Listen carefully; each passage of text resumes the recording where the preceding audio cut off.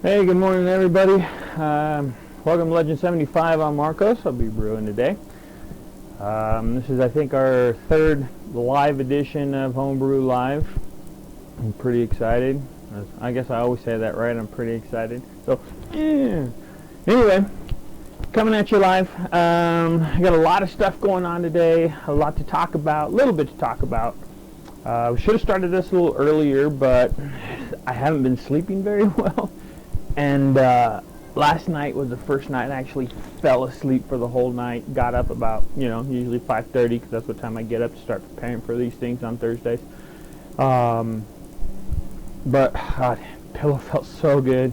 Hadn't slept like that in, all week long, so I still got some catching up to do on some sleep. So started a little bit late, and a few minutes ago I was ready to hit the button and come at you live, but my little one woke up and he's crying and he wants this, he wants that, so he might show up again here in a few minutes, but because they're kind of waking up, so that's why I kind of like started a little earlier.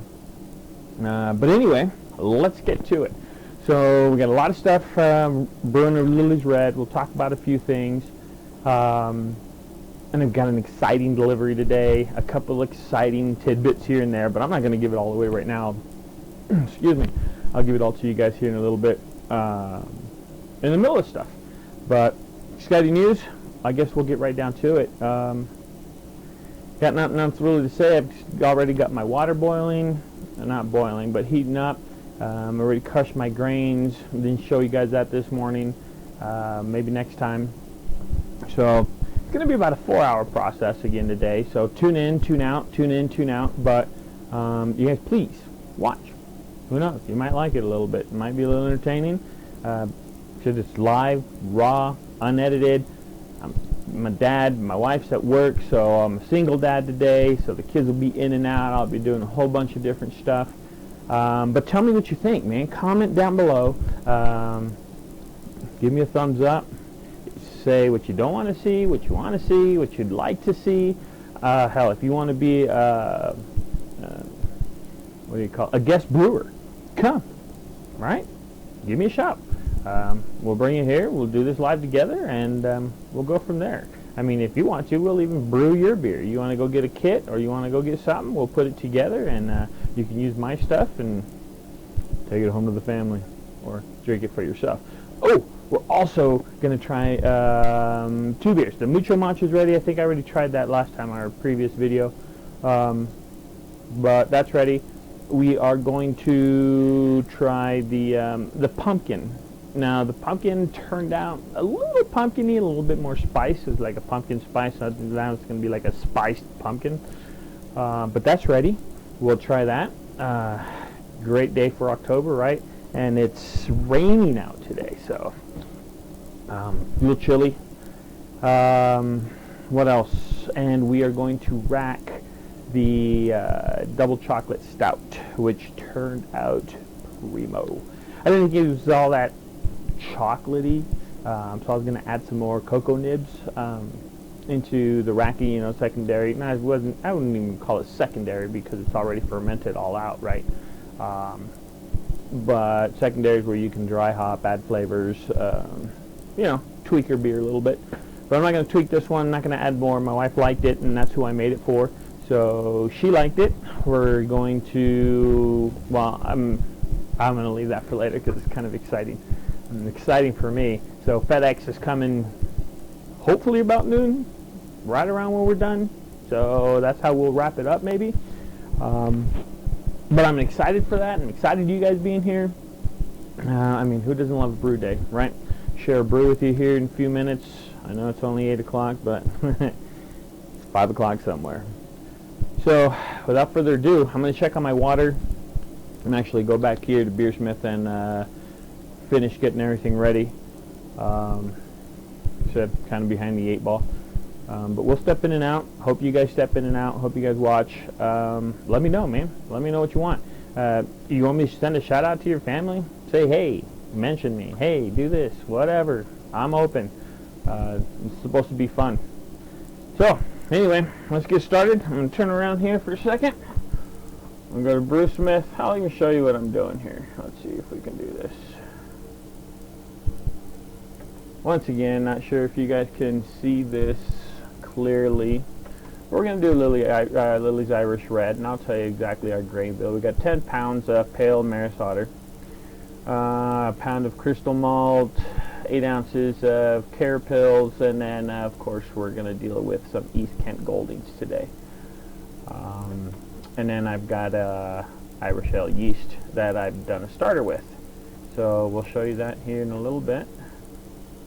The actual starter. But, so yeah, oddly enough, I haven't made a starter. Sometime I'll make a video about that, making a starter, and we'll go with that. But usually I've been pitching my yeast straight out of the vial, not doing a starter, which I apologize. But it happens, right? Alright, I know you guys like watching this, where is it here? When we mash in, and we're actually going to mash in here in a few minutes. Show everybody that. And of course I'm having trouble with all this camera stuff. So I'm looking for iPhone 4s if anybody's got one, anybody's willing to donate one. 4 or above. It's always appreciated. It'll help. So, and that's actually going to come in conjunction with some of our news that's going to be going on here. Maybe in a few weeks, few months.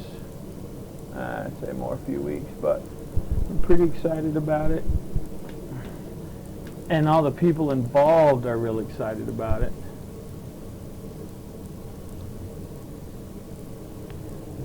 So, but we'll talk about that a little later.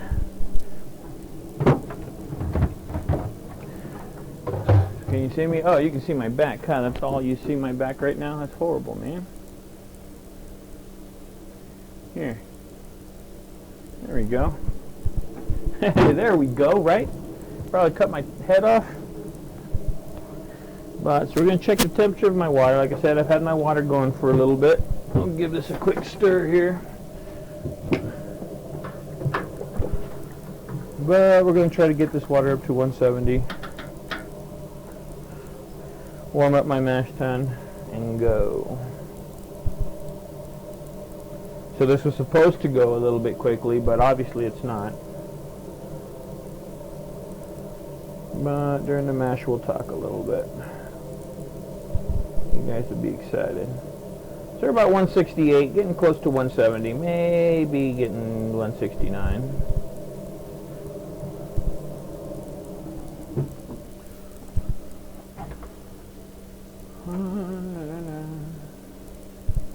Can't sing, right? Alright. Well, without further, I'm going to turn this water off.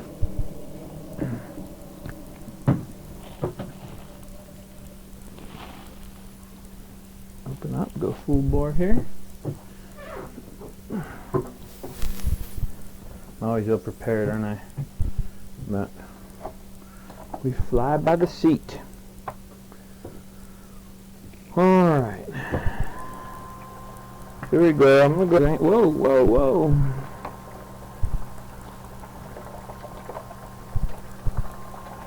Hot, hot water.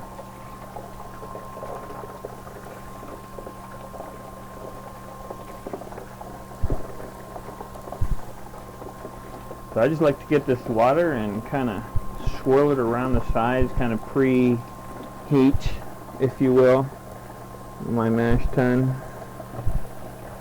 Oh, look at that. A little floaty of some sort. Maybe a little animal. Who knows? Ain't gonna hurt anybody. Alright, just a little fly never hurt nobody.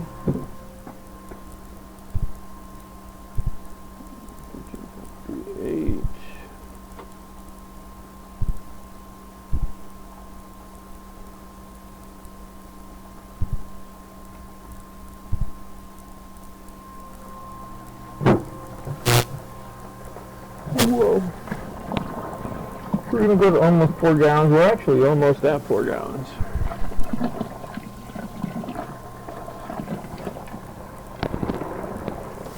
Alright, I'll get some line in here. Oh, man. We're right at. So that'll work for now.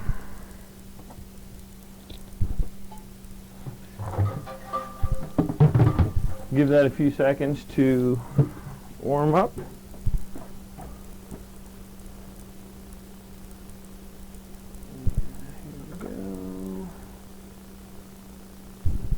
Of course, this is going to be boring,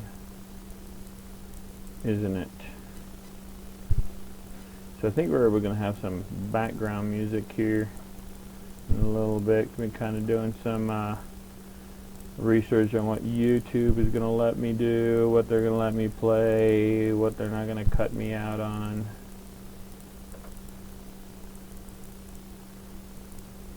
Which is exciting.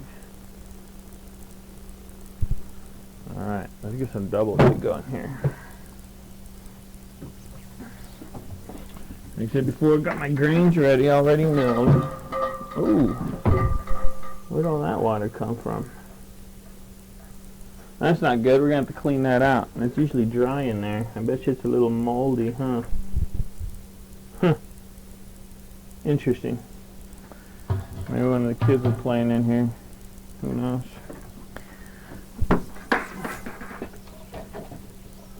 But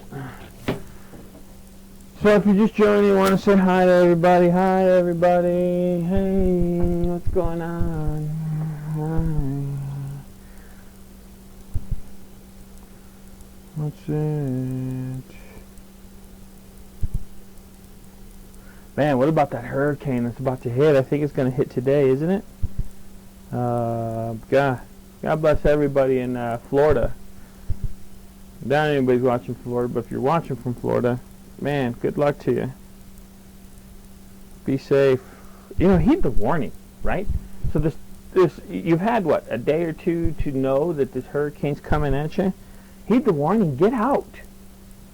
God, you know the sad part is they have got this mandatory evacuation. People are buying up all this stuff from the stores and everything. But some people are going to stay and they're going to end up dying. People are going to die in this storm for being stubborn and, I'll say it, stubborn and stupid. Hate it. Hate it, man. You know, those warnings and everything are in place for a reason. Not necessarily for, you know, inconvenience. It's to help you. But it's sad. It's going to happen. It's the truth. Can't go around it. But I don't know. Oh, my wife made me some coffee this morning before she went to work. I'm gonna go see if let's go see if we got that yet. Oh, you know what? I'm gonna mute this for a second just because you might get a lot of feedback if I go that far.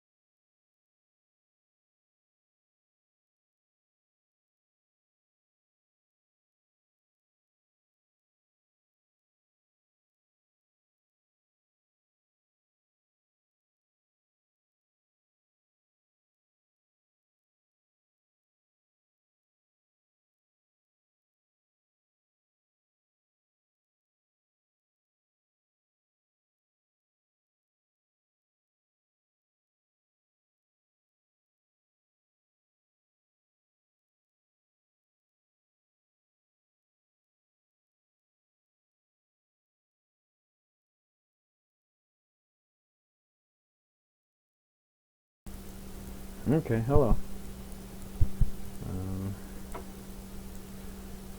So we're back. Hey, check this out. My wife made me some coffee this morning. And she got this new... Oh, it's kind of cold. But she got this new Italian style cream. It tastes just like spaghetti. Maybe a little lasagna. I'm kidding. It just tastes like cream. I don't know the difference. Doesn't taste like spaghetti. Doesn't taste like lasagna. Just tastes like stuff. Alright, man. So here we go. Let's mash in. What do you think? Yeah? Heat up that coffee here in a second. Ugh. The beer might taste even better than that, right? Alright. So we're good. Can you guys see those grains? Can you see them? I don't think I ever... Hold on. I fear something. Okay. I bet I had a leak in my mash tun. Oh, can you hear that? That would have been horrible. So I think my mash tun is part of a little bit of announcement that I got going.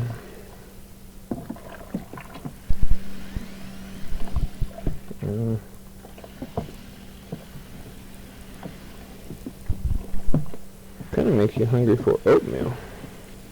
If you like oatmeal. I like oatmeal. You know when oatmeal is the best? When you wake up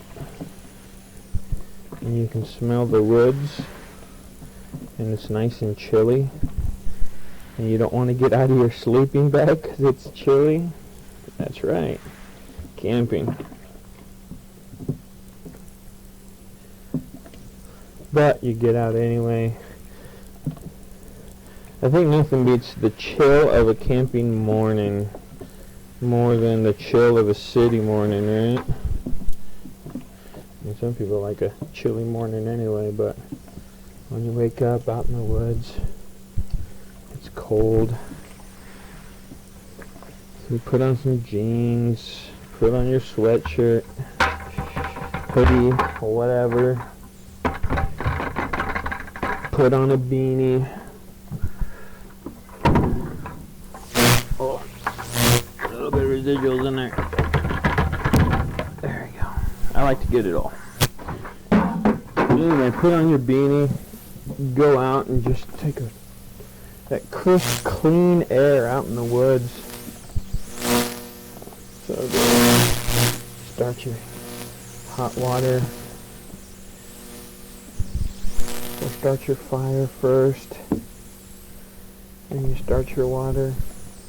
Make some coffee. And then get ready for that oatmeal. Oh man, I want to go camping.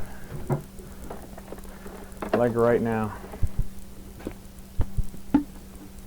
You know, I thought about doing a camping brew. So I've tried to think about how I could do this. Right? Take my equipment out there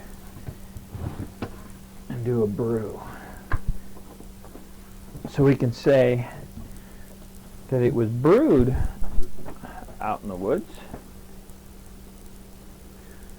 That would be kind of sweet.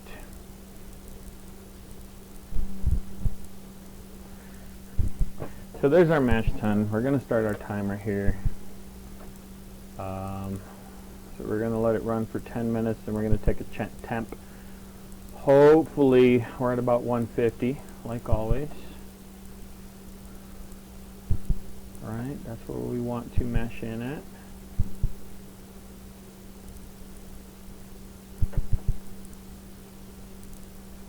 So we'll give that about 10 minutes.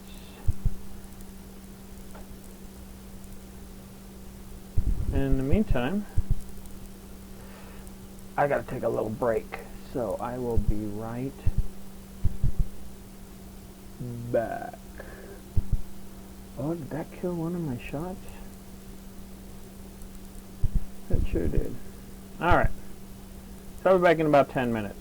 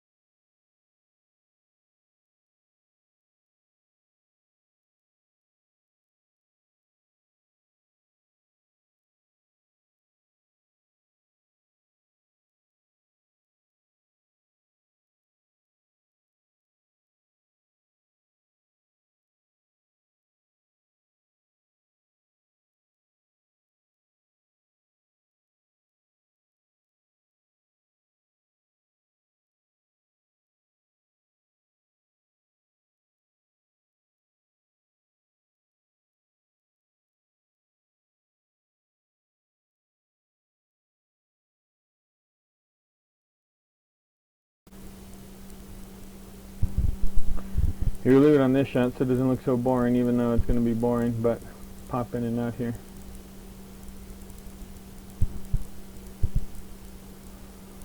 If you guys want to hear me talk while I'm doing this, it's fine. I totally forgot about this. I'm very happy right now. What's this?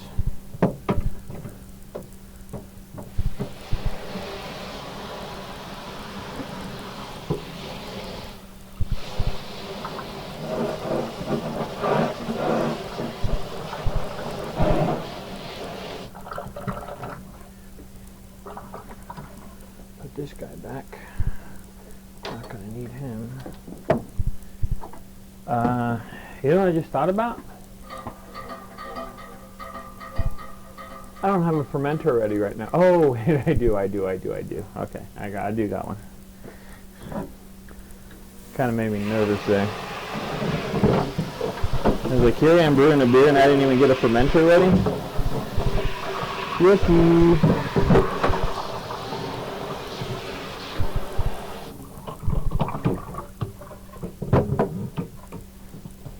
My wife always asks me, or not always, but she asks me, why do you hate doing dishes so much? When I brew, that's all I do is dishes. That's why I hate brewing dishes so much. I know, it's horrible. Hate it. But when you brew, everything has to be clean, sterilized, sanitized. Not so much sterilized, but sanitized. But I really don't worry too much about sanitation. Sorry if that's loud. Until after the boil. Anything before the boil, I mean, you're gonna boil it out, right? So you're gonna sterilize it, sanitize it. Anyway, with the boiling, I mean, that's why we boil our wort chiller the last 15 minutes, so sterilizes it, sanitizes it. I would keep saying sterilizes it. It doesn't necessarily sterilize it, sanitizes it, right? Call it what you will, there is a difference. I mean, maybe we'll talk about sterilization and sanitization one time at our next brew. That's a good topic, see? There we go. So we'll talk about that for new home brewers and what the difference is and what the importance of certain steps are in sanitizing all your equipment. But before the boil, I really don't matter. I really don't mind. Some people are really anal about that, but I'm only anal after the boil. So I'm filling up my HLT right here to get ready for the fly sparge, but the fly sparge isn't for another hour, so we've got 5 minutes on this mash so far. Right, so we've got 5 minutes on the mash. We'll check the temp here in a second. And I kind of screwed that up, adding that water right now, because let's say my mash was not hot enough, right? Then usually if your mash isn't at the right temperature, you can either heat it up, but you can't heat this up, right? So you add a little bit more boiling water. Now, the hot water I had in here is now no longer hot because I added a whole bunch of lukewarm water to heat up for the fly sparge, so now I have no water to raise the temperature on this. Is that going to be a big deal? It's all a matter of opinion. I know some guys that say yes, it's going to be a big deal because of your temperatures. Now me, the way I compensate for it, or the way you can compensate for it, so let's say I'm supposed to, max out, or it's supposed to be at 150 is where I want it. That's my target. And I hit like 148. So after about an hour, it's probably going to drop down to 145, right? So it's not going to have that time or that heat. So I just let it a little longer, give it an extra 10 minutes, give it an extra 15 minutes, and let those enzymes, turn. Because I'm going to check it anyway, right? We're going to check for conversion near the end anyway. So if your temperature goes a little down, give it a little longer. That's what I say. But everybody's got a different way of doing it. Some people say, oh no, it's got to be at the exact temperature. Most of the time, yes, you do want it at the exact temperature. Don't get me wrong. But things happen, so you have to compensate for them. And that's the way I do it for the mash tun. For the mash. Sorry. So we're about 7 minutes in, of course. Oh man, my coffee's ready again. Hang on. Because I heated it up. And I added a little Bailey's Irish cream. Oops.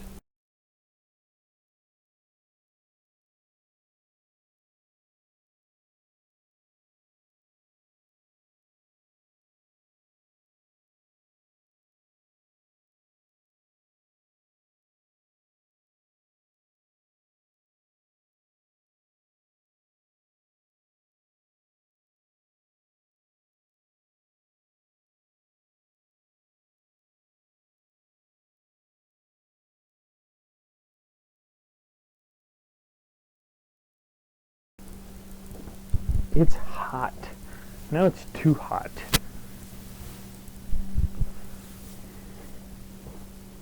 So, you know what I need coffee for? Oh. You know what I need coffee for? To wake up. Oh, you can see my butt on one end. My flat butt, see that? Anyway, to wake up, because I'm like a sloth when I get up. Can you tell?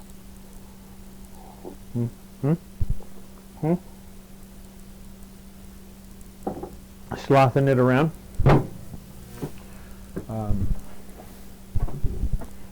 Yeah, like a sloth. So I gotta drink coffee or something to get up. I'm not gonna lie, man, that Irish cream is good. I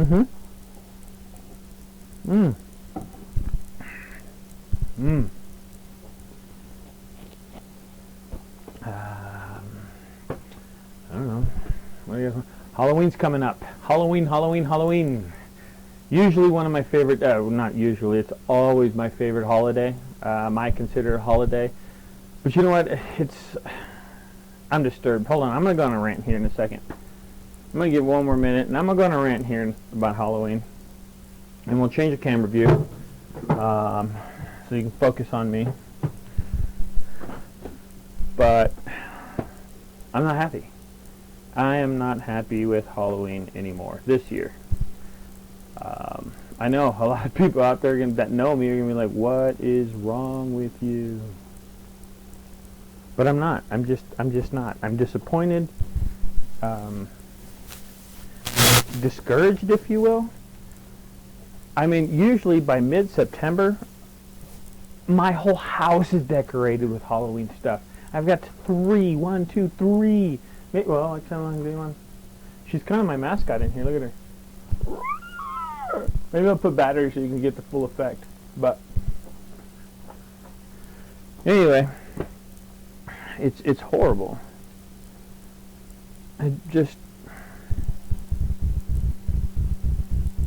Now I'm getting sad. So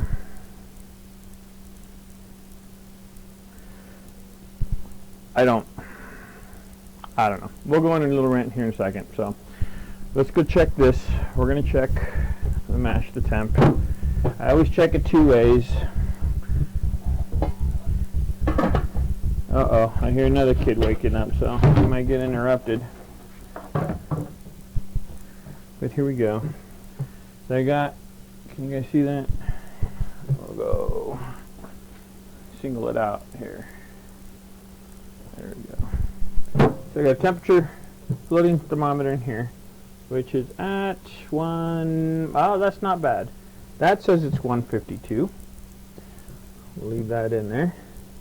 If it's at 152, I'll be super excited. I want a digital thermometer. Even though I love this little thermometer and I use it for everything, I still want a digital. They're not that expensive, but sometimes I sacrifice other things for other things. And that's why we're excited for FedEx to show up today. So I'm going to lift this up real quick and show you guys. You probably won't be able to see it, but we'll do it anyway. There it is. Oh, see, you can't see it, but it's at 152, which is good. So we're going to close this up.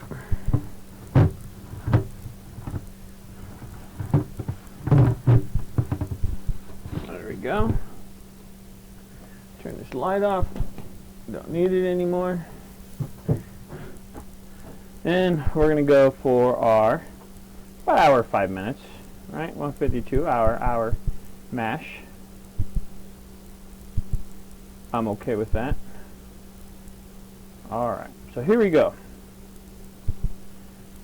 This is my 5-minute soapbox, if not longer.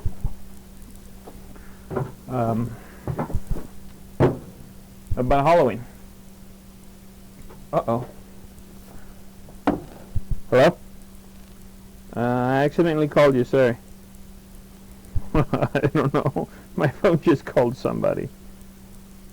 That was weird. So if I called you, I'm sorry? Recent. Let's see who I called. I don't know. Anyway. Okay, back to my Halloween rant. Halloween. So we love Halloween. Love the Halloween stores. As soon as they open, go to them. Got a couple friends that do the same thing. Love Halloween. Love scaring people. But there's a couple things wrong with this Halloween now, or it's going in the wrong direction, right? So we're going to Sam's, and they've got Christmas trees and Christmas lights and Christmas ornaments down two aisles, not one, two. What's wrong, man? We still got Halloween, we still got Thanksgiving, and then Christmas, and they already have this crap out. Don't get me wrong, I love Christmas. Christmas is nice. We're going to talk about that too. But, man, one at a time. Where's the respect for Halloween? Nobody has respect for Halloween anymore. So I was a little discouraged that, Halloween's kind of going by the wayside. I don't even have my costume yet. Don't even know what I'm going to be. So, and which is sad because this Saturday I have an event to go to. We'll talk about that. But, see, it makes me sad. So this Christmas stuff is going on. Pollen's going on, and then this clown epidemic. People are doing clowns. Clowns are scary. I love them that they're scary. I actually think I have a scary clown here. Here, I'll show you. See? I got my Halloween prop. See that little guy right there? The little Halloween guy? Can you see him? There he is. There you go. Classic, right? And I usually willing to spend hundreds of dollars on Halloween. But I didn't spend that much this year. I just drank that, made a face like it hurt, huh? You know anybody that drinks coffee like that, like it hurts, like or drink anything where they're about to take a drink and they go, like it hurts. So I haven't taken out any of my Halloween stuff. It's still underneath the house. It's still in a couple boxes in the coffin outside in the garage. So it's sad. I'm sad. No Halloween. But I did watch The Birds last night. Alfred Hitchcock, The Birds, classic movie. That's about it. I'll mention it. But go watch it. It's a great movie. I don't. I don't know. I'm just sad about Halloween. But I've got to go to the bathroom. I think that's my couple minutes on Halloween. I'm sure I'll mention it again. But I'll be right back. Okay, nature calls. It's the coffee. And then we'll talk a little bit more. You guys want to talk a little bit more? Not really? That's right. We'll talk a little bit more. I'll be right back.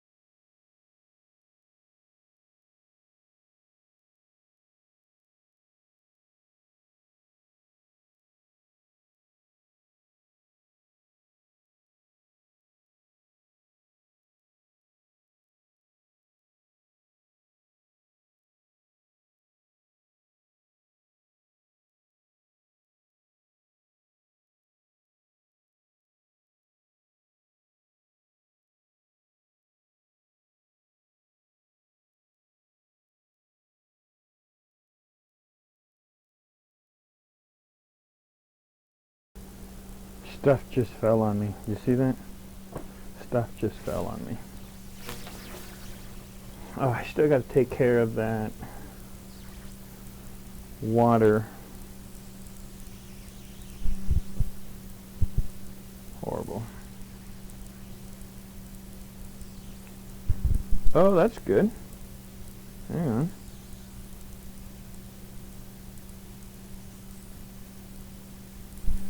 So let me mention something here. A friend of mine, Heather Guard, has lost a dog. And his name is, what's his name? Charlie. Charlie is missing. This is out yesterday. Over by Audubon Elementary. Super friendly, but lost. Okay. Let me show you a picture of Charlie. Cute dog. This is Charlie. Can you see that? Hi, Charlie. Poor guy.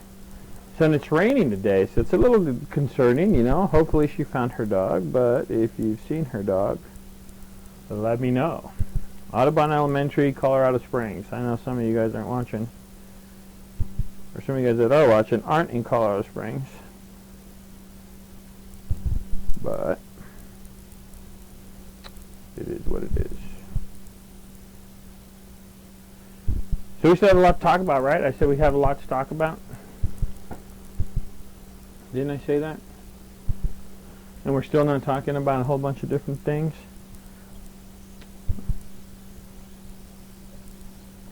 So give me a sec. And we'll talk about a few things here. I'm going to go check on my kids. Be right back.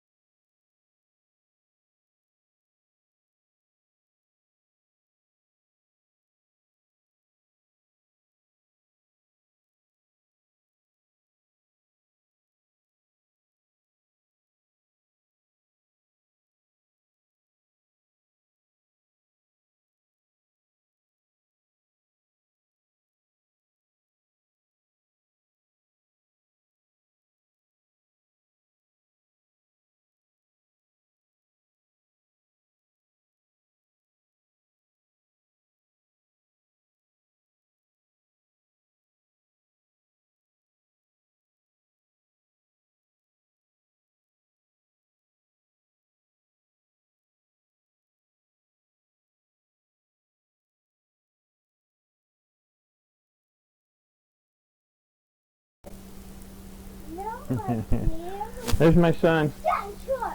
You guys see that? He woke up. That's who I have to take care of. Say hi, everybody. I don't know if you can hear him, but he's a very personable kid. So I gotta clean my kettle somehow, some way. It got nastiness in it. I'm using it right now. Go use Mommy's computer. Well, I might go down on camera because this kid wants the iPad. Okay, so let's see. I'll give it to you here in a second.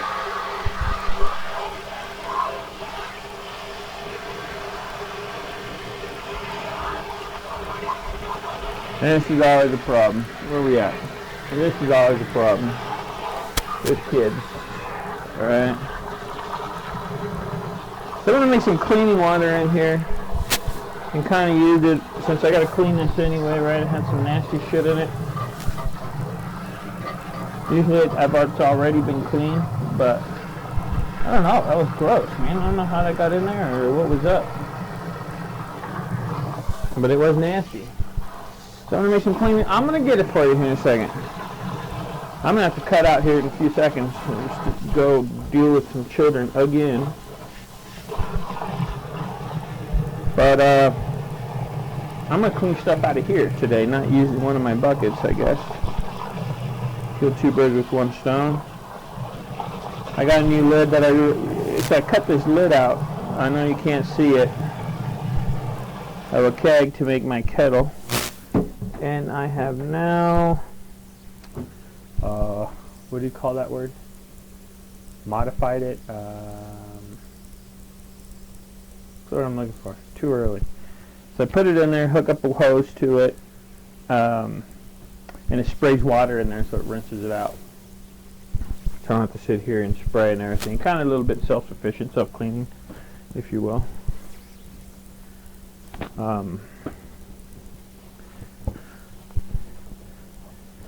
So I'm going to give this 10 daddy duties. Sorry. I'm going to go ahead and leave this up. Let you guys watch nothing. But let me go tend to this daddy duty stuff.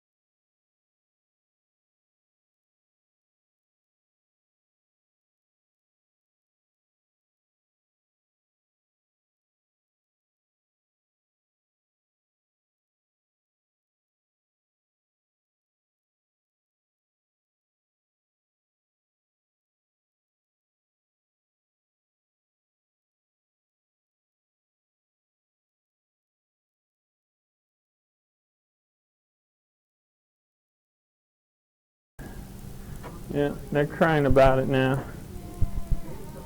Oh, goodness. Jacob.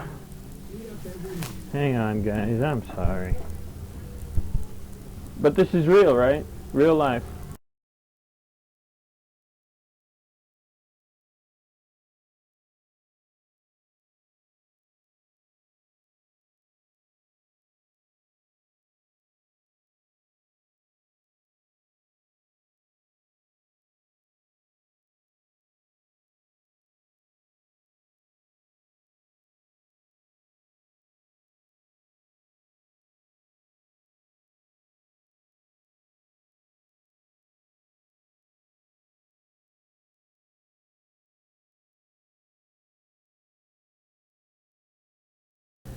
Goodness, goodness, goodness, goodness. Sorry about that. Kids. I have a keg to clean. And I'm going to show that to you right now.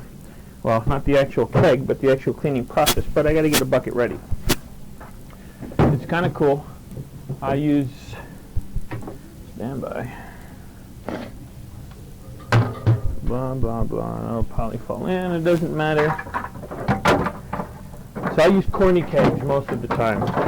And I just, one of them emptied a keg because I finished all the beer. Can you see me? Just my eyes?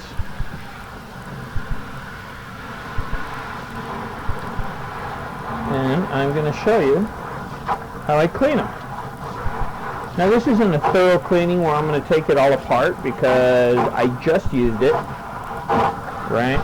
So it's still fairly clean because, I mean, it just unhooked it last night. I'm going to put the exact same kind of beer back in it when I brew it. That I want to show you. And through, you know, Yahoo or Google brewing forums. Ooh, that's too much. That's gonna foam up, but whatever, it is what it is, right? We'll use it.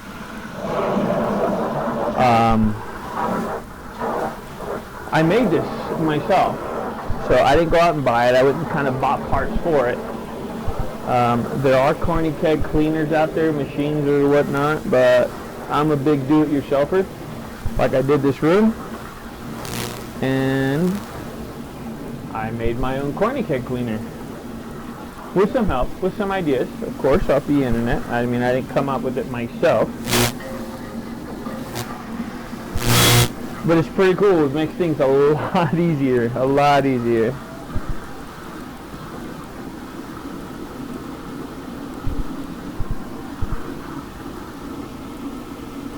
So we're about, what, almost 30 minutes into this mash. Letting it do its thing. Alright, so we still got a little bit more to go. Okay, I think that's about enough water. Oh, it's a lot of foam. Okay, it's going to foam up real well, so I'm actually going to stick it in a shower. And I'll film it from there. I need a camera holder, man. What do they call that? A production manager? Something like that? A producer? Right? So, let me go off camera here, but you can still hear me.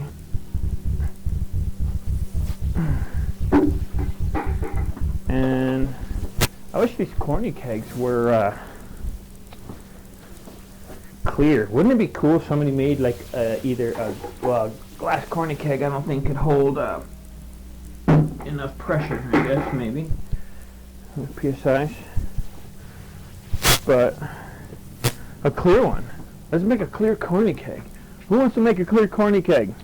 If you're up for the challenge, you do it. I ain't gonna do it. Okay, so I've got to grab my pump from in here. Take it out there. And then we'll set up a camera so you can see exactly how the magic happens.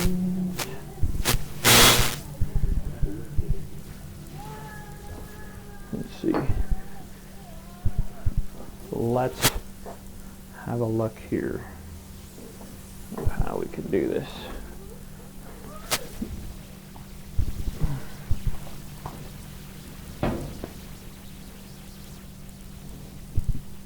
That's kind of, will that work? Let's see. Maybe we'll pull back a little further. And we'll kind of mess with these close-up views. Right? Yeah, that'll work. So how is everybody doing today? I know some portions of this video or this live feed are not very fun to watch. And if you guys don't want to do live, I'll just record everything. I can do that. I can do that, but that's boring. So I'm going to start this We're going to start this keg cleaning since we'll have about 30 minutes in there. Clean that here in a little bit anyway. Actually, we should clean that one first with our Vorloff, but that'll take less than 15 minutes. So here we go. Got everything in there? Got everything ready? Let's switch. And I'll meet you guys back in there in a second. You can see that. Oh, it's vacuum cleaner and everything, huh? Horrible. Anyway. So here we go. Let's clean a corny keg. My style. So this is the corny keg, right? This is what I had one of my Jocko's bites in there. We're going to clean it. So I'm going to pull this little valve here, release any pressure that's in there. You guys hear that? Okay. We're going to open it. Whew. I might actually just go rinse that for a second. Alright, I wish you could see in there, which you probably can't, but it's kind of nasty. So what we're going to do is rinse that out a little bit. Some water here. Whoops.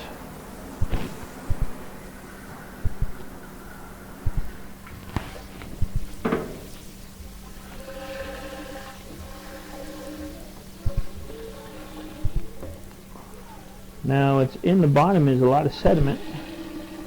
It doesn't settle out during what I call, or what we call, or some people call secondary, even though I call it secondary. I just leave out the fermentation part of it. Just going to loosen that up a little bit. Pour it out into the drain. It is yummy. Okay, so it's clean for the most part. But we got to clean it up thoroughly, right? Get it ready for the next beer. Hopefully I don't kneel on this stuff. Can you see me? Probably can't see me. Let's back this up a little bit. There we go. How's that? Is that better? Alright. So I got a pump here. Right? Submersible pump. And then I made this little contraption. If you can see. Alright, it's just PVC pipe. And here on the cap we have holes. And then we have our in and our out on the corny keg. Alright, so that just simply attaches right to there. Now on this corn keg, right, we have the in post and out post, and then so the gas post has a little one, and you got the dip tube in here for this one where the beer comes out through that big tube. So that's what we attach these to. What that does is it's going to squirt water all in there. So we are going to move this. I use OxyClean for my cleaning. Beer style agents or whatnot, cleaning agents. I use OxyClean. It works great. I don't care what anybody says. It works great. So we got our ins and outs. All right. This is gas. This is for the tube. We'll put our corny keg right on top of there. Whoops. And then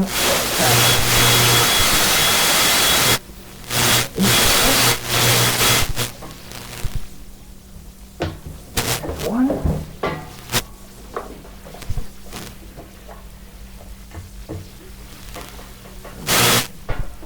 And there's the other.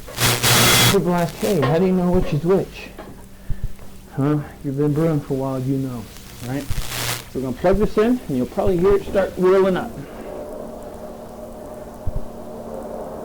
There it is. And I can hear it hitting in there. I'm going to get this as straight up as I can. We're going to see this foam up a lot. I don't know if you're going to be able to see it, but it's going to foam up a lot. So right now, we're squirting in there. It's hitting all the sides of the keg, running down. And the dip tube is getting clean because it's getting water shot up through it. And what's nice is that's working as a jet too to hit the bottom of the corny keg. And it's getting clean. Then the lid we'll clean later. I mean, hell, if you want, there you go. I just throw it in the bucket, and as that water's circulating, it'll clean. So, that's the washing of a corny keg.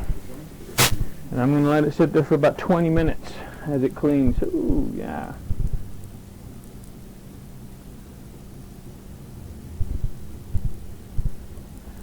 So there you have it, 20-minute cleaning session. Let me check my timer.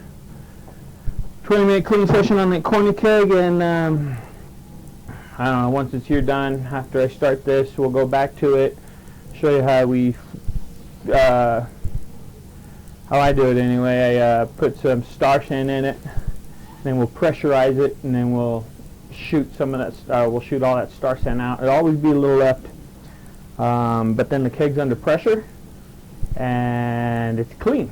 So the next time we use it, I'm ready just to pop it open, drop a beer in there, and go. Now the way I test it is, you know, I pressurize it, so the next time I use it, I can, ooh, wonder who that was. The next time I use it, I could pull that pressure relief, and if it's holding pressure, then we know the keg is good. Let's check to see who this is. Maybe it's somebody watching. Oh. God, I'm going to upset a lot of people. Hold on, let me see. 38 minutes, so we got some. Back to the Halloween rant and rage, right? I just got a text message from somebody. So I always have a Halloween party. And every other year it's big, if you will. One year, like last year wasn't that big. This year was supposed to be the big year, but we'll go back to that. Okay. Ooh. Lighting is horrible, isn't it? I gotta fix that light. What was I saying? Anyway, I have a Halloween party. And I made, one year I got pallets, and I pretty much refloored my entire floor to look like a pirate ship. This year I'm not having a Halloween party. Haven't had time, not the funds. Most of my funds right now are going into here, and it's really not that many, so struggling with that still. But it is what it is. I still make good beer, but we need better equipment. Take it to the next level. Now, since I started doing live brewing, you know, I got to figure out camera stuff and everything, but we'll work with what we got. So, my friend Tyler, he just asked me if I was having a Halloween party. I don't have the heart to tell him that I'm not having one yet. So, but we're still going to talk about that here in a second. We still got a lot to talk about. An exciting delivery's coming. I don't know. That's it for now. So I started my hot water, right, because we are about 40 minutes into the mash. So here in about 20 minutes, we're going to have to start fly sparging. And, well, we're getting pretty close. So I'm going to start cleaning up that kettle because I have stuff in there. Be right back. Let's take a look here. And man, it's about time for a brew, isn't it? I think so. I think so. So I just lost one of my cameras to my son. Right. Pain in the butt. But I kind of got one back. Let's see what that looks like. There we go. Everything's backwards, isn't it? Huh, yeah, everything's backwards. So, there you have it. That works. I like it. You like it. It's good enough. So let's tell Tyler. And Tyson, if you're watching, don't tell Tyler. He's going to be hurt. He's going to be kind of hurt. Because my feelings are hurt. And honestly, man, I'm so depressed with Halloween that I haven't been able to get into it. Isn't that sad? Isn't that sad? That's sad. For me, if you know me, that is very, very, very, very, very, very, very, very, very, very, very, very sad.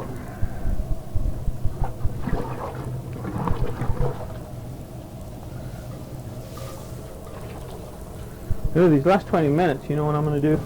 I'm going to go get that lid I told you about. We're going to test it out. But I haven't tested it out with the hose. So I don't know how I'm going to feed water into it. I'm thinking a bucket, maybe? I don't know where my towels are. I'm thinking a bucket, but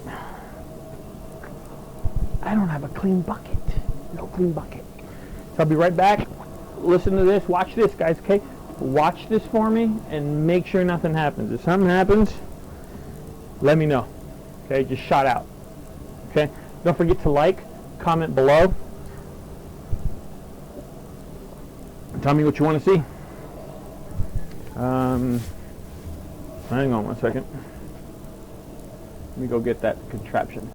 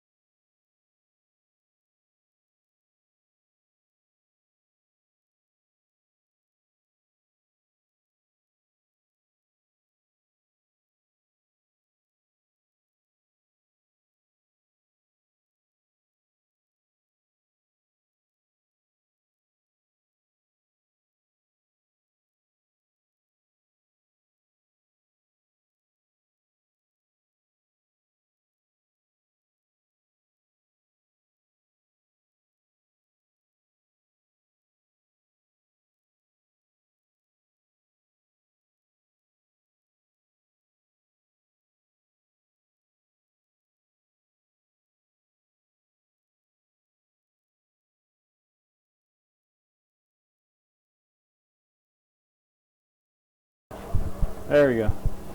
Now you can hear me. So I'm getting some water ready here. I'm going to try this with a little pump. Whoa, you should see the foam in here. So I know it's not going to rinse very well the way as well as I want it to. But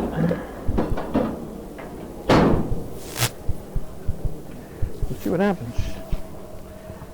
So I got my little submersible pump here. Alright. Experimenting in the middle of brewing. Might have to leave it on. So this is, let me switch so you guys can see better. See, I need a production manager who can switch these views for me. Alright. So, as you guys can see, this is actually the top of the keg that I tore out of my kettle, cut it out. I put some hose around it to kind of make a seal. It's just a Sankey keg kind of tap that's on there.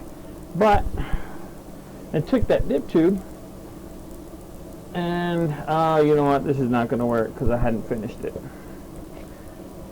Bummer. I forgot because it didn't seal right. So what a big huge disappointment.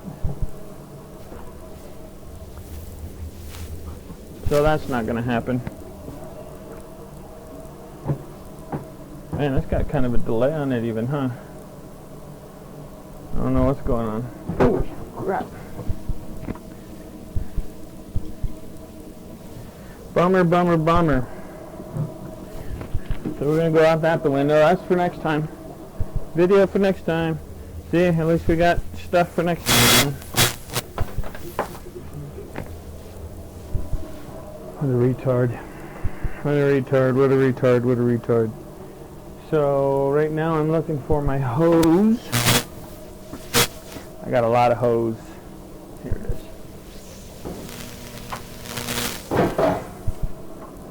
Because I got to drain this.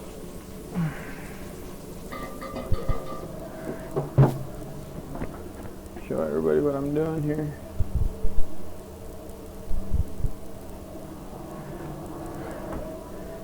I'm going to drain this monstrosity here that I did.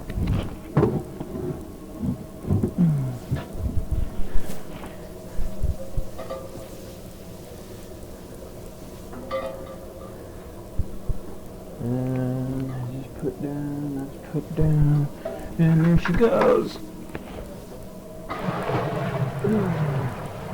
Uh-oh. Water on the floor.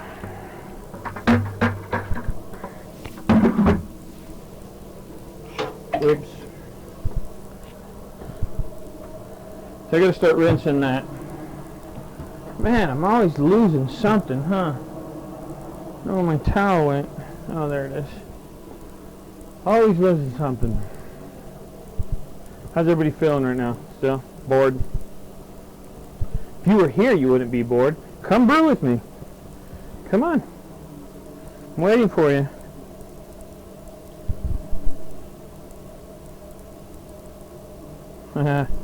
Hey, Ira.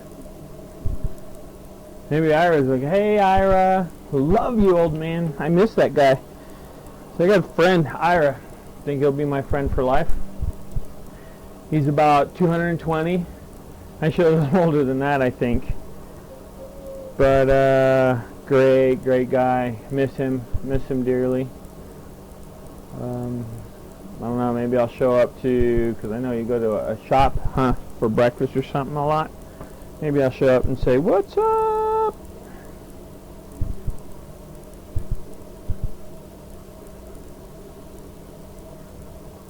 What's up? Look at that.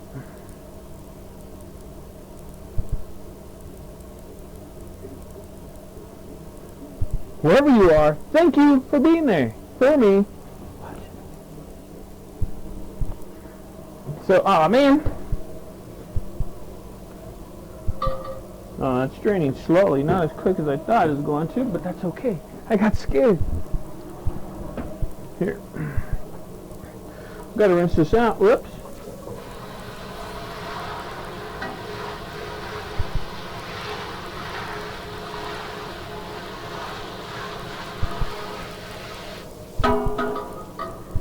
Definitely don't want to brew with,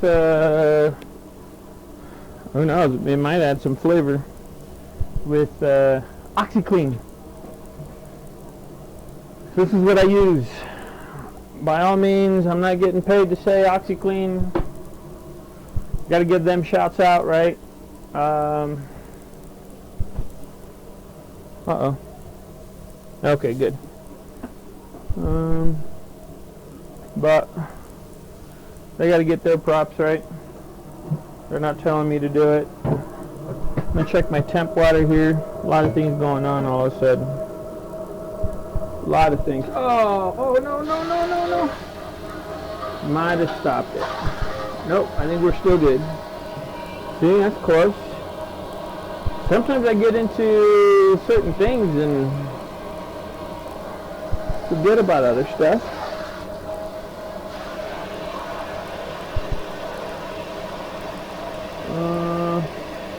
Man, that's still got a ways to go.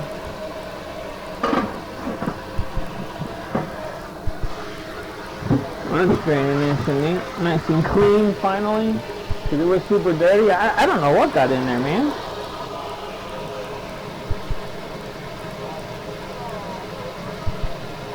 That's pretty scary, huh? Okay. We'll let that go down over here. Maybe we'll have another oh no moment. Man, it is way past brew time. Wonder if you can hear that. You like my pants? Anybody see my pants? My Thursday brew pants? My sweatpants? Who brews in sweatpants? This guy. So who's watching? Who's watching? Is that you, Denise? Is that you, Ira? One of you watching me? Tell your friends.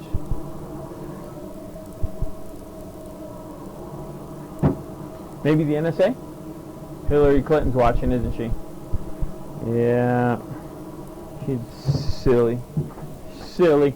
I don't like her. But I don't really like the other guy either. It's scary, man. Presidential, I'm not even going to talk politics. Let's not even go down that road. Uh-oh. I think we stopped the drain, didn't we? Yep. See if we can get it back. Come on. Oh, horrible. So I did screw it up. I gotta fill it up to a certain point to start that vacuum and start that woo psychedelic stuff. Huh.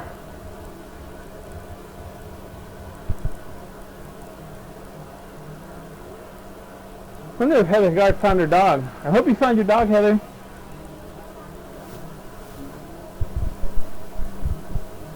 Oh, look at this. Update, update, update. Yep. He has been found at the emergency vet and now picking him up. Way to go, Charlie. He's at the emergency vet. He must be cold, poor guy. That's why we got to keep track of our dogs, man. We got to keep them on leashes. Oh, we got to talk about that too. Holy cow, I got so much to talk about. Everybody's tune in after here. Let's see. We've got how much left on the match? I'll tell you when. About 20 minutes into the mash. And then we'll start the whole that process. Oh, that's nice and clean. That looks good. And once we start our fly sparge, we're going to talk a whole bunch of stuff. We're going to go out there. I'm going to have a beer with you guys. I'm going to have 2 beers, right? Because I'm going to try the pumpkin spice, or the spiced pumpkin, because it's more spice than pumpkin. We'll do that, and we'll try that. We'll have beer, and we'll talk about a whole bunch of things. Maybe FedEx has come. I wonder if they've come yet. Should I go check? Let's go check. You want to come together? No, I'll leave you guys here to watch this, right? Because I got to drain this real quick. And I'm going to go check my doorstep. I'll be right back. Sometimes FedEx comes early. Sometimes they come right around 11. It just depends on where they are in the neighborhood, I guess. Or in their route. It's not raining anymore, which is a good thing. There's blue sky. And no FedEx. Oh man, I'm so excited about this FedEx thing. So, and you know what, I want to, I'm back in here, I want to thank my wife. She's the one who got me into brewing, believe it or not. She bought me a kit 2 years ago, 2014, so this is actually my third full year of brewing. So I've been brewing for 3 years now. But we went out to dinner, whole family, and she brings out this box, big box. And,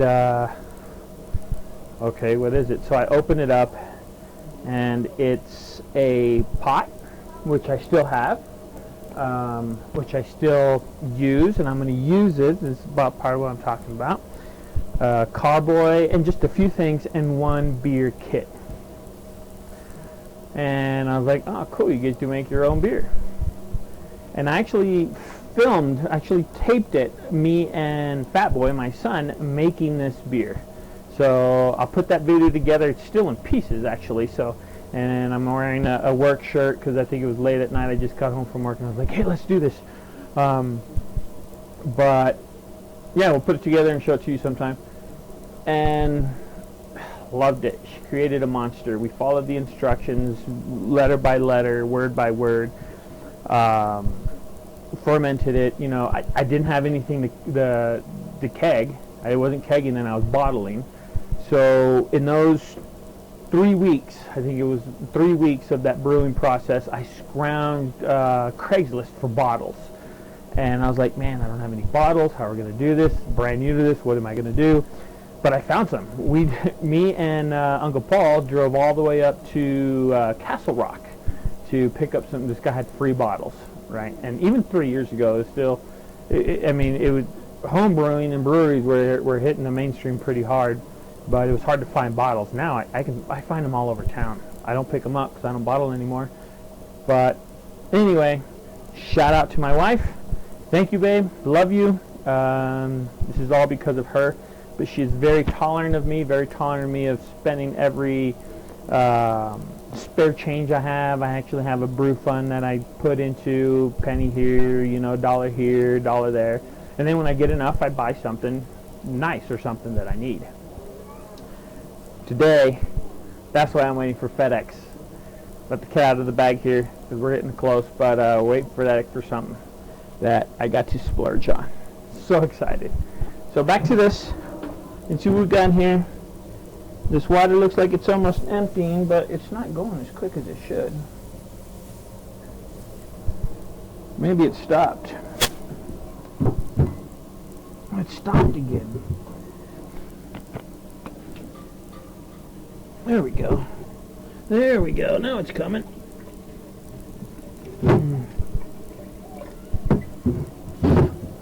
Now it's coming. That looks fairly clean again. Pretty happy about that. I was pretty mad. Pretty upset that that was so dirty. Huh. But we're back on track. We're back on track. We're going to go to a split screen again here. I shouldn't even tell you what we're doing, huh? Hey, we're going to the split screen. Hey, we're going to do this. So I can talk back and forth to you guys. But it's almost done. Wipe it up a little bit. And I'm going to squirt some of this. Oh, there it goes. Squirt some Star Sand in there. Get it cleaned up. Check temperature of my water. Anybody still watching? You're still watching. I know you are. You better be. So, give it a quick sanitize spray here. There you go. So, that's ready for boil.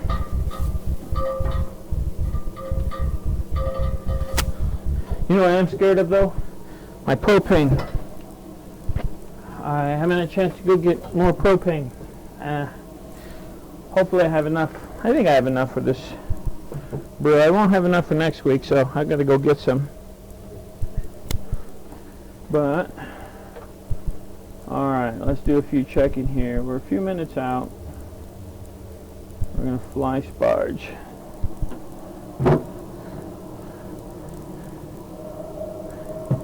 Checking the temp of my strike water. Give it a mix.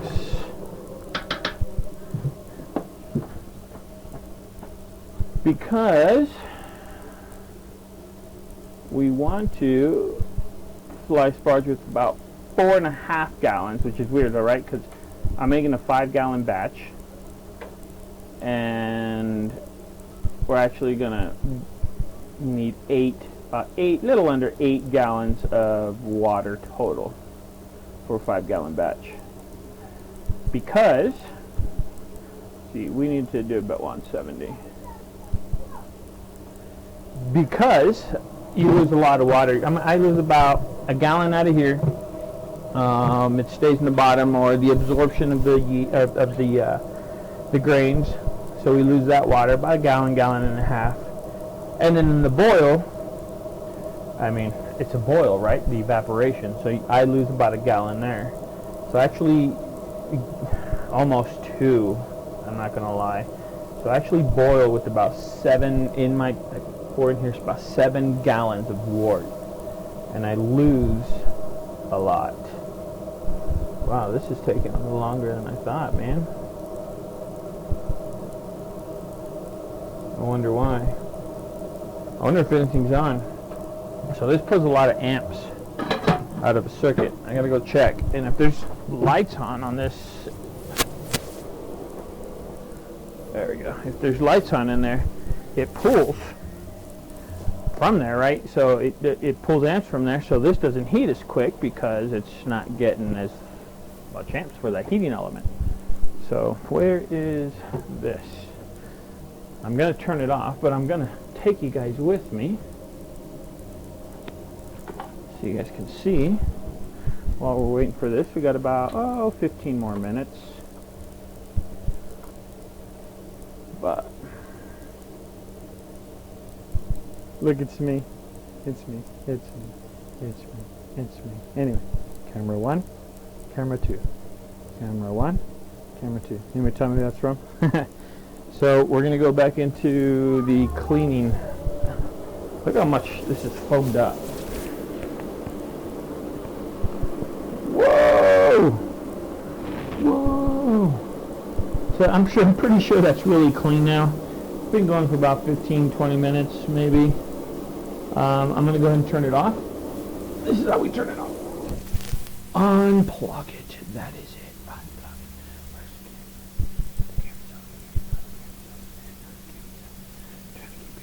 So anyway, there we go. So it's unplugged. Look at all that foam. And that means it's clean. So we're going to go back into the brew room. And check on this thing.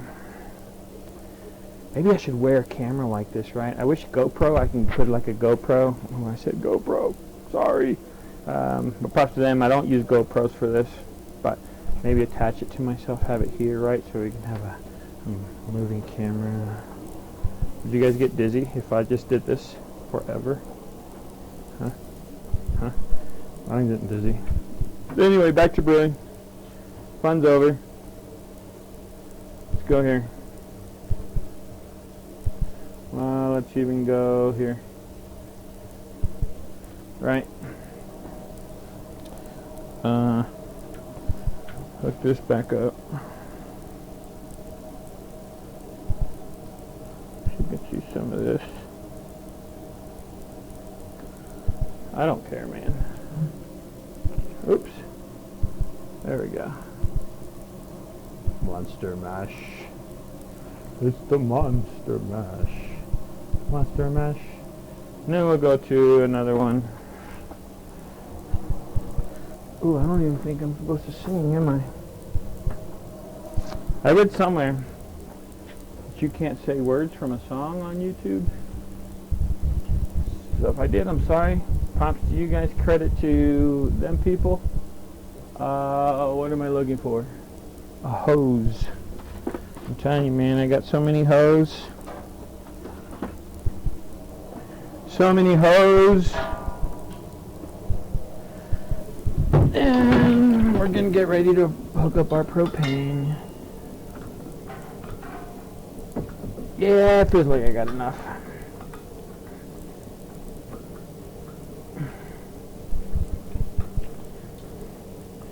Anybody know where I can get cheap propane?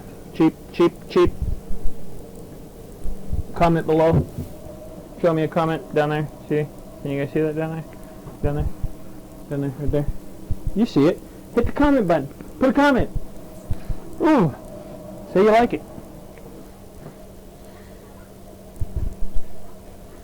No, you don't have to like me, just like my video. Alright? Alright, so we're happy that she found her dog. We'll check the temperature of this water. We are almost done with the mash.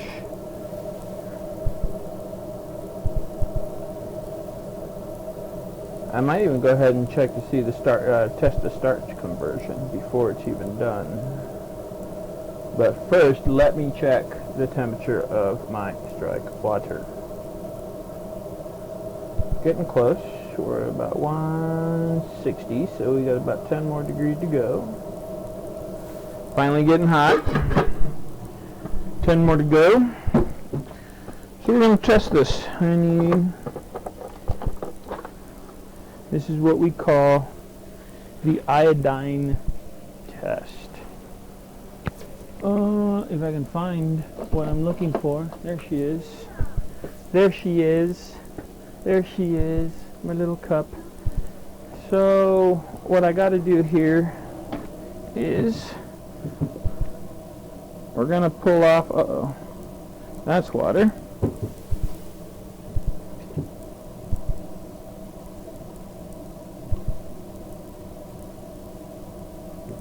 I'm going to pull off a little bit of,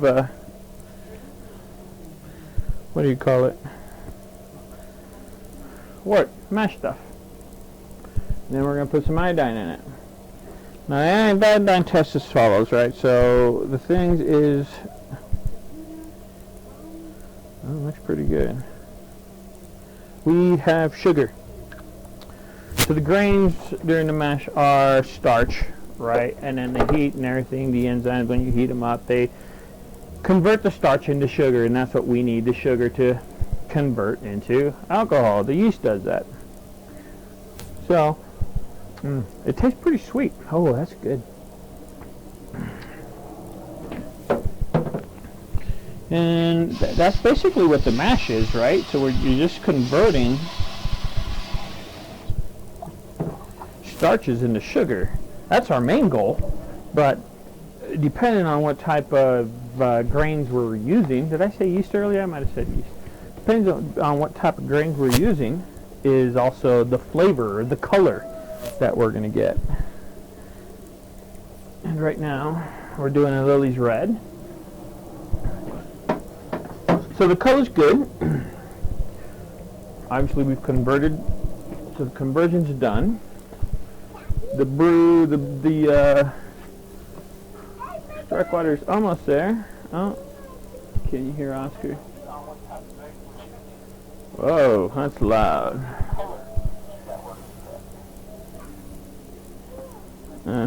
No likes, no watching. Come on, people, like my video. What's wrong with you guys? Got about 8 more minutes. 8 more minutes. And then we're going to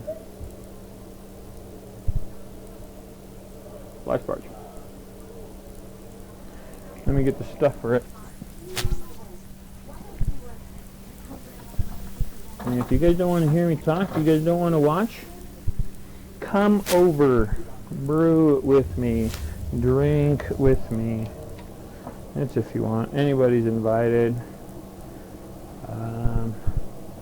What's that word? I implore you. Right? Is that a good word? I shouldn't have to implore anybody.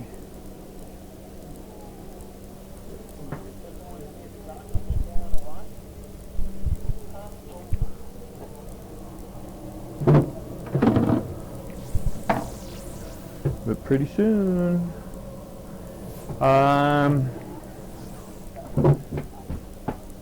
Facebookers, YouTubers, go to Facebook, man. Legend75 Brewing, like my page, look it up. Legend75, look it up. There I am.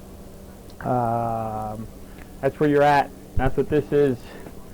It's for you. And actually, it's for me, but it's for you. Or just go to my Facebook page. There's always links there. We're going to send a few shout out to a couple people in a little bit.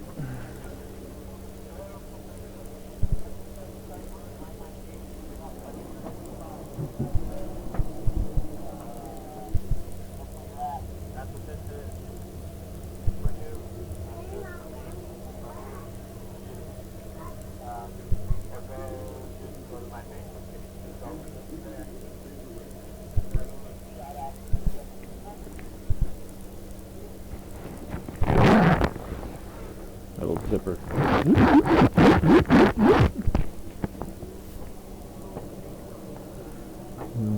I don't know, man. I got nothing to say right now. Other than checking the water, temperature water. Everything's coming together pretty clean.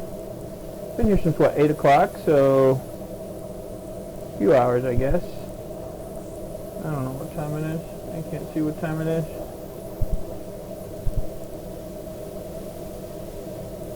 We're there, man. 170 degrees. Oh, yep.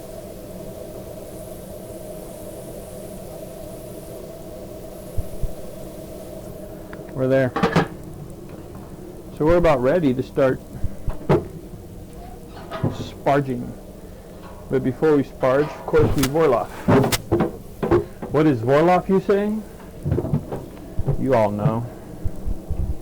You all know what Borloffing is. Oops. Uh-oh, what happened?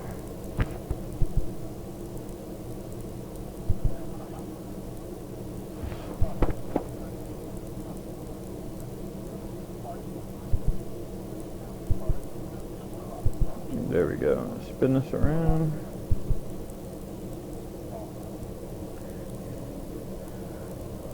Alright.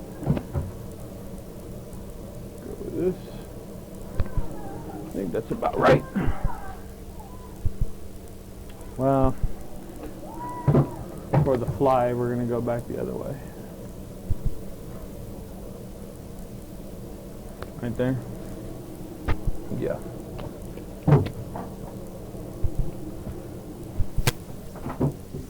I mean, do you have to hit really the hour and 15 minutes, 16 minutes, whatever? You can if you want to, depending on your efficiency that you want. It's going to last. Oh, you know what I did forget to start getting ready? A few things here.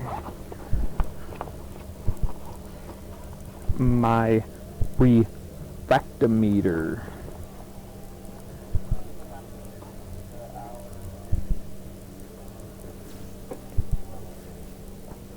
Man, bummer on some things. Not bummer on all things.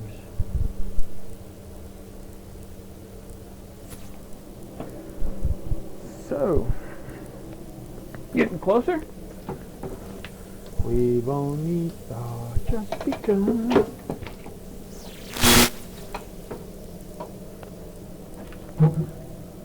Close this for now. I think we're about ready. Anxiously awaiting. Anxiously awaiting.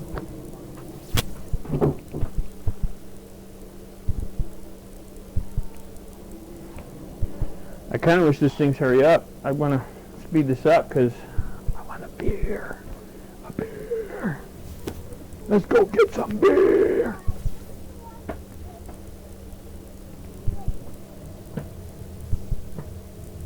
No likes, no nothing. Hey, hopefully some of you came back and watched the recording of it because it will post. See who can we reach out to. Maybe we'll do different setting changes to get more people to watch, I guess. Go a little hotter, I guess.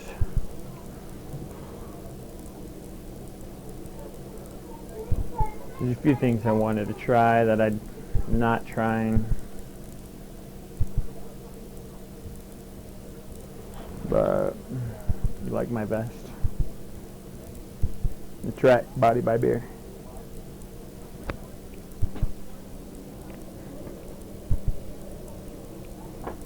Alright. So here we go. We're going to do it. No, we're not. Not yet.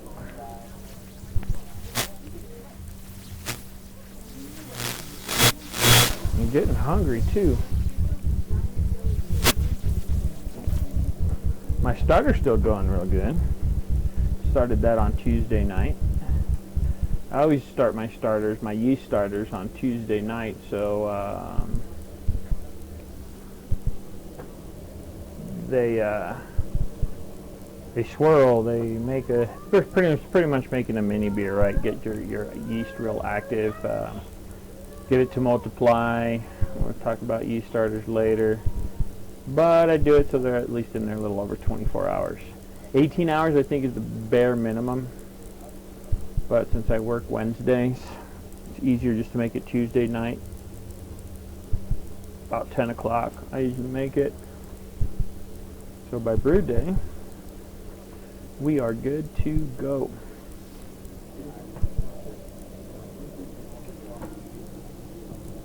Get out of this.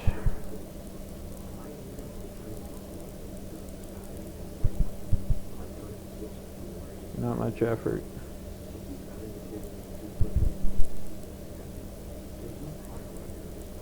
Got people watching. So it gets pretty boring. Oh, there we go. I'm ready. Hear that? Hear that? Hear that? There it is. Yeah, whatever. Stop. Stop.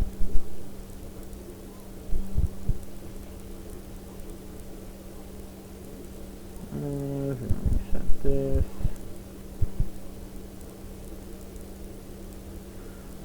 Okay.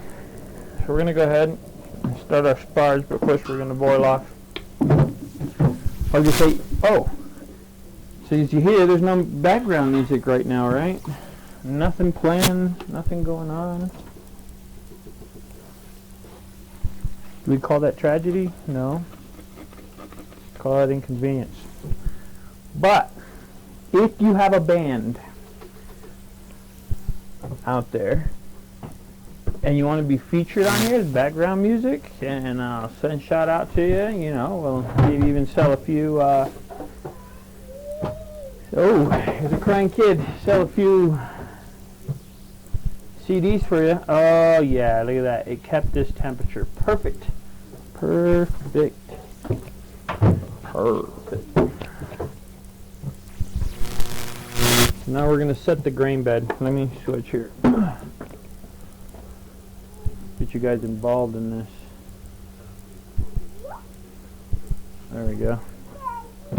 Alright, so it's boil off time. I'm being daddied. What's up, bud?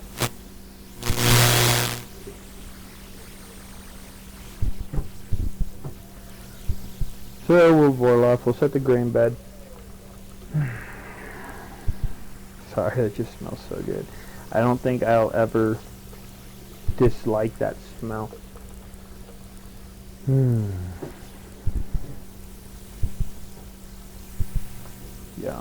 Oh, yum. Can you guys see the boil off? So what boil off means is just basically, I guess, recycling, redoing. So you see these this grain in here, right? So there's a tube that goes into here with a filter tube, and we need that grain bed to settle down and create its own filter for the wort. And so right now is I'm going to drain some off and get a little bit of the gritty stuff, the extra stuff that's not before the filter, before it sets its own filter. And that's kind of why it's also important with I'll open this here a little bit, with grinding or milling your grain, depending on how you mill it, how fine you mill it or how coarse you mill it. Also depends on how gritty or how clear you can get your beer, to be honest with you, or how it breaks down. So there's a lot to go by, but that's going to be set possibly, well, definitely at a different time, possibly at a different location. And that's part of the exciting news that we got going. Alright, and we're going to talk about that actually during the spars, not the boil, because the boil, we know we got to worry about our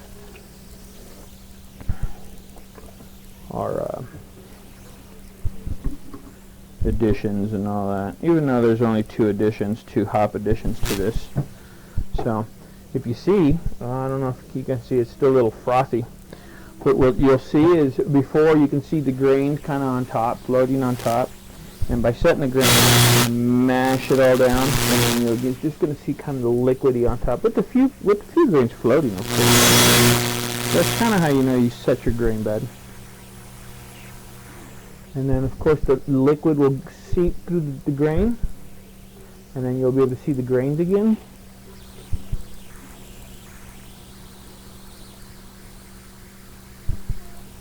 Boil off. I read about it. I don't exactly remember where the word comes from. The origin. I think it's like German or something. I don't know. But it's so weird how we pick up other people's language, right? And we go with it. And the way we put terms in certain things like sparging and fly sparging and wort. Why do we call it wort? Why do we call it wort? Maybe we'll go over some of the, we'll do a terminology, a brewing terminology video or segment So you guys know what all this stuff means.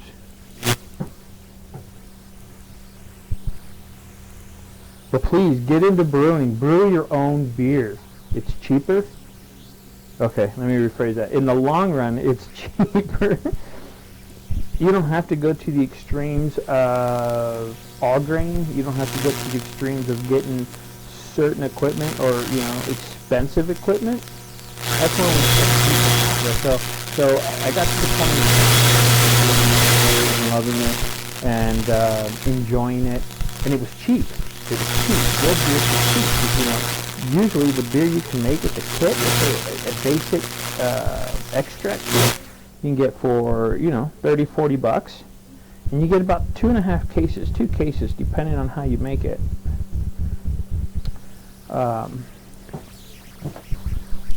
And I'm not talking like Bud Light, Coors, or something quality beer. I'm talking, New Belgium, Rogue, Guinness, style beers. There's plenty others out there, but that's the kind of style beers that you can mimic or clone for almost half the price. Not only do you get the delicious beer, but you made it. Oh yeah, that's getting nice and clear.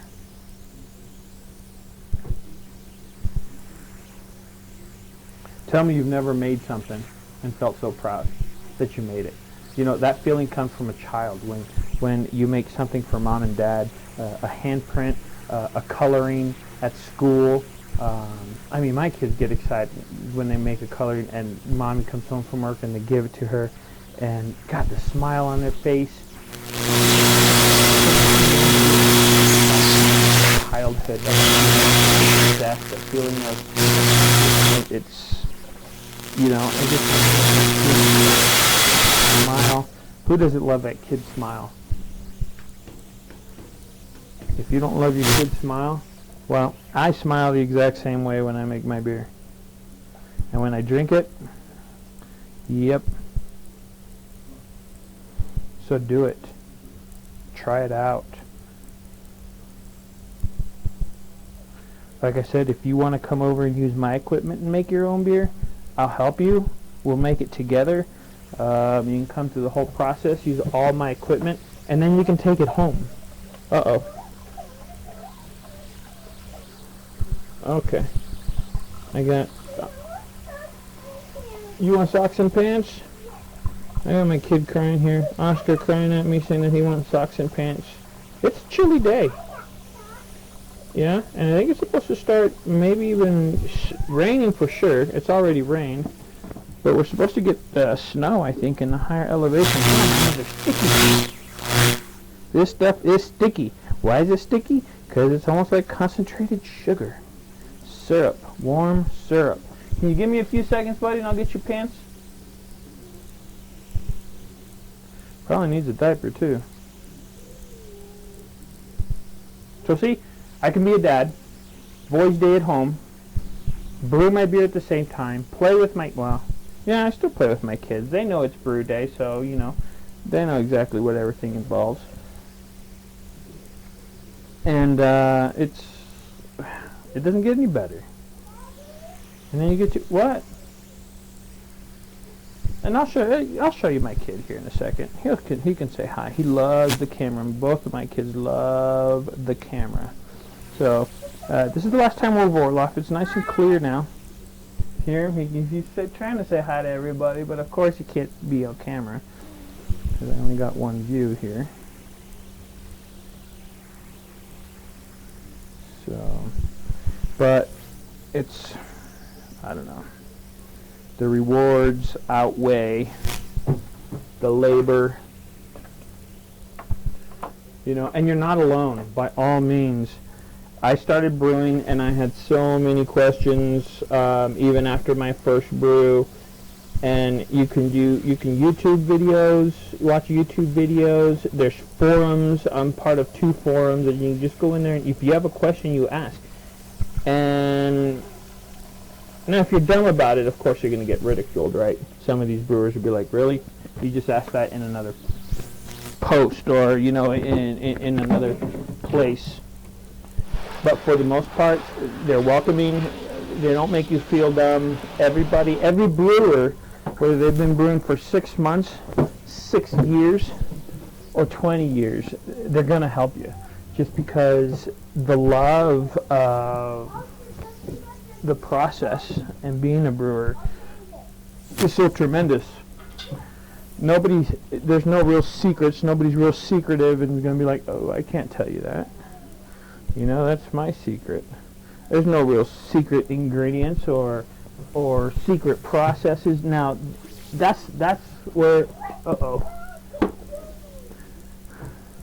I lost something, so I think it's out in the garage, but we'll keep talking. That's the thing about homebrewing, right? We have no secrets. If you want a recipe, somebody is more than happy to give you your recipe. I mean, I'm sure you have to give them the rights, you know, the respect. Say, hey, so-and-so gave me a recipe. I'm going to try it out. This is their recipe, not mine. Oh, no, I lost it. But as you get more experience, then you can start tweaking the recipes and doing different with them. And now there's right? Your standards. You're doing. Ooh. Yeah, that was a spider. Ugh. Hold on, I gotta kill a spider. Man, I have a lot of spiders. Is it because it's Halloween? Could be. So what I'm looking for right now is a host lamp. The host lamp that I'm using is... I don't know where it went. I can't find it. Well, here's another one. Hopefully this one will work. I think it will. Coming back. See me here in a second. Found it. Or found one. There we go. Back on track, right? Sorry, guys. But, where was I? Where was my little talk? Oh, yeah. Thought everybody's sharing with you. I'll share my recipes with you. If you come over and drink my beer, I mean, yeah, why not? Kind of like the big brewers.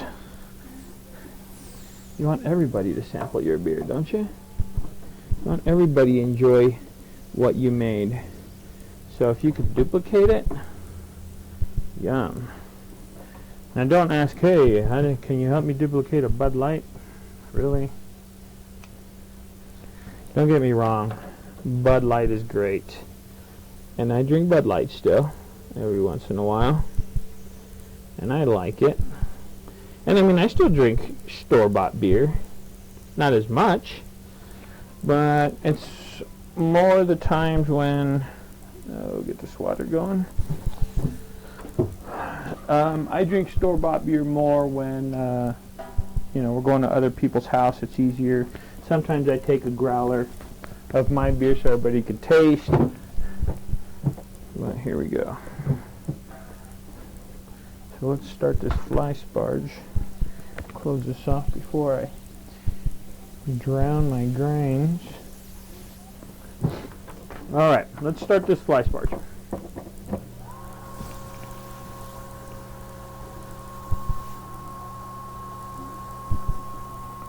Here it comes, because we're only letting a little bit out.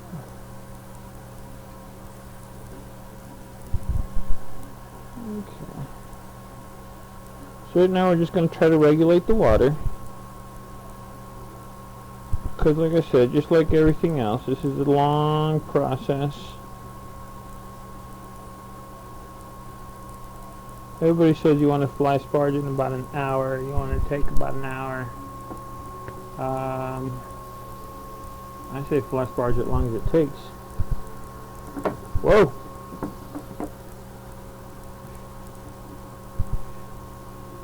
That's what I say. So how long is it going to take? We don't know. See, that might be a little long. It takes me a few minutes to dial in my water, my flow rate. Now, right now we're going in, nothing's coming out.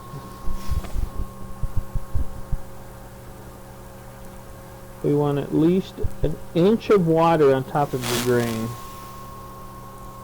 Can you guys see that? So I'm going to let this fill up for about an inch, and then we'll start going into there. Can you see that? Water from here, and then water's going to come out here, and then we're going to go into our boil kettle. I opened it before, that's closed. So we'll talk on that during, because I got a lot of stuff to do after. And we got to pull up some notes here. Always taking readings, always taking notes.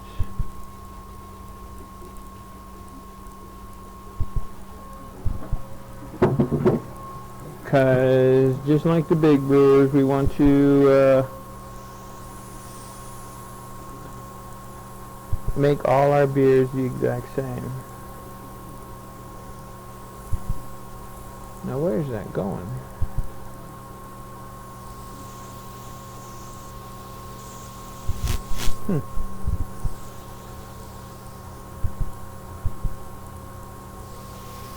Do I have a leak?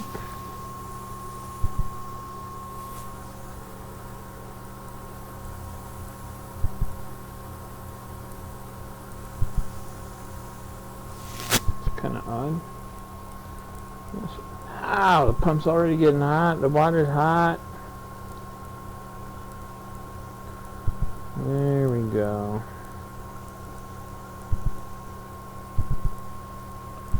I'm getting some air somewhere. Whoops. Whoops. Where's this air coming from? Alright, here we go. We're going to start this. Go strong. Alright, and we'll bag it down.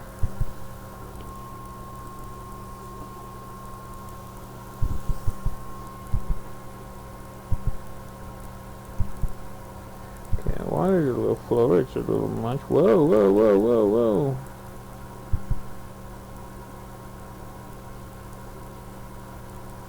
Slow our flow rate down. Alright.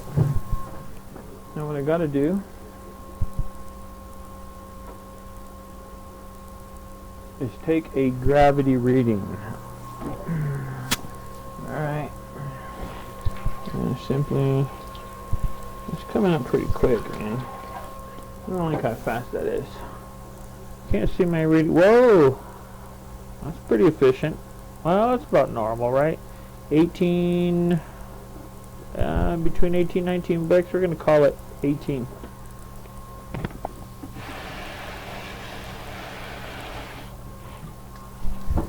Now bricks is usually how you measure wine, right? We measure in gravity. The refractometer that I have only does bricks though. But we have a converter. Unit tools, right? Specific gravity. Here's your refractometer. And we were at 18 bricks, which is 1072 in our specific gravity, our SG. So of course, we'll go on our session, and this is the post-mash gravity, right? I got 1072. It's telling me I should have 1051. But I'm going to measure again after the sparge and get our full post mash, you know, after the fly sparge and everything, because I know that's wrong, but I always still put it in the notes. We'll go post mash SG prior sparge. 1.072.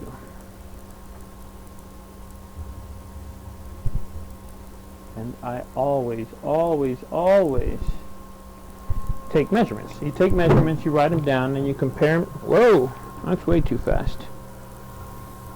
You compare them to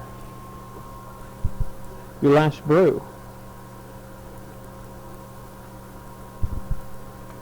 And in comparison, Dang, that's too much, man. We're gonna boost. I'm gonna piss off the grain bed a little bit just to boost my water up in here.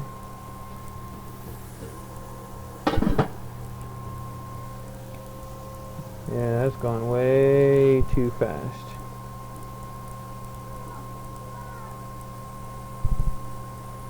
Can you guys see that? You guys like it? Hope you guys like it.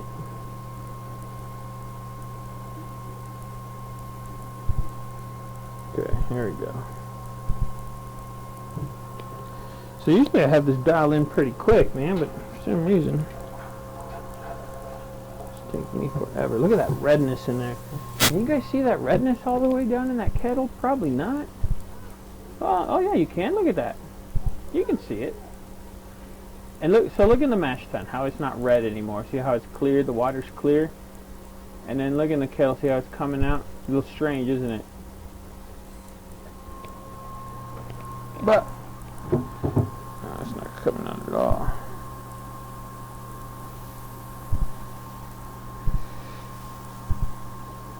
This is good stuff.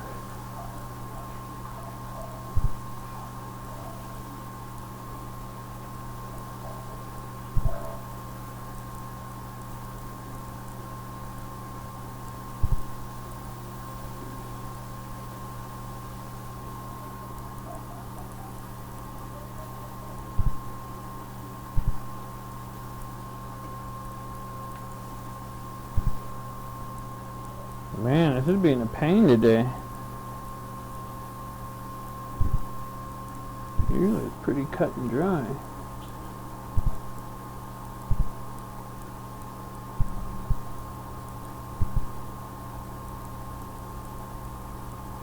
Alright, there's the trickle I want. And we got the trickle in there that I want. I think we're finally on the same page. Alright. So of course we'll come back and talk about this in a little bit.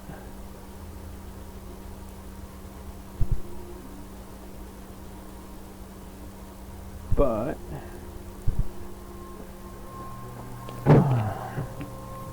let's go with this one.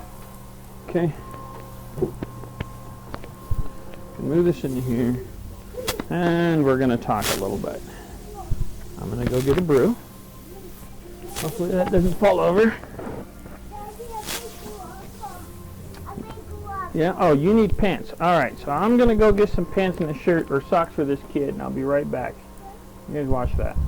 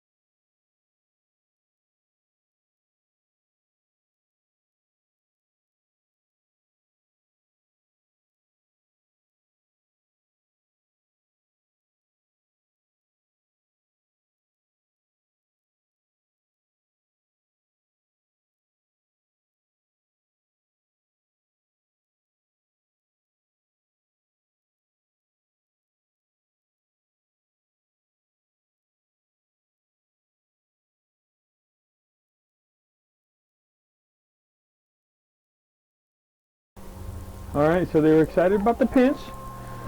The pants party. Damn, still, man. What's going on here?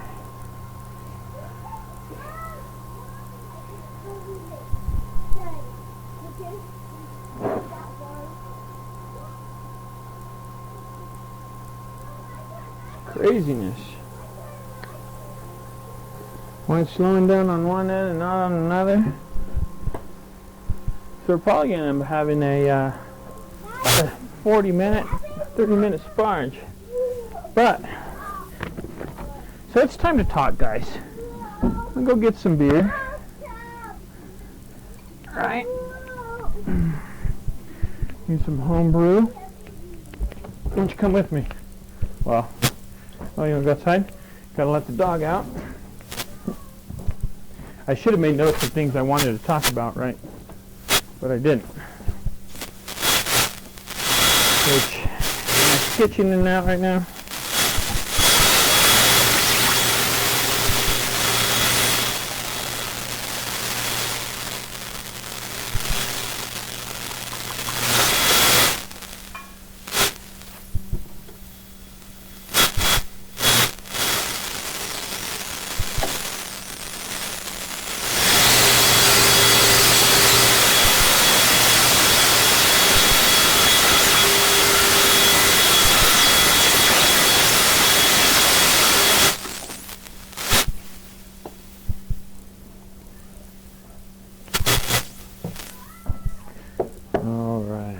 Whoops, close my freezer here.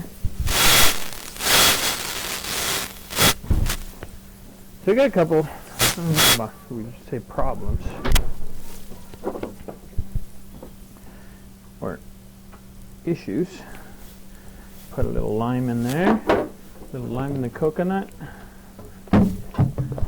and of course a little salt, and I'll show you why I'm saying we're putting a little salt in there. Oh, I'm so excited. Okay. I'm coming. This is real important, okay? It's going to be the best part. The best part. I'm going to check on my bars one more time. Finally, it looks like it's evened out. We are on track. All right, guys. We've been flash barging for 7 minutes, close to 10 minutes. And now it's almost talkie time. Just check it on a few things, sorry. Of course, brewing's the most important, right? It's fun. Talking to you guys and doing different stuff, but like I said, the most important part of all this is actually brewing.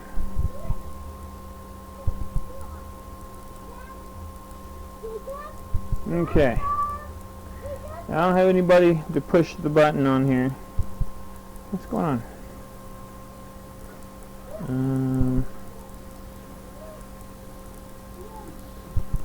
There we go.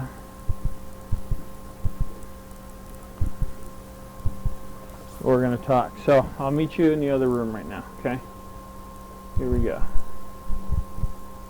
There it is. You'll probably hear the kids in the background. Sorry about that. We'll close this here. But, hey guys, welcome. You're just tuning in. Welcome to Legend 75.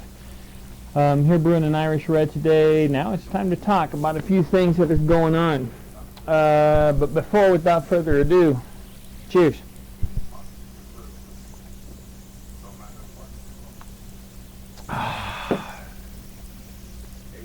A little going there.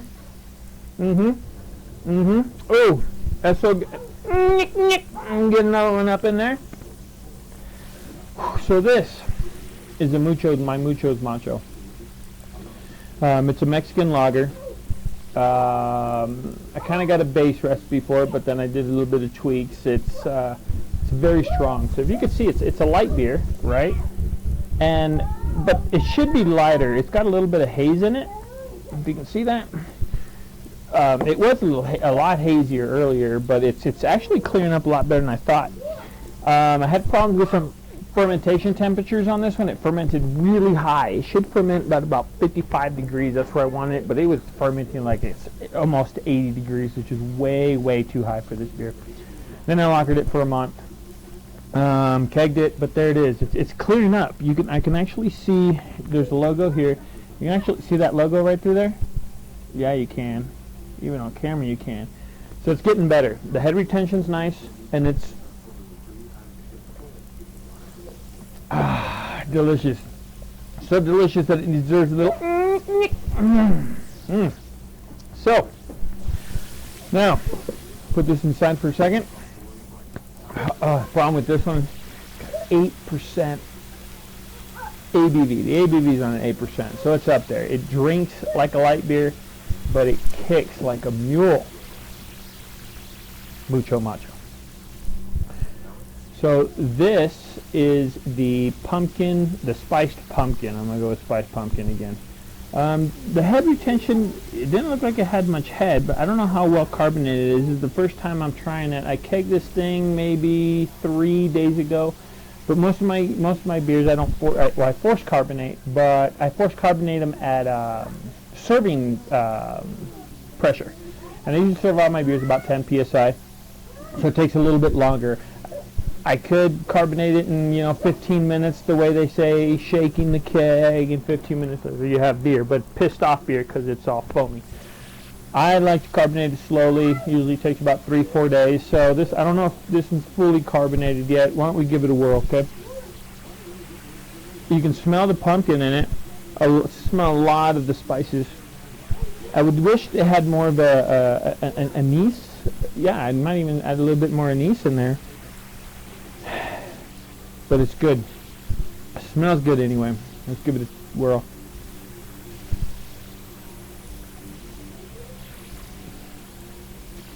Definitely still needs a lot more carbonation in it. It's kind of flat. It's not bad though. But it's good to taste these beers, try these beers when they're kind of young like this. You can impart a lot of the flavors in there.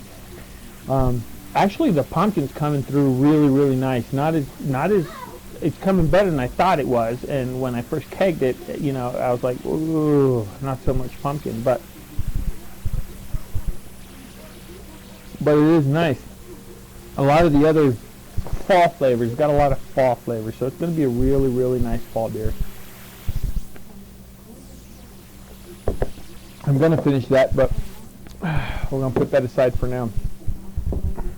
Ooh, that's good. It's good. Cheers. Come drink with me. You could be sitting right here with me talking to everybody else out there. The whole world. YouTubers here, Facebookers there. Everybody. Welcome to my house, Legend 75. So a lot to talk about. The most exciting thing today is I bought a fermenting bucket. Not necessarily fermenting bucket because I have my fermenters, but I'm going to use this for secondary.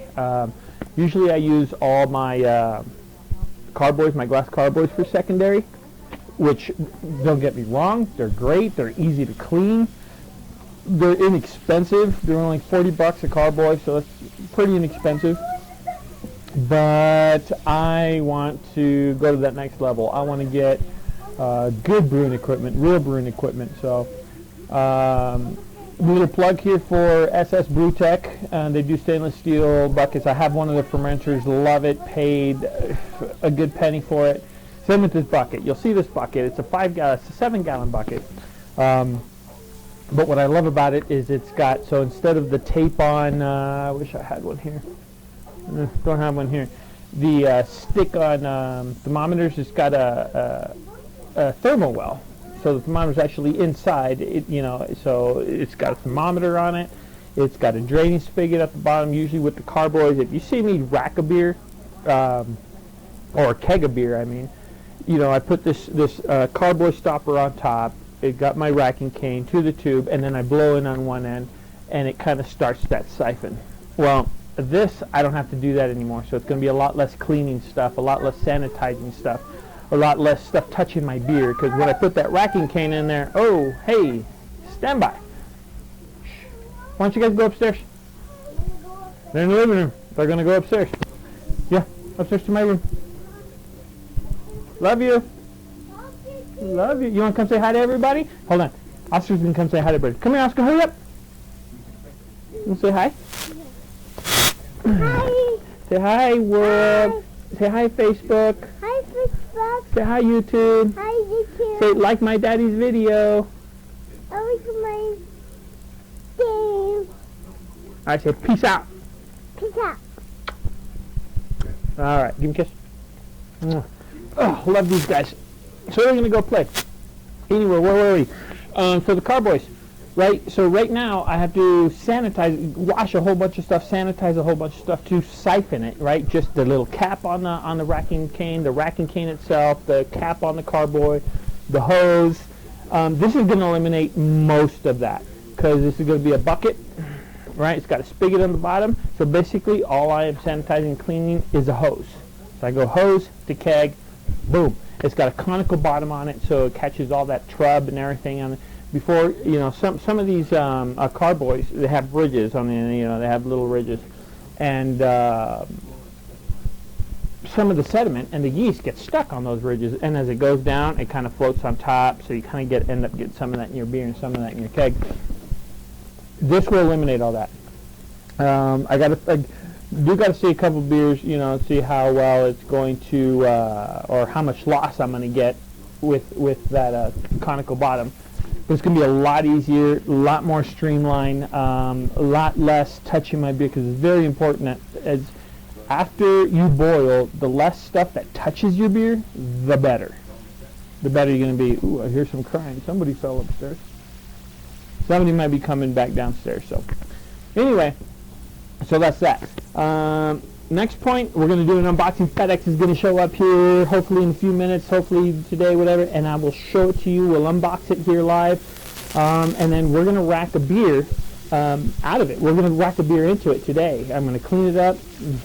You know, maybe I'll just, I don't know, videotape it or whatever and then play it later, but we're going to rack the chocolate stout into it. Super, super excited about that. Got more to talk about. Let me go check on my fly bars real quick. Don't go away. Ooh, stand by.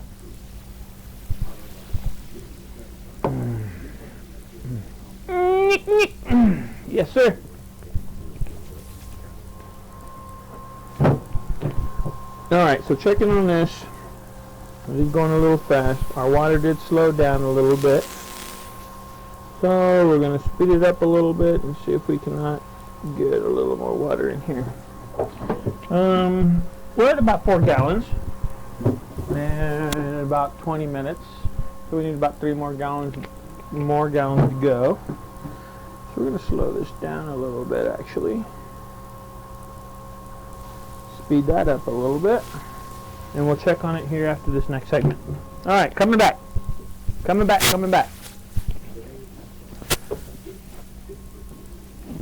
Next item. God, I had so much to talk about and I almost forgot some of them.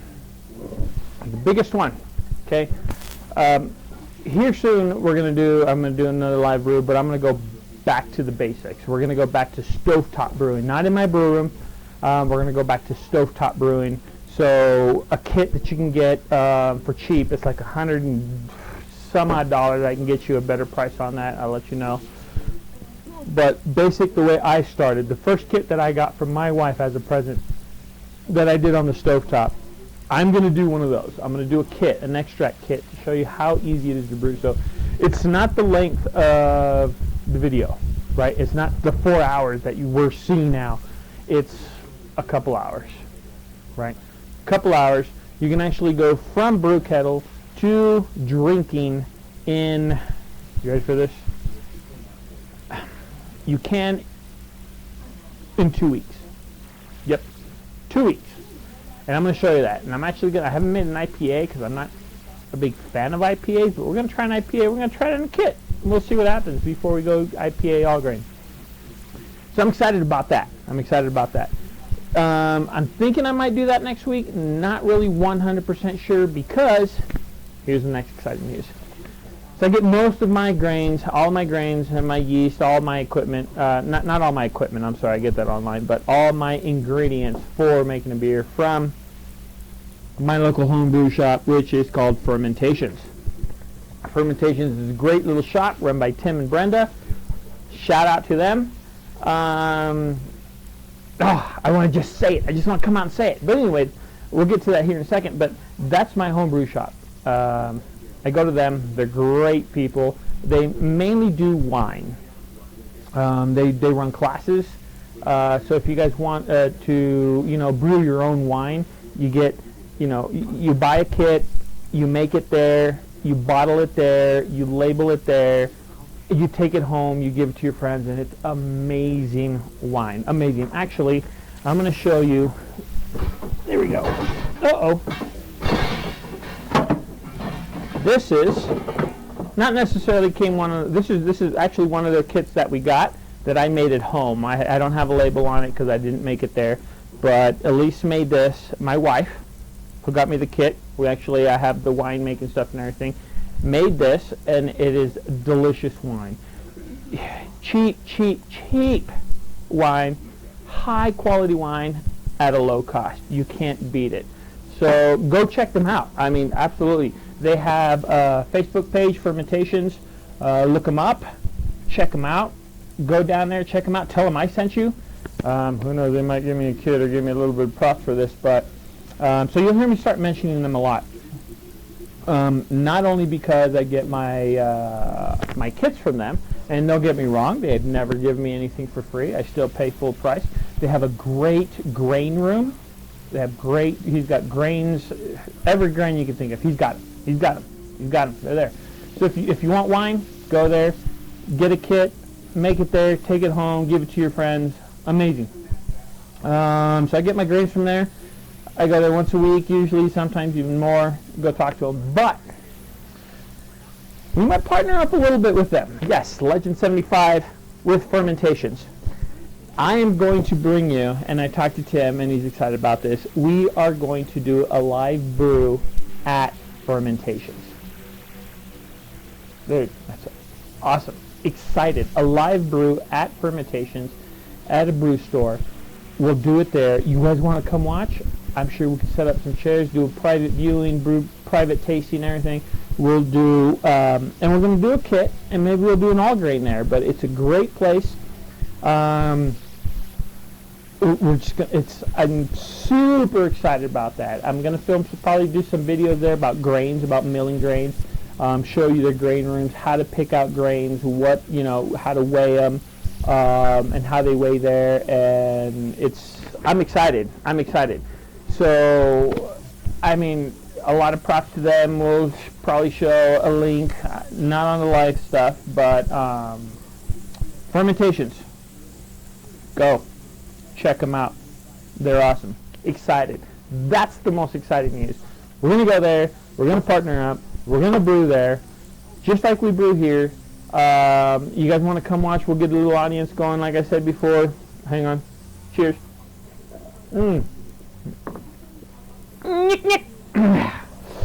Good stuff.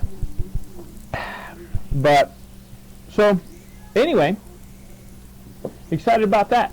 Excited about my bucket being here. I'm actually going to go check here in a second when I go check this fly sparge, and kind of leave you here, talk to you still, and check to see if my box is here. Maybe we'll do the unboxing right before the boil starts or in the middle of the boil. I don't know when it's going to happen, but I do got to get a fermenter ready, and we'll go through that. Man, I'm just excited. I'm so excited of everything that's going on. I'm so excited I can bring this to you guys live. I'm so excited that I'm drinking my own beer, my own pumpkin beer. I got an Oktoberfest. Oktoberfest is still over, right? It's over, but it ended October. Oh, it's 8th. So what's today? The 8th, 9th, something like that. So it's almost over. And more exciting news here in a second. Let me go check this fly sparge. Let me go check my my doorstep for my new bucket, if you will. I'll be right back. I'm still here, right? You guys can still hear me. So update on this fly sparge. Oh man, that water is going way too fast now. So we are full of water. We're going to cut that out actually, because I'm measuring. Ooh, that was way too much. See what happens when you don't police your own stuff? Whoop, whoop. That's the sound of the police. Jacob loves to say that. Right. Where we at here? Let me get a little light, because I'm blind. I think I need more glasses. Stand by. Yep, we're getting close. Right? We're still draining. We're still on track. We're about 25 minutes into the fly sparge. I think we got enough water in there. We're going to turn that off. Yeah. Oopsie. Oopsie. Look at this. All the excitement checking it out. Let me see if you can see it real quick here. See all that water in there? Way too much water. So we hit our volume. Blah, blah, blah. Alright, I'm going to let you take a look at that. I'm going to go check to see if FedEx has come. And no FedEx.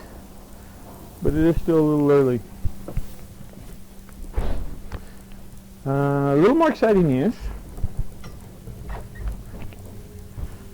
I'm going to go top off my Mucho Macho. And I usually only drink like 2 glasses of this. It goes quick. The sad part is I like it so much I drink a lot of it. But it takes so long to make because I let it lager for a whole month. Whole month.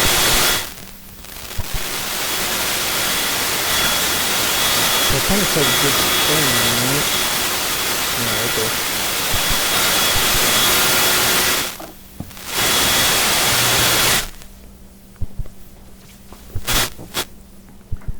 All right. Coming back down to you. Let's go back to the news stuff. There you are. Hey, there I am. Wondering where I've been. Cheers. Good stuff. Dip into this wine later. Some more news. Like I said, we brewed this wine, me and my wife. My wife mainly. She did all the work. And it's clear. It's good. It's what is it? It's an apple, I think. It's an apple Riesling, if I remember. She knows more because she did it. But at fermentations, there's something waiting for me. It's another wine. It's a wine kit. It's a red. It's a winter red, I think. And I'm going to brew it live. I might do it along with a kit or along with a beer, or I might just do it by itself. I don't think I'm going to record it. Who knows? Maybe I'll record it, do it off camera, off live, record it, and then show you while you're waiting for the mash to get done, the boil to get done, so you guys don't get so bored. So I'll kind of do 2 brew days in one, if you will, one recorded, one live. But yeah, maybe we'll do that. We'll brew wine. This wine it's good. It's more of a red. It's kind of a winter wine. You can drink it cold. We can warm it up and throw maybe some stick of cinnamon there and enjoy it on a winter night. I'm doing it more for Christmas time. I'm excited about it. So we're gonna do wine on here, not only beer but wine. I like wine. Maybe we'll give it a little. Yum. So I'm going to step right over here and I'm going to show you my,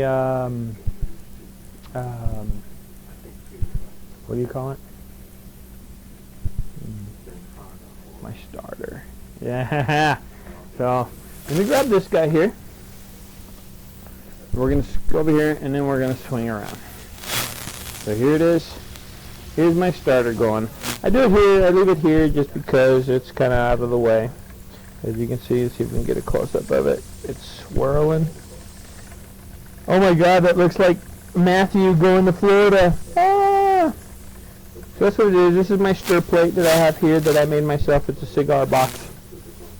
So I made my own stir plate. Oh, who was that guy? Did you see that? See if we can see him.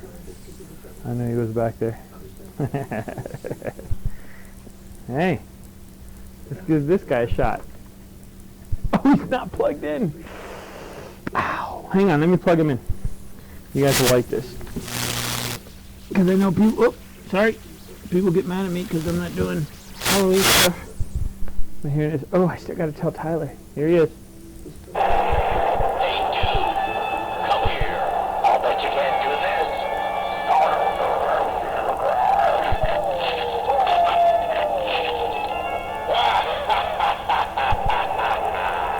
What'll it be? Trick or treat? Definitely cool. Hey, you want to see it again? So there's my Halloween prop for you. I'm gonna plug something back in. So let's go back to the sitting position. All right. That's live. Cut in, cut out. Hey, you want to come be with me and be my production manager? Sit there and producer, hit buttons and do a thing. Let's do it. Come over. Mucho macho. Let's go back in the brew room, get back to brewing, and cheers.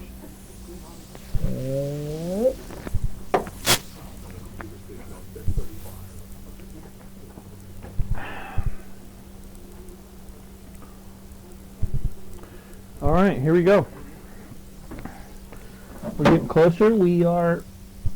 No, it's still going kind of slow, huh? Let's see, we'll speed this up. We're at 30 minutes, so part of another brew or a boring spot in the brew day. Wasn't that exciting though? Wasn't that exciting news? All the stuff that's coming up. You know, oh, I didn't even mention. I knew I was forgetting something. I always forget one thing. Hang on, I'll come back at you. Come at me, bro. Right? Right? That's what we're saying. That's what we're thinking.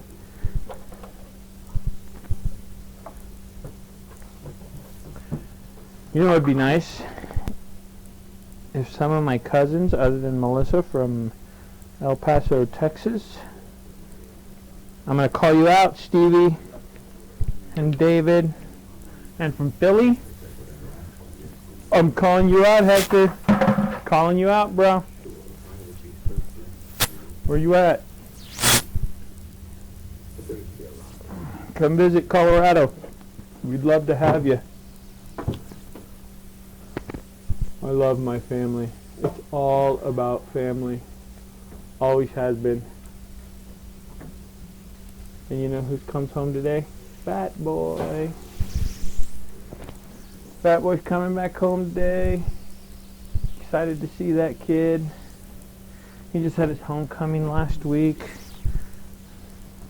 He's pretty funny. Uh-oh, somebody just texted me saying, your lips are moving different than the sound. It's like watching a Chinese movie.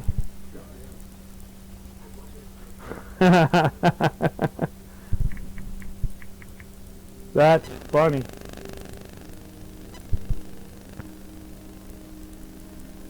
Well, that kind of sucks, huh? That my lips are moving from a different sound.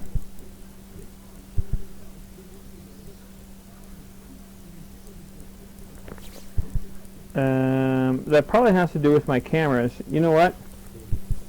You want that corrected? Who sent that? Who sent that? I don't even know who sent that. When did they send that? Let's see. At 10:37. Oh, wait. 10:33. 4 minutes ago.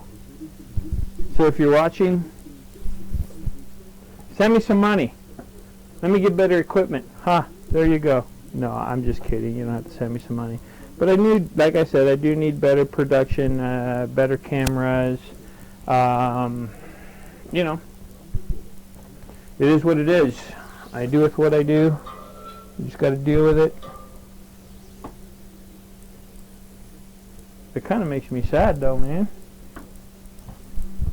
At the same time,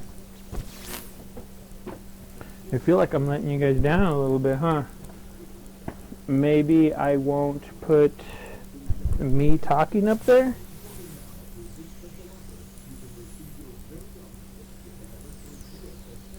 And I'll just show you pictures. instead of my face.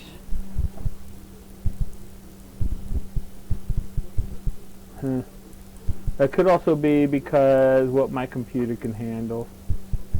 It can't handle that much, can it? No.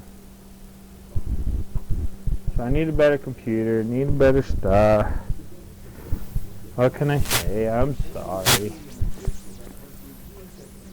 Yeah. Debbie Downer, huh? Anyway, the show must go on. We're going to start breaking some of this stuff down. Oh, it's going to be hot.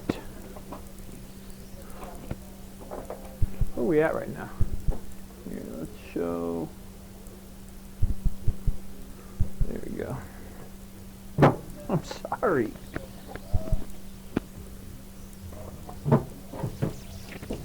Uh-oh. Now I gotta be careful with this stuff because it's very hot. I've burned myself a couple times.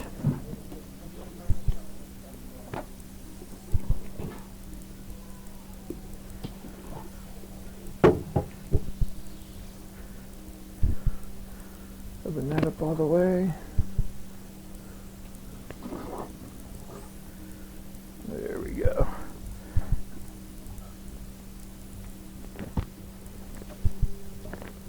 I'm still excited. I don't care what anybody says or how you hear me. I apologize how you hear me. But I'm still excited about everything.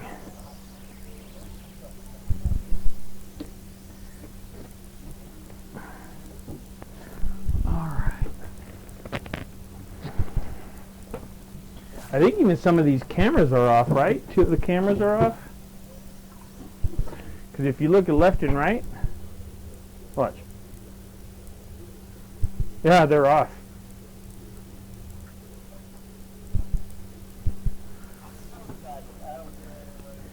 They're off. I'm sorry. That's probably why my lips are off, is because the cameras are off. But in order to bring this to you guys, I got to use iPads and iPhones. So my guess is maybe we'll go down to one camera, right? Because I do got a microphone, lapel mic, so that might be a little off. And then these guys got to go through my system, through my network and everything to get on. So the sync is probably off, so I got to work on the sync. I don't know. Couldn't tell you. So maybe we'll go to one camera. You guys want to go one camera view, two camera views, or you tell me. You tell me what's going to be best for you.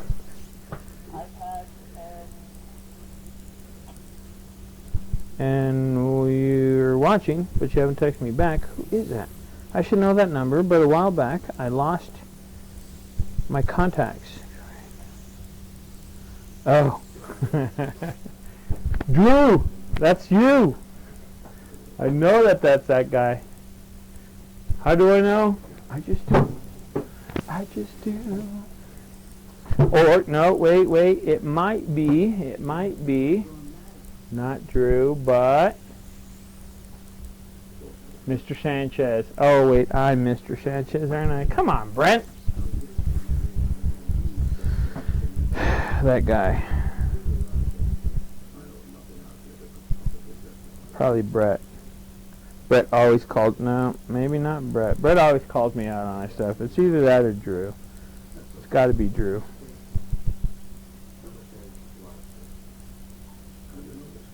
Or not. Could be somebody else. But those guys help me out. Alright, I love when those guys help me out. Hang on. I'm trying to look at something here. Oh. Did you guys hear that?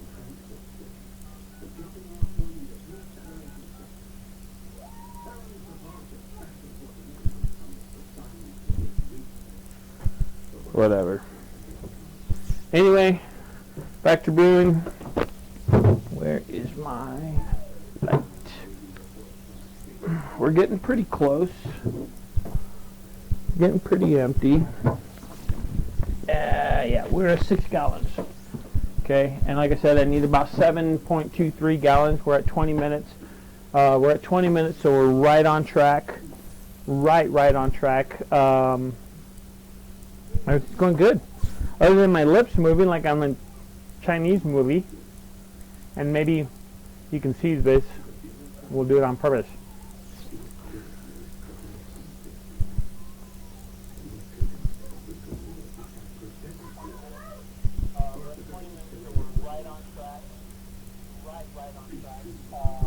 Ooh, can you hear that? Me talking to myself? With this mucho macho, I always got to give it. It's good. So good. Alright. I think we can start eliminating equipment here. Get ready for the boil.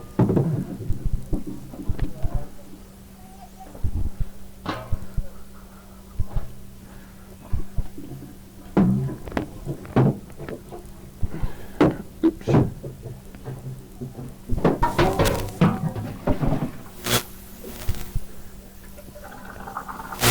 Delicious, huh? Man, I'm so excited about coming events. So excited. So glad that I might even partner up with fermentations. Great people, so we're so excited to do that.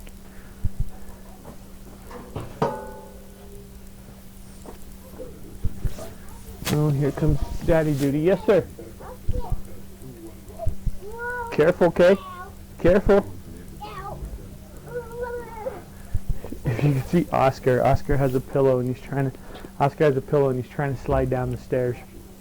I'm a little nervous because he's going to hit that and fall forward. He's done it before. So I'm a little scared of that guy, but those are my kids. They're damn ass daredevils. Whoop. I need another pump too. Who wants to fund me or sponsor another pump for me? Pumps are about 150 bucks each. See that? Pump. That's just the pump. And then the stainless steel cover, that's another $70. So, if you go advanced brewing, it's not cheap. Basic brewing, cheap. So, I'm going to try to find out who asked me. They sent me a picture.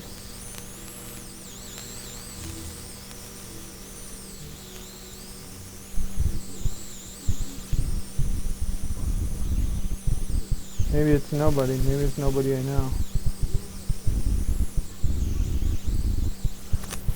Maybe it's somebody. Hang on. Anytime.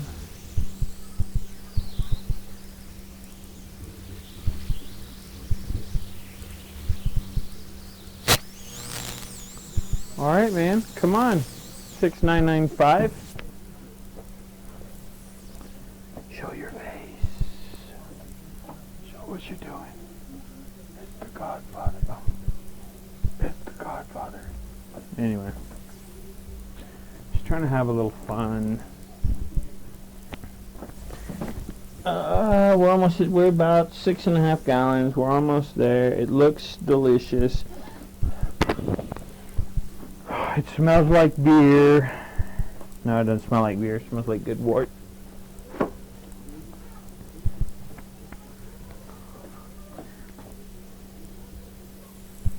I'm getting a little excited. I could do a little cleaning, I guess. A lot of cleaning. I go check on my my corny keg out here. That needs rinsing. Eventually we'll get it into the rinse. We'll leave it there for now.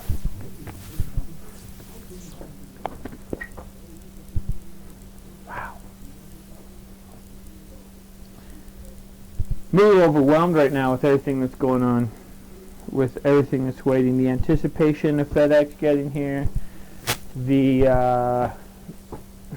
partnership with fermentations that's going to happen. Pretty excited. Ooh, who was that? Finally.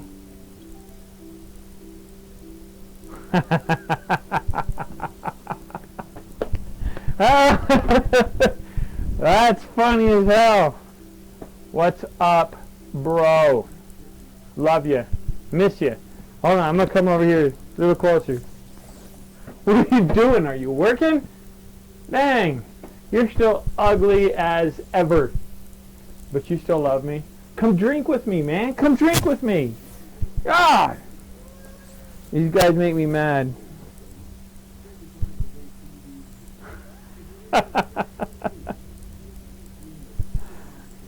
Oh, classic. Made my day. And I know, you better watch the whole thing because I know you're not doing anything. I know it. Oh, hold on, I gotta start the fire on this. Where is my lighter? Here we go.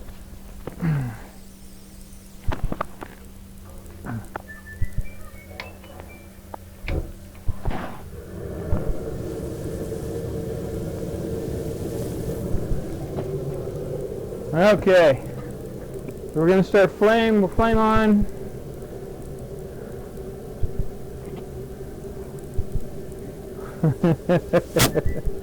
I could tomorrow too. I can tomorrow too. Cause oh, you know what though? Oh, one more piece of exciting news.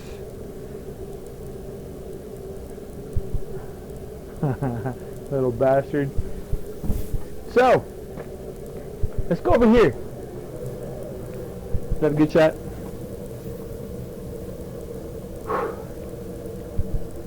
So I just got a new dog, right? A blue heeler 3 months ago, maybe. I think she was beaten because she's a rescue dog, right? So she was beat. Sweet dog, smart as shit. Blue heeler, sit, stay, does all that good stuff. Love it. She's a little skittish about something, so we're gonna get her a sister. Yes. Ooh, that does not sound good. That does not sound good at all. Almost like I'm running out of. Hang on. Nope. No, that should be enough. Okay. Scared me for a second. I'll turn up here in a second. Anyway, gonna get a blue heeler. Another one. She's beautiful, white, dark face. We're gonna go see her tomorrow. I think see her tomorrow. Go pick her, maybe even pick her up. If we like her, she gets along with the kids. She gets along with Surrey, which is our blue heeler. Now, great. I went from Basset Hounds to blue heelers. That's what I've wanted. That's what I'm getting. I miss my Basset Hounds. I do. But life is life, right? Okay, hold on. Let me check this real quick. So that's the other great news is tomorrow we might get another dog. Super excited about that. Another addition to the family. You guys thought I was going to say that Elise was pregnant again, right? Nope, not pregnant again. Are you kidding? Anybody that has one kid knows. 2's great.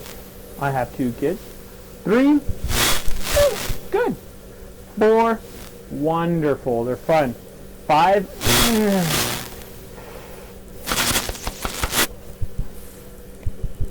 that's all I'm saying. That's all I'm saying. I might get in trouble with some people. Some people get mad because they like kids too much. Me? No, I love kids.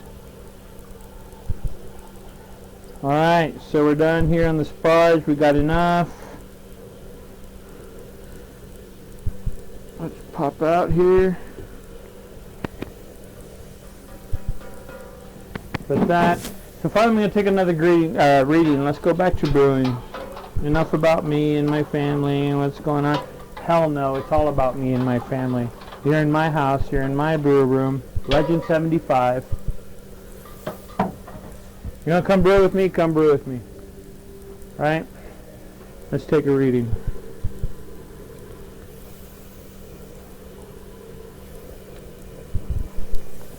So we are 18 bricks.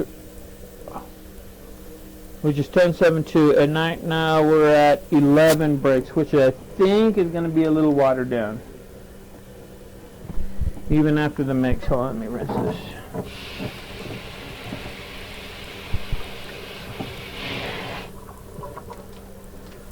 Take another shot at this. What did I say, 11?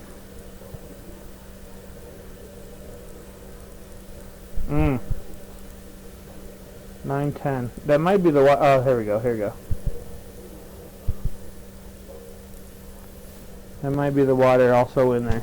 So,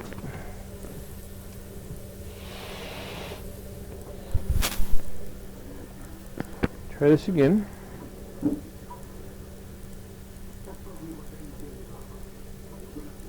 Who needs a wheelchair? Remember? I gotta do this. Hold on. Brew stuff first. Okay, we're at 11 breaks. For old time's sake, I think you're still watching. Ready? All the rides, all the rides, all the rides. Classic.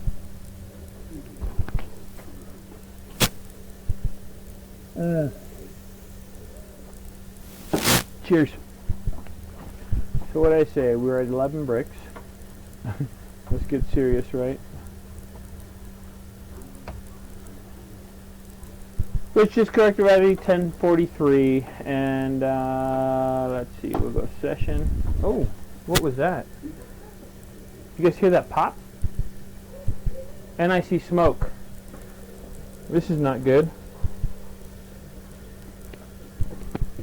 Hang on, turn this on.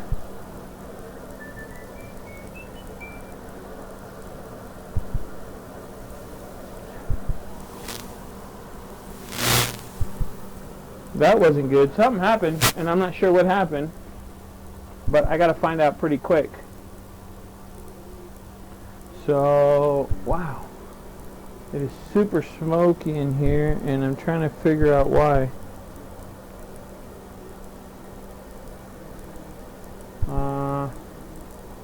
Hold on.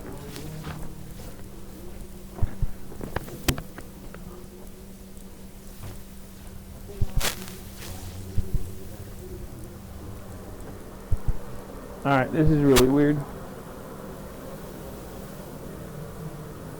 It's not from there. It's smoky in here, and I gotta figure out why, and I don't see why. And it smells a little funny. So, in turn, I am a little nervous. Not gonna lie to you.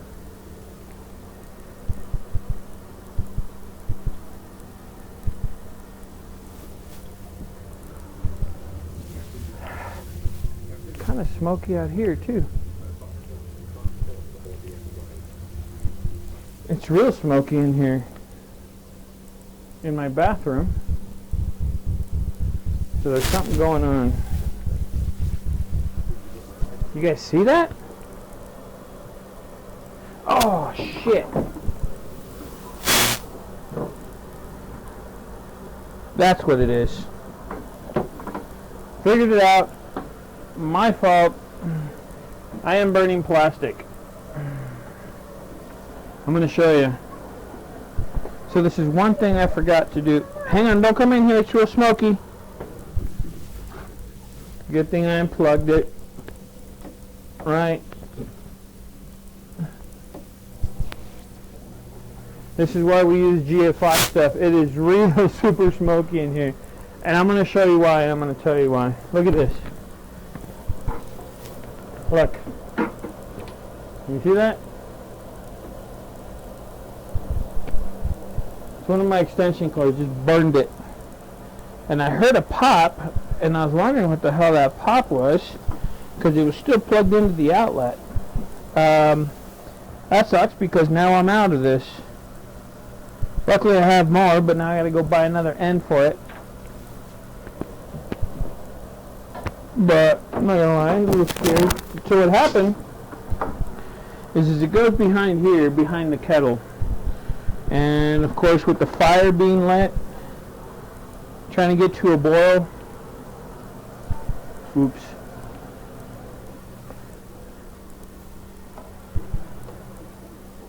A little scary. So anyway, we're back on track. Gotta get a hops bag. Huh?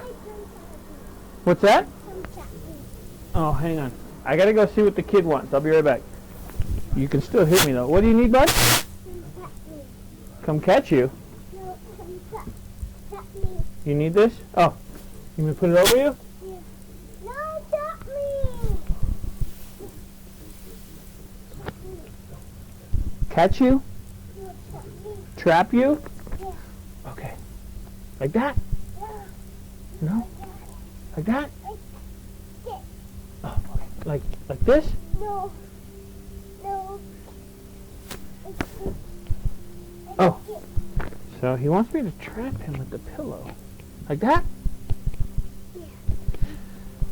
If anybody can stand or understand a 2-year-old sometimes when they're talking, come over and let me know. I need a translator. Most of the time I can tell what he's saying.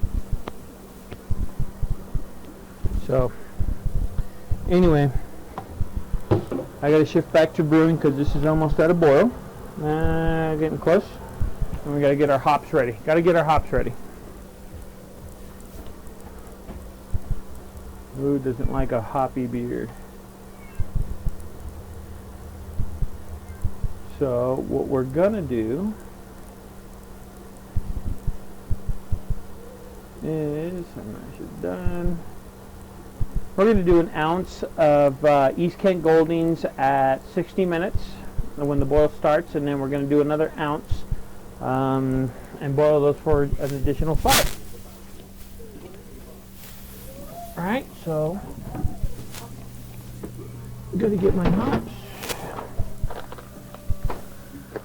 Now, I started buying in bulk because it's cheaper. So here we go. 8 ounce of Goldings, but I don't need 8 ounces. I need 1. Well, I need 2 ounces total, but I need 1 right now.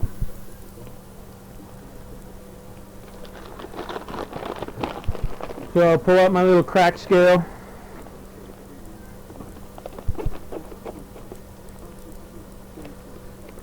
So who else is up there with you? Is it just you? What? What's up? Tell me what's up.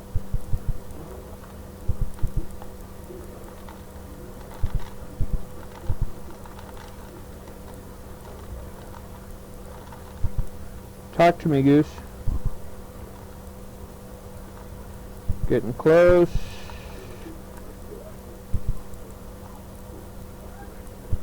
You know, there's some people in my past. Would I even consider it my past? No, because it's not that far off. There's an ounce right there that I miss and I love and I don't get to see very often. And you know, half of it's my fault. I'll take half the blame. Half of it's my fault.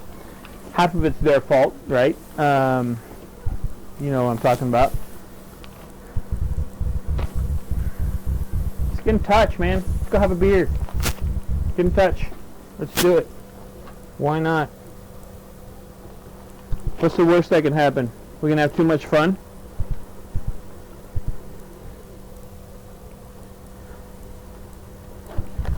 You know, everybody loses.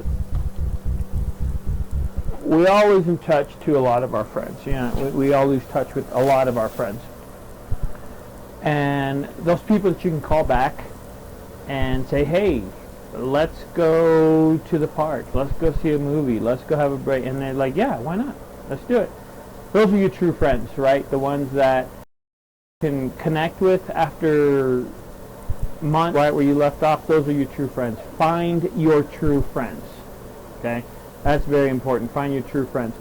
One of my best friends of the entire world, you know, don't have many friends, don't have many people to hang out with, but one lives in Seattle, and you know who you are. And you know, it's weird. Ever since the beginning, it was just like it was a bond you can't break.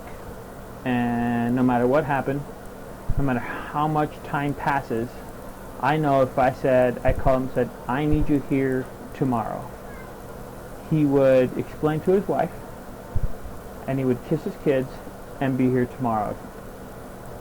He would do it, and I would do it for him too. You know who you are. So, you know, and there's some friends that, you know, we help all the time, and there's some friends that we call friends that aren't really friends. But, whoa, you hear that? The tiger. I think she wants to go outside. But anyway, back to the friends things. Keep your friends close, man. Love them. Call them every 3 months. Say, hey, I love you. Sorry I haven't called you. But how's the family? Keep in touch. So, all the rides. You know who you are.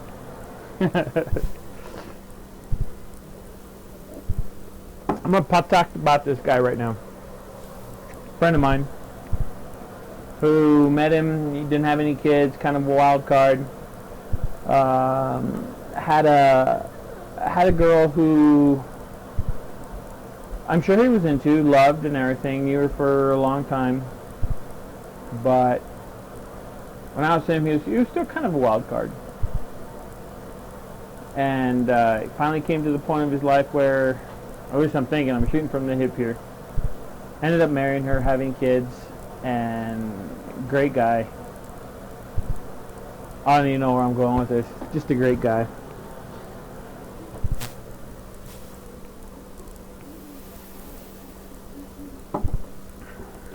Let's see what everybody's saying.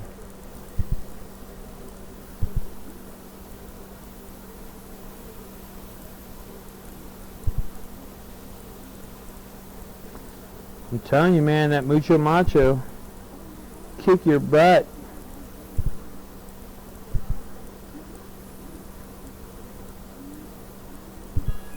I wonder who's all watching now. Oh, we got, it says 4.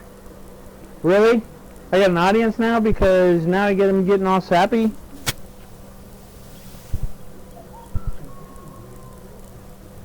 What's going on here?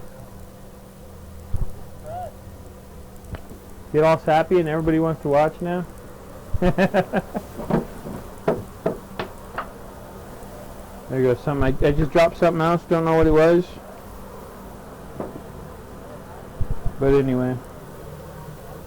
We're getting close to a boil here. I'm going to start taking some yeast nutrients off the top.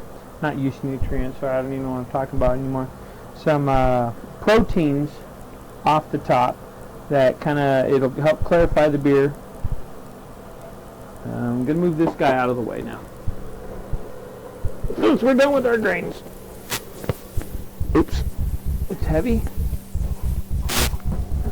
But if anybody has any use for spent grains, i.e. they want to make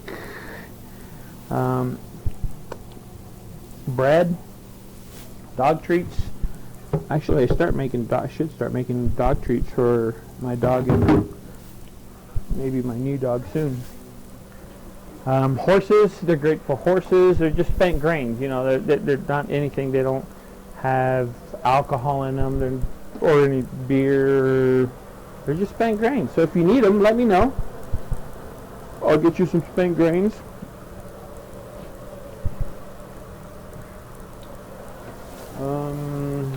What else should we talk about? I'm going to go check my door for this package I've been waiting for all day. You know what? I guess I could just go to my tracking thing. Oh, I got excited, but it's not here yet.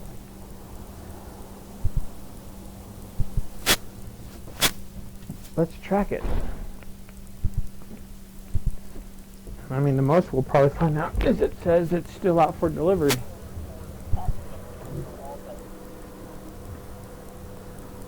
Let's see here.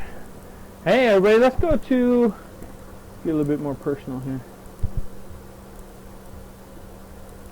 There we go. What's up? Welcome to 75 Brewing, or Legend 75 Brewing. We're doing a Lily's Irish Red today, if you're just joining us. Talked about a whole bunch of things, a lot more than I've done on my other live brew feeds, other live feeds. I've talked a lot more. We've got a lot more going on. The partnership with Fermentations. You gotta go see Fermentations, my local home brew shop. There's a couple other more in town, but I go to this one the most. I go to another one. I guess we'll throw the name out there later, just because we'll have to ask them if we can. But these guys at Fermentations are great. They help you out. They've never, ever since, you know, the first time I ever went in there, they were at a different shop. They really didn't have much beer stuff. They had a couple grains. They had one little tiny aisle kind of geared towards beer versus wine, because they're, hold on, I gotta sneeze.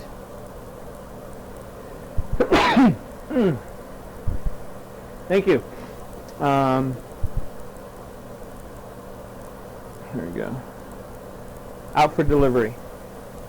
So that's where my package is, out for delivery.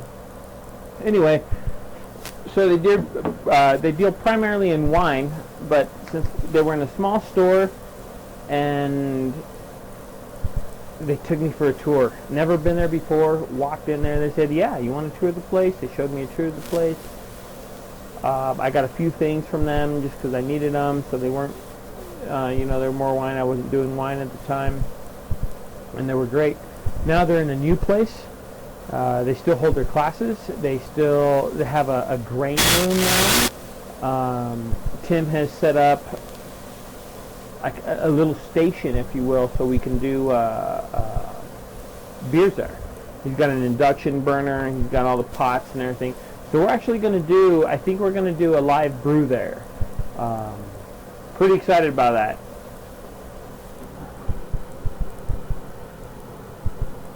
Sorry, I was just looking at that. But I'm going to brew, or I'm going to make one of their wines. I ordered a wine kit from them. We're going to make that.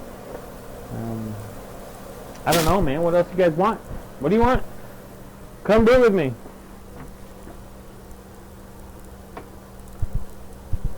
Like my channel.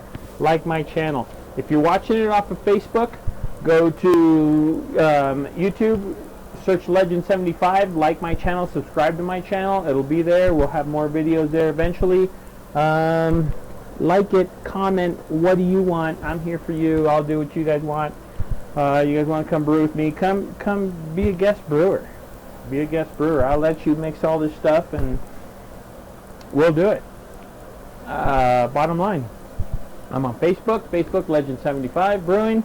That's brand new. Go visit Fermentations. Oh, excited. The thing I'm going to talk about this Saturday, the third annual, Haunted Brew Fest, which is down off of Palmer Park, where the old Cowboys used to, well, right next to the old Cowboys, what it is, but me and Elise are going. We dress up. We went one year. He got trashed, right? There's like I don't know how many breweries, I can look. But if you go to the Facebook, my page 1175, there's a link below that, link on that page where you can buy tickets. It's only like 25 bucks. 25 bucks, all the beer you can drink. Brewers from around the state. I think there's a few country brewers from around the country that are coming. It's free beer. They only give you a shot at a time, but it's free beer. You get to try whatever kind of beer you want, which is nice because you go to a bar and you're like, yeah, I'll try that beer, right? I'll try that beer. And you drink it and it sucks. For your tasting. Other people might like it, but for your tasting, it's horrible, right? Well, this way, you can only have an ounce at a time. So you taste it, you don't like it, you move on. You like it, get back in line, have some more. So pretty excited about that. You know, we're going to dress up. I think I'm going to be a devil. But we're going to dress up. We're going to go to that. So, you know, the link's on my channel or on my page. Go buy tickets. Join us. Call me. You want to call me? You know my number. Call me. If not, message me down below. Send me a message. I'll send you. We'll all go as a group. It's a whole lot of fun. It's 4 hours, 3 hours, 4 hours is nothing but just drinking as much as you can. It's amazing. So that's the other excitement that I haven't said that I forgot to mention. So Haunted Brew Fest. They're not paying me to say this. I'm just saying it because I love going. Lisa's going. Join us, man. It's a blast. My whole family went 2 years ago, and God, it was so much fun. They're not going this year. We really don't have anybody to go with this year. Jen and Paul, my sister and her husband said they were going, but I don't know if they bought tickets. They probably didn't buy tickets yet. But come with us. It's fun. We're going to do Uber for the first time. Hey, Uber is a big thing, right? Uber there. Have our son pick us up, so we got our rides taken care of. So do not drink and drive. No drinking and driving. Join us, man. It's going to be fun. It's going to be fun. I'm excited about that too.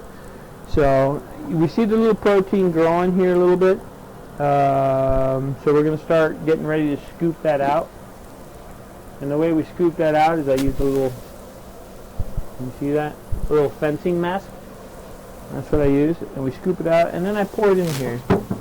Or slap it in here, you know, slap in the base, slap in the base. And then we'll go from there. So we only have a couple hours left. Not even a couple hours. So, you know, once this brews, we're going to do it for an hour. If that, my bucket shows up, then I might stay on and do the racking, what we call it, racking of that double chocolate stout. But if it doesn't, then I'll film it. I'll film the unboxing of it, and we'll play it later at a later date. I don't know, man. That's all I got. Hope you guys are enjoying this. I enjoy it. The smell is great. It's really starting to come out now. We need smell-o-vision. So, I'm going to do a few housekeeping things. I need to start getting my fermenter ready. You guys want to go see that? We'll go see it here. Where's, I don't know where it's at. I got a camera over here, and we'll go check that out. Oh, Jesus. So here's news. Clown attack near Garden of the Gods. Really? Come on, people. Why are you using Halloween as a bad thing? It's Hallows Eve. It's the Day of the Dead. It's a celebration. God, I'm irritated with the way people are treating Halloween now to scare and torment kids and, you know, scare other people. It is. It's to be scared, but for a thrilling thing, for a good thing, not necessarily to hurt people, man. I don't get it. I don't get it. I just don't get it. So anyway, where are we at here? We can stop this. Thank you. If you're still watching, thank you. Homebrew Day Live. Let's see which. I don't even know which. I think this is this one. Right? Let me see if I'm still here. And this is actually going to die. So we're going to go look at my fermenter. Where is it? Here we go. That we're going to do. We'll cut to this. Hello everybody, how are you? Alright, so we're going to take a little walk out of the brew room. This is going to be quick. We're going into my fermentation room / office / everything. So it's a little dark in here. Let me turn on the light. See if we can turn on a few lights. Anyway, so there's my old fermenter, or fermenting chamber. I don't know if you can see here. We'll open that. See that chocolate stout in there? That's what we'll be whacking into the new bucket. In here is my new fermenting room, or going to be chamber right now. There's these Open doors. We're going to close this off with the real door. So that's what we're going to use today. This is my FSD code fermenter. I'm sorry you can't see that. Here. I ain't gonna worry about that. So there we go. That's a better view. That's what we're going to be putting it into. And today I'm going to get my bucket, my stainless steel bucket. That's going to go along. Oh, hold on. Are we still there? Oh, no. We might have lost it. Might have lost it. Might have lost it. Stand by. There we go. I'm back. So that's what we're doing. The cat's whining. Still got to clean that bucket. Let's look in here. Oh, see that frothiness, deliciousness? We're going to take that out. Hold on, let me switch this here so you guys can actually see what's going on here. Now my phone might die, or that camera might die. There we go. Great view, right? See that in there? Slam it down into there.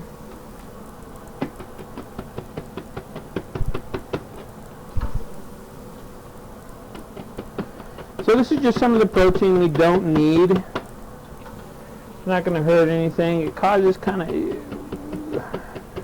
call it an urban legend, call it what you will. A lot of people say, or I've read, you know, and have had feedback from it, that it could cause haze in your beer. It just to remove this, it just helps clarify the beer. And having clear beer is totally up to you, right? Because having clear beer doesn't necessarily impart on the taste of it, just more on the look of it. So if you're going to put your beers in competition, which I hope to do, I think my next Mucho Macho I'm going to throw into a competition. Find one, throw it in there, see what happens.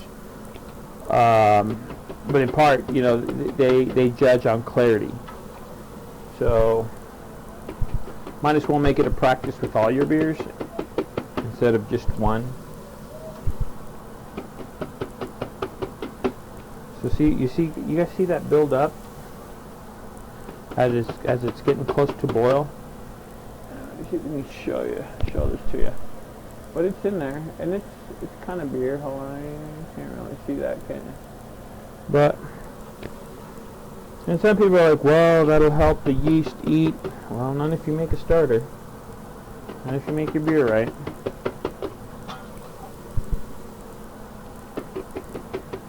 I might be wrong. Everybody beers are... Oh, you have kitty? Hold on. Let me see if I can change this camera. Oh, here you go. So, here's Kitty. Here's Kitty. I just got handed a cat. Yeah?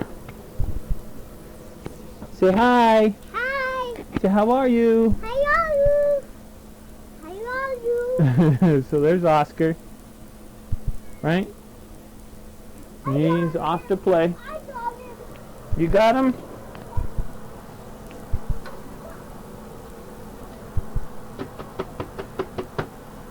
So we're getting close. We'll put that down for a second there. Why don't you put Kitty down before she scratches you? You think she'll scratch you? He doesn't care. What else, man? Be where you need to be by 5 p.m., Florida. Damn it, Florida.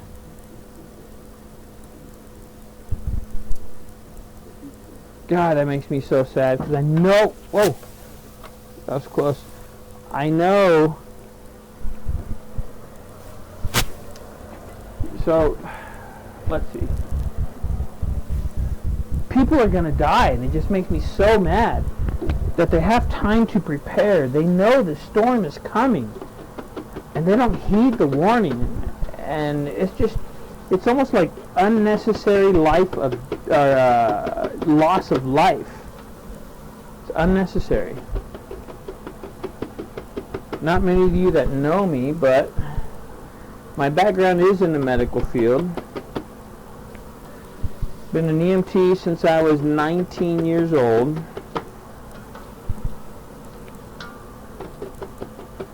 You know, I was a firefighter for a while. Worked on the ambulance for a while. Worked in dispatch for a long time.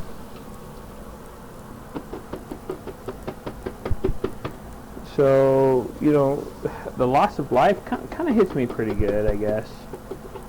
Seen some nasty stuff, see some great stuff, you know, delivered a couple of babies actually. So I've seen life come into this world, and I've seen life go out of this world. And for Florida, for those people to ignore the warning, it's sad. But we pray for them.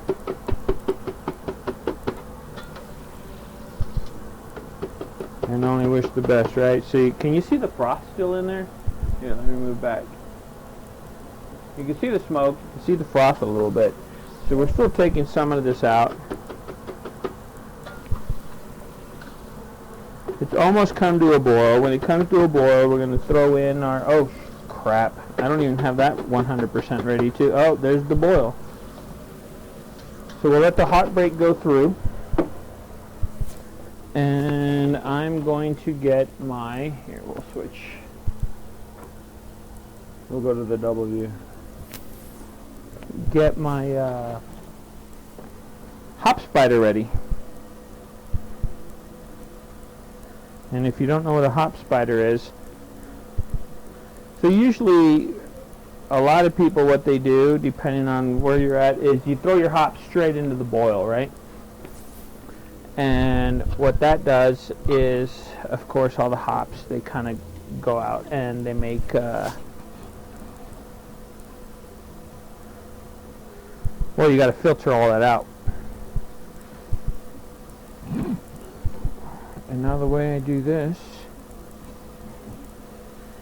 if I make a hop bag, then I don't necessarily have to filter it because all the hops stay in the hop bag.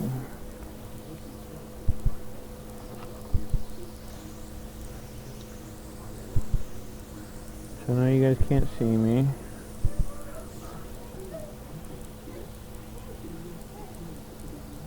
Ah, crap. I got this upside down.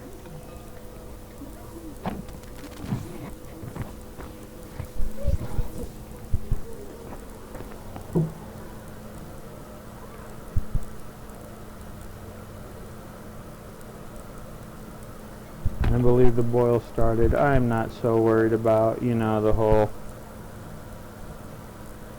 thing.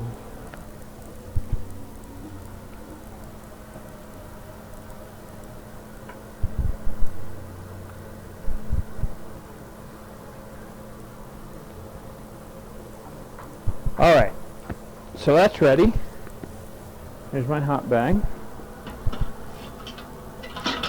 I'm going to go back to the other view so you can look at this boil, but I'm not sure this is going to last so long. The battery on that camera is going down. And we're going to add 1 ounce of Kent Goldings. They're going to go right in the hot bag. And it looks kind of twisted, so we're going to kind of untwist it. But at the same time, I'm going to start my boil timer. So that, I'm going to boil for an hour.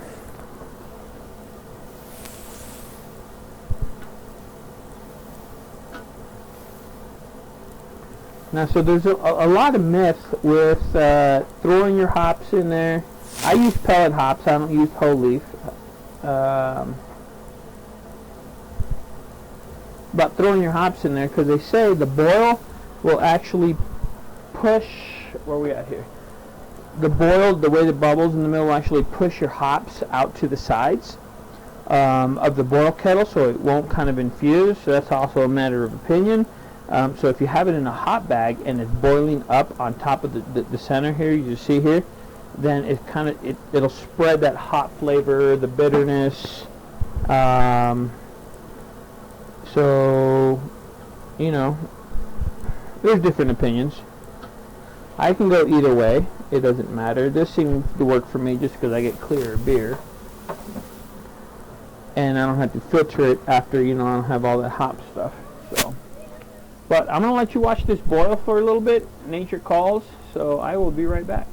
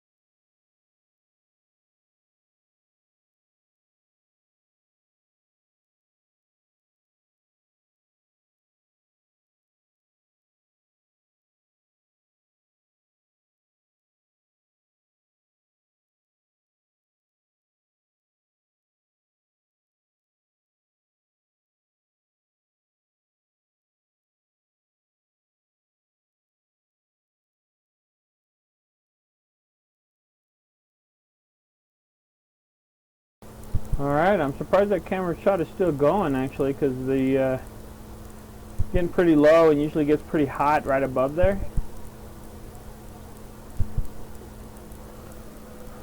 It's pretty hot. So I guess I gotta start getting my fermenter ready. A few other things. The kids were hungry, or are hungry, so I gotta get them a snack as well. We're only 6 minutes into the boil, so we still got some time. Anybody comment yet? Anybody agree, disagree? Anybody like, dislike? Really helps. Never really understood why people said, hey, like my video, but it actually does help. If anything, it gives me feedback on what you guys want to see. The thing I'm excited about today is I had a lot more, you know, people come in and say hi, whatnot. Ah, it smells so delicious in here.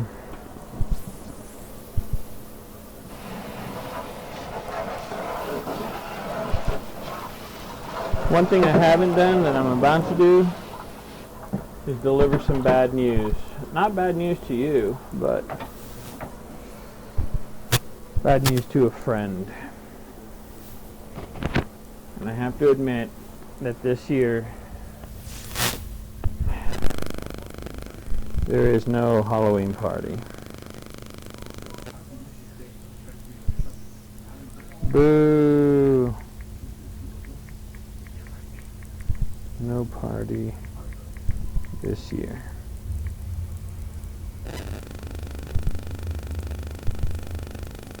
Because they come every year. Every year they're here. Does that rhyme?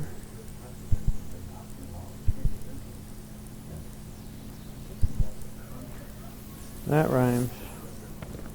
We're back down to 1. Dispatcher. Hold on, my kid's crying. You guys want to hear this interaction? I'm going to let you listen to this interaction. And these kids. Show you how whiny. What's going on? You want thirsty? And look, he's crying. What do you want, orange juice? Orange juice or apple juice? Apple juice. Jacob, you want some orange juice? You want some apple juice too? No, this one's Oscar's. Oscar, you want orange juice? You want milk? You have milk right in there. Okay, you want apple juice? Okay. And you want milk. This is what you guys don't hear. My patience, my calm. Anytime I'm here dealing with my kids, I have to enhance my calm. Because Oscar wants milk. So what does Daddy do? Gets him some milk. Here you go, milk. There you go. What do you say? Huh? You want some apple juice? I'm telling you, I just poured him a glass of milk.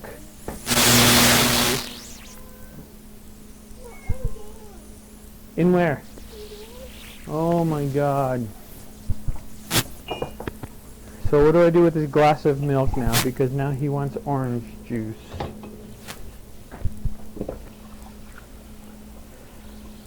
So I want everybody to think.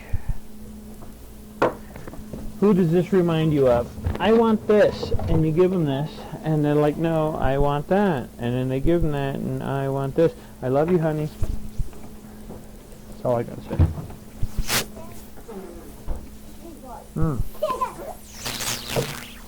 What do you say?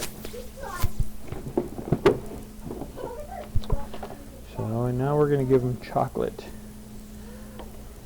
Here. You guys want chocolate?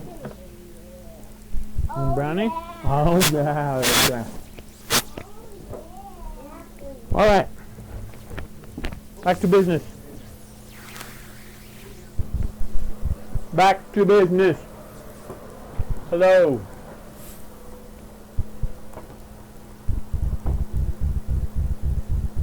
Wow, I'm real impressed with this camera.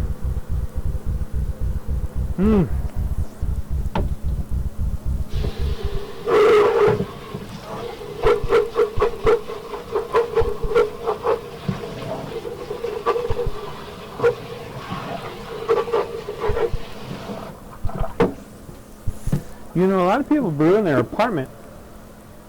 You don't have to have a whole brew room like this. You can brew in your apartment. You can brew in your garage. A lot of guys I know, they brew these 3-tier stand brewing contraptions, and they brew in their garage. What's weird is, you know, they even boil in their garage, like what's going on here.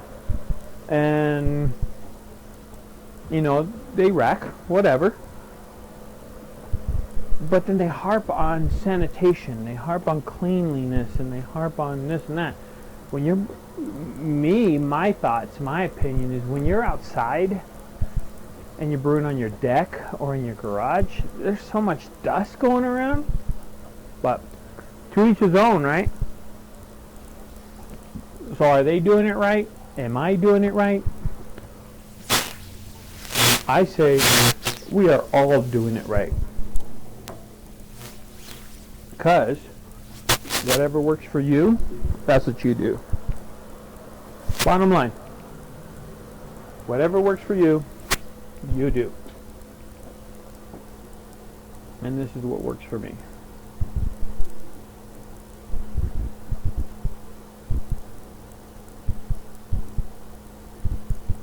I'm actually kind of bored without music.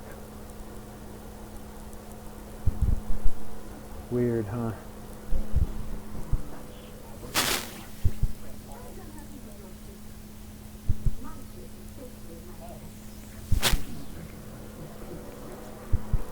So how is business? Is business good? I hope so. Obviously you're still there, so something's got to be good. Alright, so we are only 15 minutes into the boil. We got some time to go. We need to, I'm going to measure out, here, let me switch here.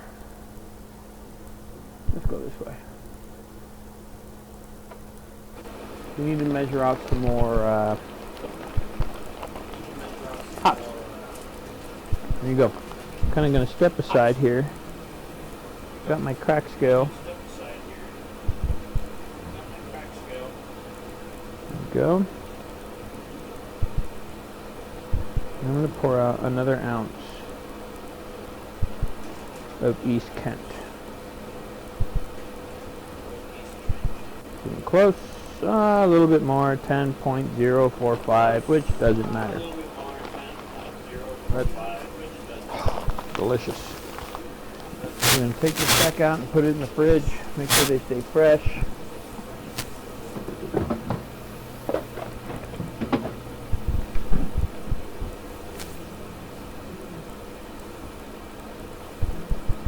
And they're fresh, so there's our other ounce. Damn, man, I still need to get my fermenter ready, right? We're 15 minutes. I got 45 minutes to do that. It's no problem. I'm actually going to bring it in here. Where are we at here? I'm actually going to bring it in over here. I'm going to bring it in here. I'm going to set it up here for you guys so you can see. I'm going to bring it in here. And hang on, I need clean. Hang on, I need clean. It should be clean from the last time. It should be got it clean in my from eye. the last time. But But like I said before, it's gonna touch my beer after like I said before, the boiling. Touch my, beer So we want to get it super clean. So let me go get that. I'll be right back. We'll talk you through it. So let me go get that. I'll be right back. We'll talk you through it. So now, hold on. I got my child saying he wants apple juice.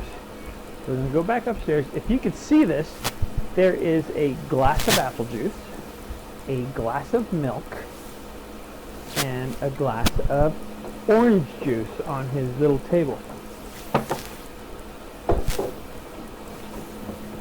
Indecisiveness? Yes, sir. Yeah. Here. I got a pen. I got an apple. Ooh.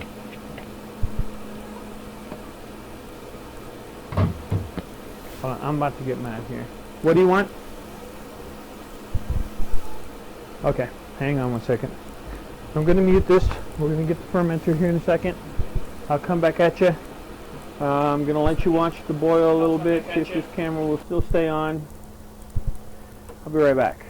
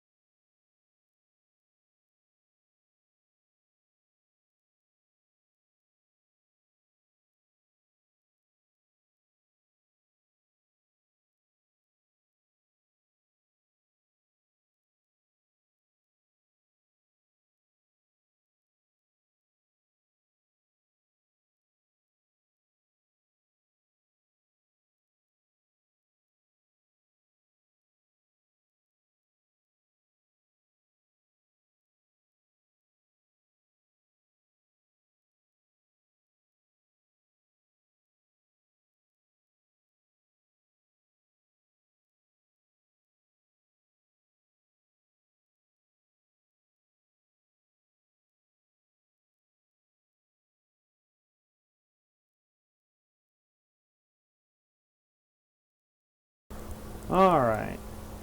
Man, daddy duty is tough. Not gonna lie to you. So there she is. My fermenter. This is actually the thermal well. My fermenter. This is Thermometer. actually the thermal well. Look at that. The batteries are dead. Thermometer. I gotta get changed batteries. Yeah, the batteries are dead. This dude is looking up, more up and up, isn't it? We're going to end up having to take this apart. No, it's clean. I know it's clean because I cleaned it before. So all we're going to do is kind of sanitize it. So all we're going to do is kind of sanitize it. And we're going to drop a lot of Star Sand. Sanitizer. Right? Sanitizer. We're going to go with everything that touches my beard. We're going to go with everything that touches my lid. beard. Beautiful, isn't it? Lid. All stainless steel. Beautiful, isn't it? And stick in there. Oh, you know Stainless that steel. gasket's in here. So I gotta get it out. Gaskets. You guys see that? You guys can't see that. So we'll go back up. But here's the gasket, the lid gasket. Here's Gonna the go in gasket, there. The lid gasket. And then, And, see if we can get this without busting a. We got a racking arm, which is gonna go in there. The thermal well I'm not gonna worry about because we're gonna just spray it in there. The thermal well I'm not going to worry But- about because we're going to just spray it in These there. tri-clamps I am. Tri-clamps I am. Alright. It all comes apart. One comes apart. I'm gonna open. Oh! Like a squirter. Oh, Who doesn't love a squirter, right? who doesn't love a squirter, right? And then our final piece is this little elbow arm. And our final piece is Sea this turtle. elbow arm. What is it? Sea turtle. Ugh, I love that smell. Can you see that? I wish I had my other. Oh, wait. Oh, no, it's up there, isn't it? Wish I had my other. Oh, wait. Here, let's switch it. Oh, here, I'll get it.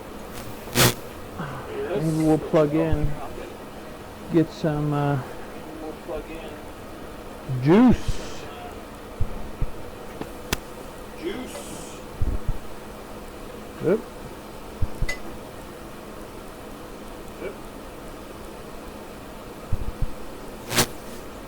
Can you see that behind me? We'll go with that. You see that behind me? So there it is. Masters Brew Tech. What? Where's the other one? I've got a very whiny kid today. Very, very whiny kid today, and that is Mr. Oscar. Right? We're going to do some spraying here.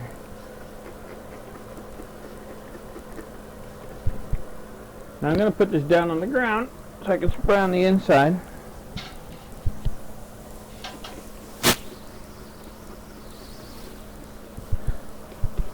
We're going to let that coat.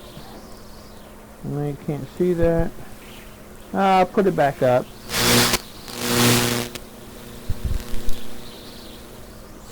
Alright, so you can see that. So it's not that big, right? Let it drip on there.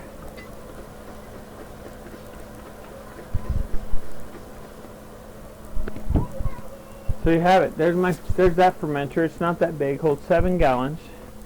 So to hold my full gallon, I'm got to get my pump back out. Now I'm going to end up having to make another bucket of Star Sand because the hoses that I'm going to use to transfer from the actual. Hi, Oscar. Brewing some beer, bud. Yeah?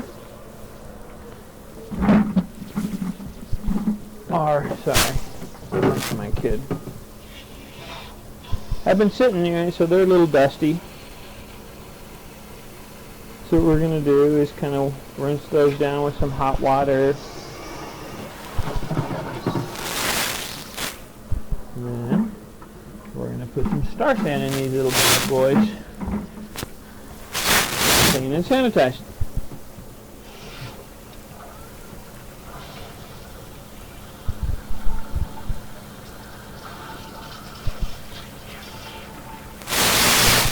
There's that. Bottle of, oh, you guys can't see me anymore, can you? We'll go to this double.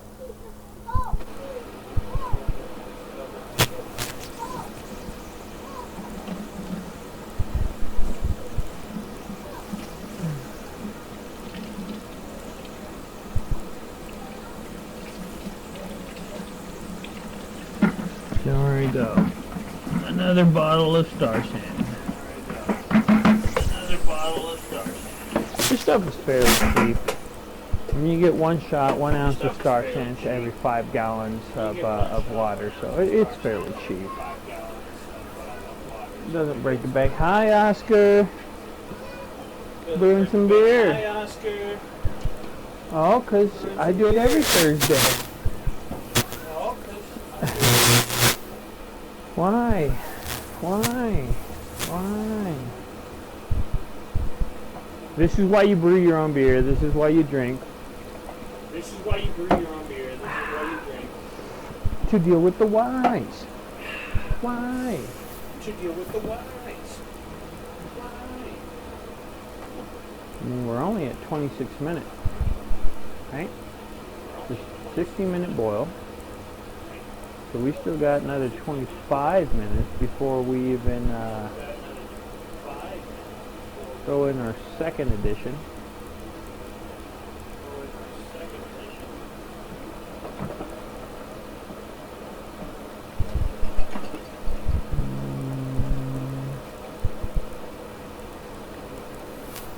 So that's that. I'm not going to worry about my lid till a little later. That's that. I'm not going to worry about my lid till a little later. What else do you want, man? What do you want from me? What else do you want, man? What do you want from me?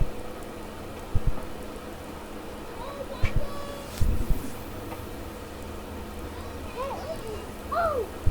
Oh! Oh! Oh! Yeah, Dad. Oh yeah, I can see how the lips are off and my camera's off. Yeah, okay. Oh! That's going to be annoying for some people, isn't it?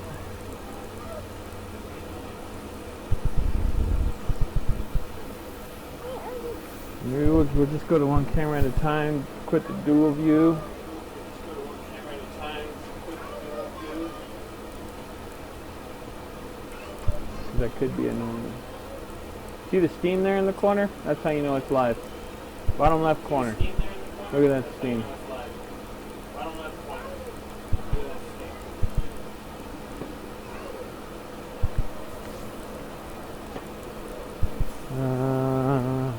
Oh, I gotta change these batteries, don't I?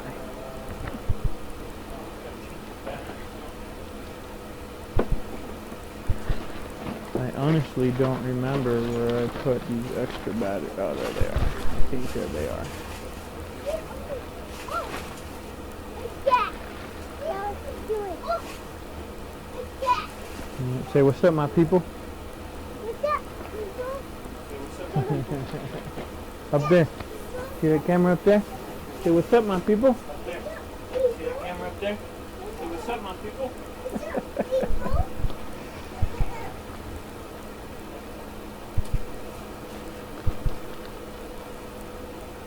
I gotta change some batteries.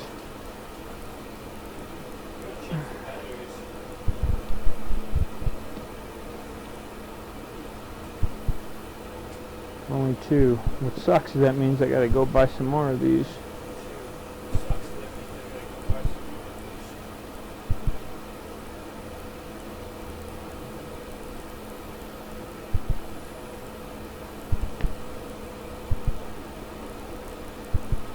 It was nice for SS,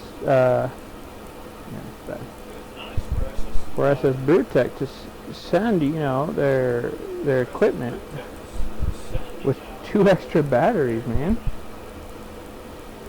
2 extra batteries. And I bought this quite some time ago, so it's not like these batteries go dead overnight, which I'm also very, very impressed with. That they don't go dead overnight.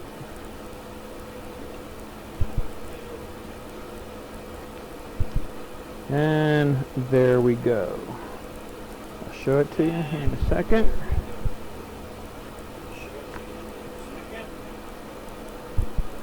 There we go. See? Back in There we go. business. Okay. Back. So that goes in there into the thermo well. So that goes in yeah, there. sure, we can add it. Into the thermal well. Yeah, sure, we can add And this will tell us it. And this will the tell us temperature of the liquid. Right now it's going to tell us the temperature of inside this fermenter, Right now it's which gonna is tell us the what, temperature 70 some odd inside this degrees, fermenter, 69.4 Celsius, or Fahrenheit, not Celsius. 69.4 Celsius. Not in Canada. I don't know. Deal with Celsius. A. Love those guys.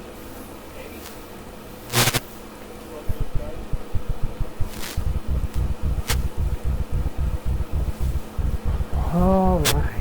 What do we have next, man? I don't know. It's kind of a waiting game. We're 30 minutes into the boil, so we still need, what, another 23 minutes before we add anything else at our second hop addition, which is another ounce of East Kent Golding. It's pretty exciting. You guys want to see my logo? Here we go. Ready?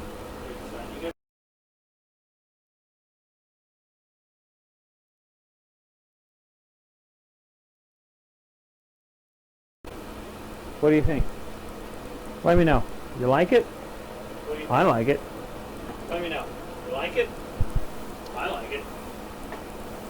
Give a little stir here. Give a little stir here.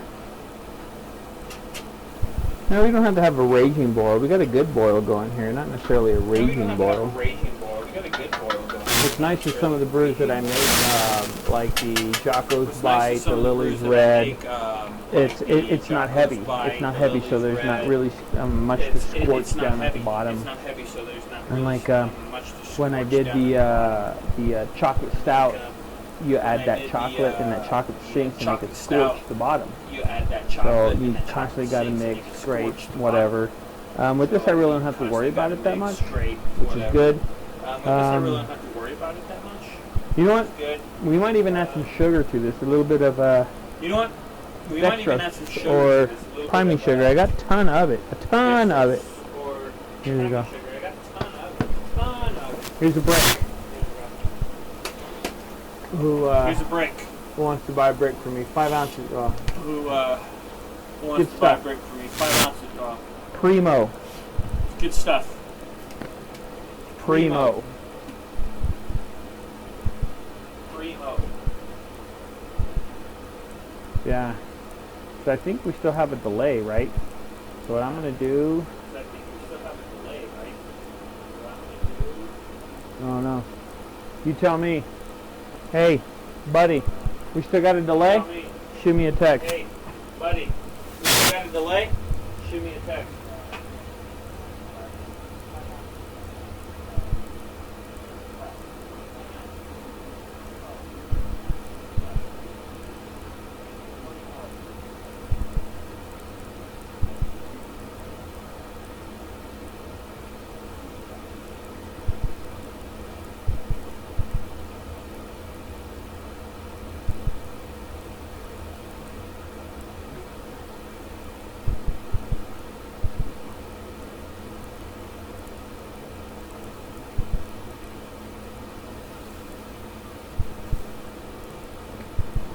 So to my understanding, there probably still is a little bit of delay. To my understanding, there probably still is a little bit of delay.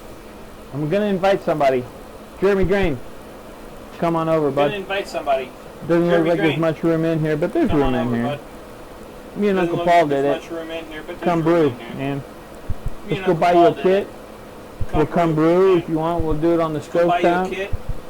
We'll come brew. The if you more want, people we'll do that it will on get the into stove brewing, top. the better this will be. The more people that will get into brewing, the better this will Let's be. shut them down. Make your own beer. Shut them You down. decide what you want in your beer. Have you ever had a beer and be like, oh, You chili decide would what be you great in this beer? Have you ever had a Or beer have you ever and had a be beer like, and think, chili oh, I would wish be it had great more of in this this or more of beer? that? Or You have can you ever do had a that. beer saying, I wish Okay? it had You more can of this add or more chili. of Make a that. chili beer. You can add lime. Make a lime beer.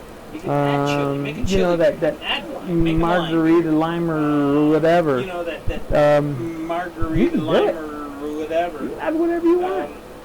You can do it. Like a lavender. Add whatever you want. Add a lavender beer. Like a lavender. Whatever, man. Everything's made into a spice Like, nowadays, right? So you can make your beer taste whatever everything's you made want. into a spice nowadays, You want it to right? taste like cotton candy? We can make it taste like cotton candy.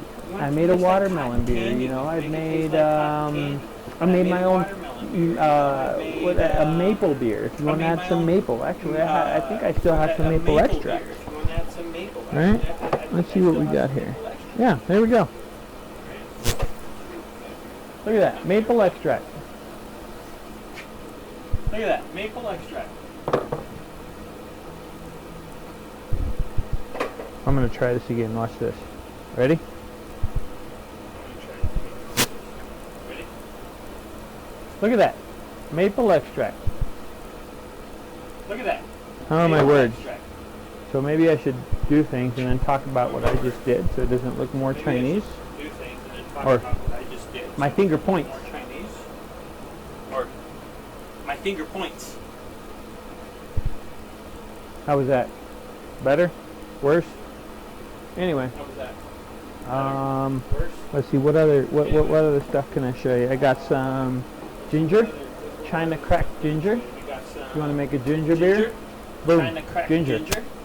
You want to Ooh. make a ginger beer? Boom. Ginger. That's might be an idea. Now this stuff, vanilla bean, vanilla bean. Now this stuff, vanilla bean. Vanilla bean. Mmm, smells good. Usually I use this for root beer. Smells Add good. extra into my Usually I root use beer. this Yes, for I make root beer. Add extra. So I mean, you can add anything. What's this? Indian sarsaparilla. Once again, that's good for root beer, but because I make my own root beer. That's good for root beer, but Point is you can add anything you want. Make it taste like anything you want. make it taste like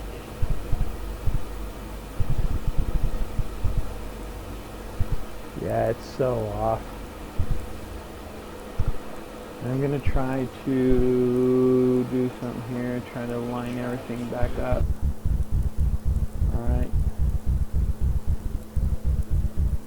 There. Does that line? Does this camera at least line up with my voice?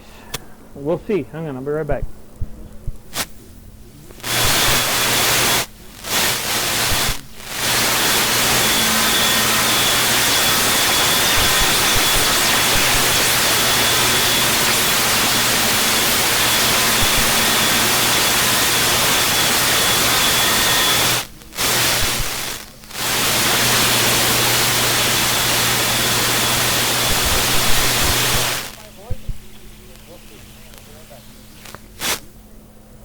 Apparently it does.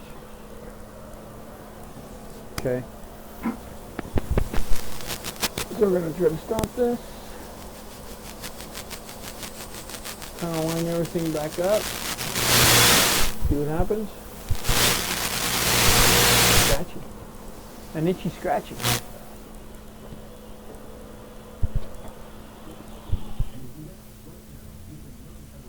Wow, I don't even know what that was.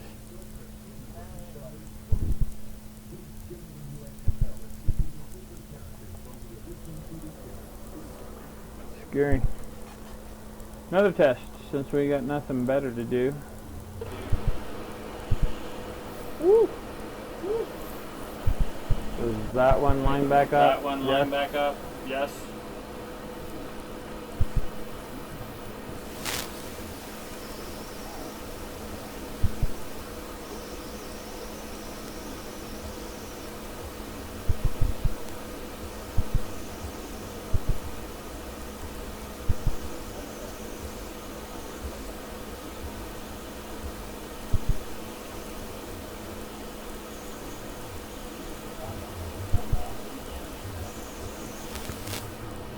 Looks like it's a little closer. It's a little closer. Makes sense. Makes sense. We'll change this one too. There we go. Who's watching? I appreciate Who's you. watching? I If you're appreciate still you. watching, You're still watching. I appreciate you watching. I appreciate Right you now we're in the watching. middle of our Right now boil, we're in the actually middle of dead our boil, center in the actually middle. That's dead 40 center. minutes, so we still got 40 minutes, so we 20 more minute boil, 20 15 more minutes minute till we boil, get to there. 15 minutes till we get to there. Gonna start my wart chiller. Start my wart chiller. What else do we need? What else do We're we gonna need? pump directly We're into gonna this pump guy directly here into this guy here. via pumps. Via pumps. Might start putting that back together. Putting that back together. What else do we got? What else do we got? I think that's it. That's pretty much the end of the process. I am going to add some more sugar to this, man. We're going to boost up our alcohol content just by adding that little bit of sugar.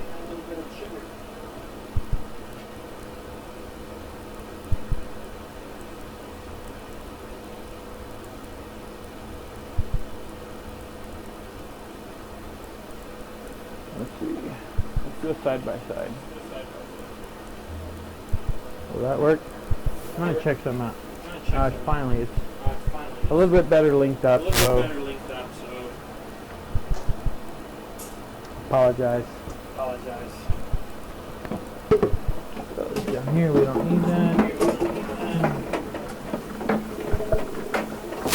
So this is my wort chiller. Alright, can everybody see that?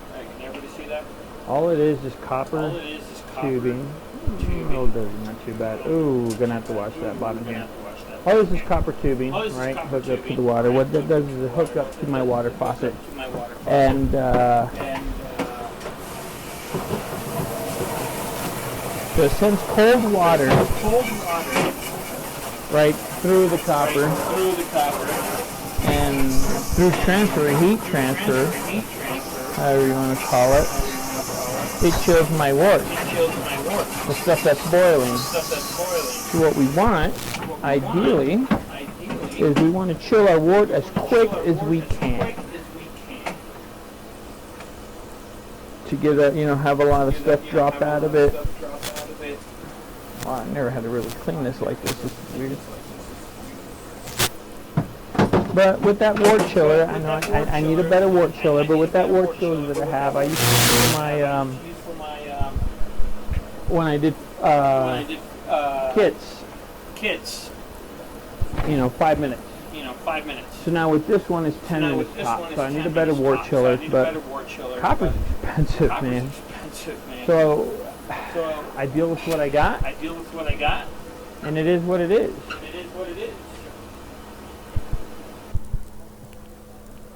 If you have to do with what you got, you have to deal with the equipment you can get your hands on. Eventually, I'm going to get rid of my wort chiller. I'm going to get rid of my pots. Believe it or not, that Monster Mash, my mash tun, I'm going to get rid of it. Maybe you can own it someday, right? But because I want an SS Brewtech mash infusion, but I mean that puppy, 10 gallons. There it is. That's how many bills. I need that many bills. But I also need to continuously brew beer, right? So my kits, I got to buy the kits. So you got to save up. But you do with what you have at the moment. You make your beer with what you have at the. You can make great quality beer with a beginner kit. Me, I decided to branch out. You want to start? I got stuff maybe laying around that you can buy off me if you want, maybe. You can get your own stuff, make your own stuff. That's just the way it is, the way it goes. But we'll continue on. I'm going to put this bad boy back together here in a second. You guys want to watch that kind of stuff off the side. Get this ready for the fermenter because we're about 15 minutes out from flame out. Oh, what happened here? Yep, we're 15 minutes away from flame out. So let's get this bad boy back together.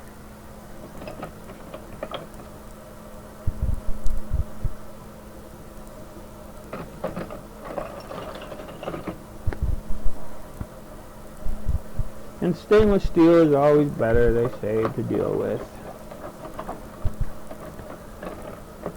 Oops.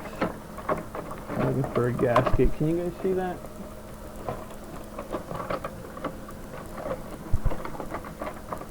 Ordered some new gaskets for this little guy here. And these are called tri-clover clamps. Believe it or not, the big breweries, this is exactly what they use right here, the tri-clover clamps.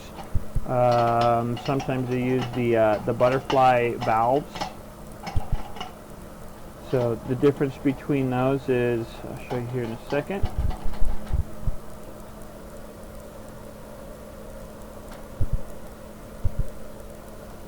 Squeeze that down. So this is a ball lock, three-piece ball lock valve.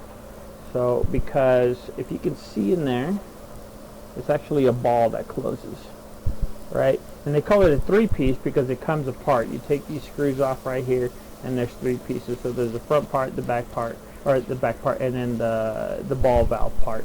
So every once in a while, you want to take those apart and clean those up. But mine are good for now. I know it smells like something else is burning.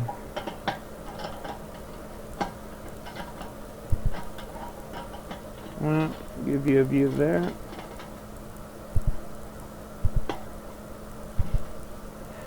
Close that little guy up there. I'm gonna go check on something, man, because I gotta go check on these kids, see what they're doing. So you guys watch that fermenter for a second. Let me know if something's wrong with it. And it sounds like they're good. While I'm up here, I'm gonna check.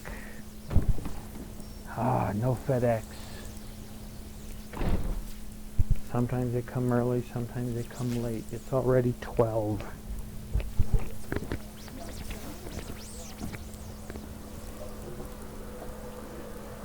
So back to this guy. So this valve here, right, so this is the conical fermenter, and the beer sits to about, well, through the whole thing, right? But then you add your yeast, and as your yeast eats, it's going to drop out. So it's going to drop out into here, and it's going to kind of funnel down into here. And then it'll stop, hopefully right about here, right, your funnel. So all this is nice fermented beer, all right? So when you siphon it out of here, it's going to be clear. And I'll show you there's a racking arm, right? And then through here you have your dump valve, which from here down is going to be trub, which is going to be some of your hop sediment, some of the proteins that are in there. It's all going to settle out. And your yeast is going to settle out as well. And then you can actually wash your yeast. You dump this out and then you wash your yeast so you can use it again.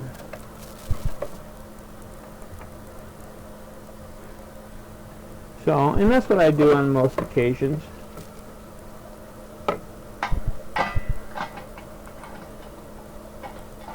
Right, now what I do, man.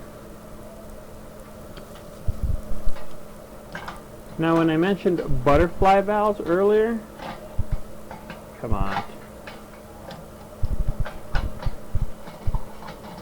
Is you can look them up, but let me put this on softly. Where are we at here? We're getting close, 5 minutes. 10 minutes left to boil, so I'm going to step away from here and I'm going to put my,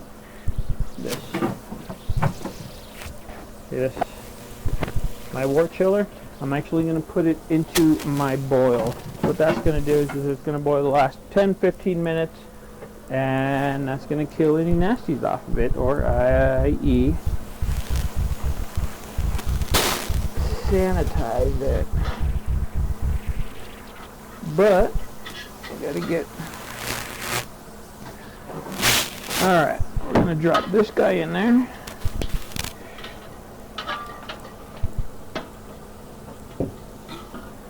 Put our. Uh-oh.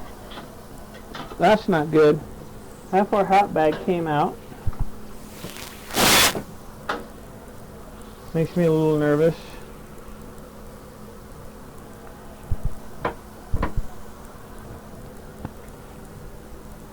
But what can we do? Try to save it a little bit. There you go. Back to here, right? So I got my wort chiller in there in the boil, and we'll get back to this guy here. So anyway, there's this. Let me get my racking cane. This is racking cane that goes in here. That goes inside, right? And it goes on the other side of this, and we point it down. What that does is as everything settles, it goes off here, right? And then if I turn this, it'll turn this cane sideways or anything. So I always go clockwise. I'm going to loosen this a little bit. We'll go sideways.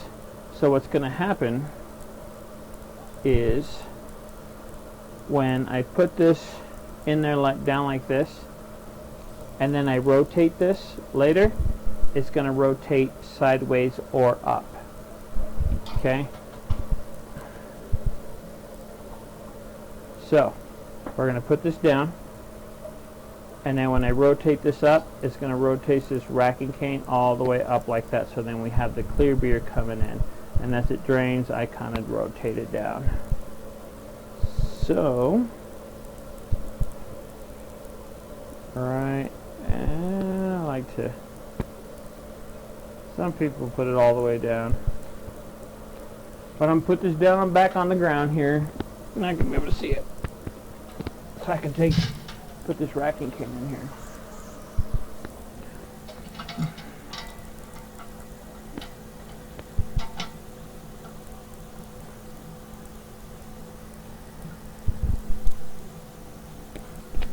And that's how that works. Put it back up so you can see it. Now I've got this. Sorry, I'm going to put this back down. This thing's not light either, man. It's stainless steel, so it's pretty. It's light, but it's still kind of heavy. I'm going to throw this star stand in here. Oh! I left the valve open. Dummy. So it keeps everything kind of clean. Right?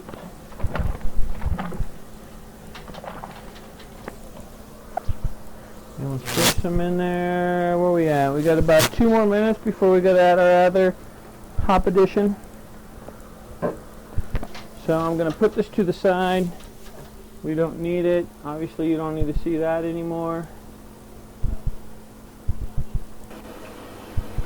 We're going to go this way.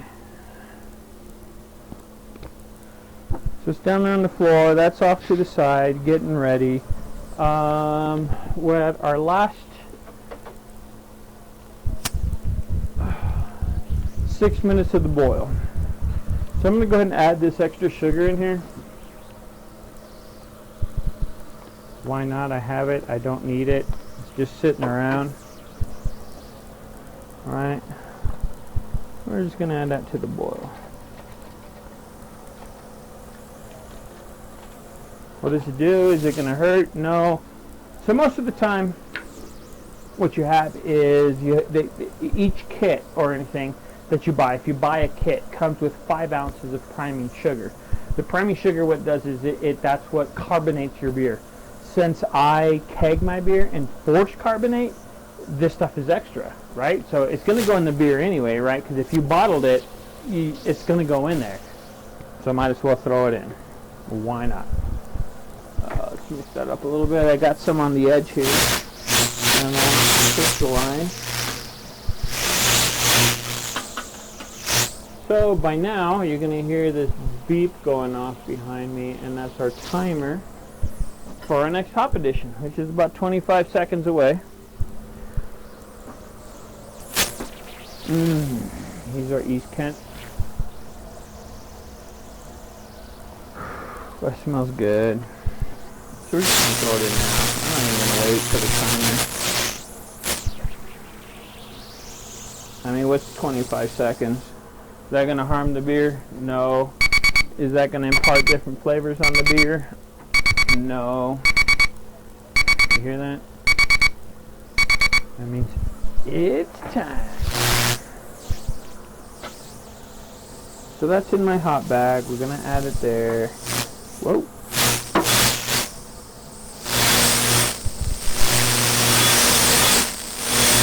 Let me grab this one.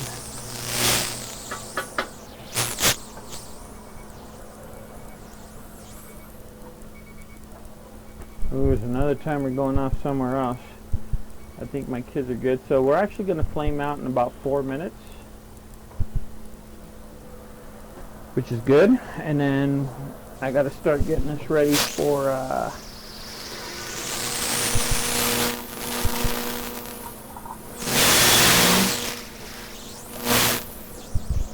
Here's my lid, which we're about to spray down here in a second. I gotta swap out some hoses.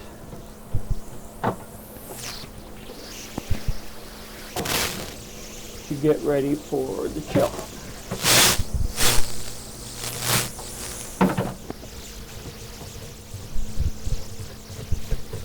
Who likes this so far? You like it? Like my video. Hit like at the bottom. If you're on YouTube, you're obviously on YouTube, right? Hit the thumbs up. It takes 2 seconds. Not only does it take 2 seconds, but it helps me out.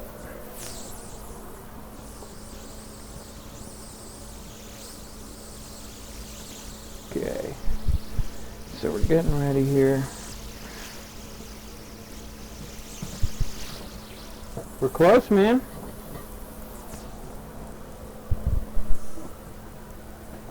FedEx should be here any minute now too, so I'm actually going to go run upstairs real quick and check outside.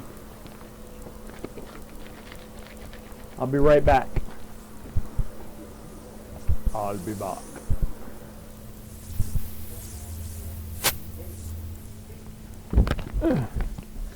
Even though I'm really not that back. I think they're supposed to knock on my door, right? Still not here. I bet you this is the one day that the FedEx guy isn't going to come till like 3 p.m.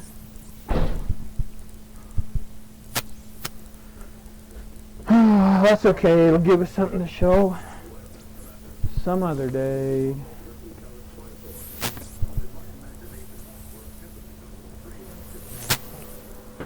It hurts my feelings.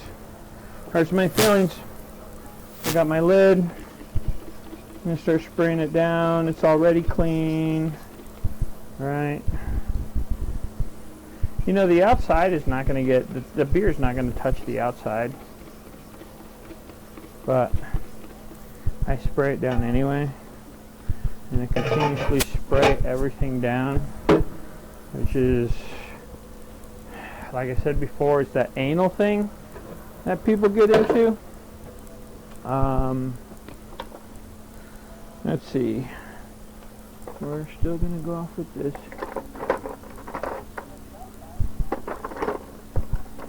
I don't get into it until after the boil. That's when the anal thing kicks in on me. Got my stopper. We'll throw that guy in there. And then some Star Sand, right?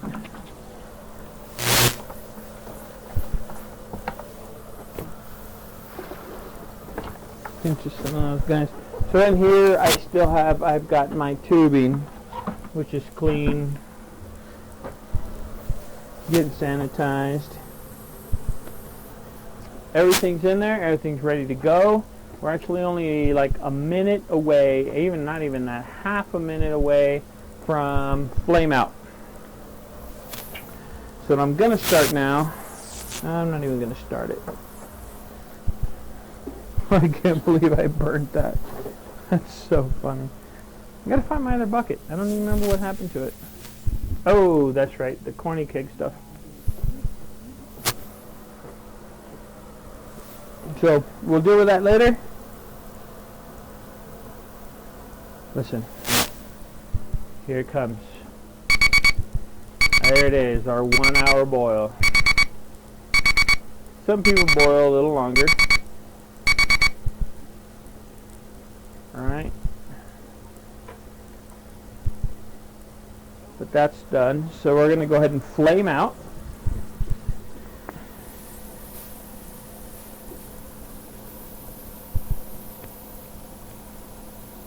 Let that go out. Okay. We're going to start our cold water run. Now at the other end is going to be burning. Yep, burning that hot water. And I just burned myself. Didn't I say I burned myself a couple times? Didn't I say that? Ugh. Hate it. Uh-oh. I'm being beckoned by a child.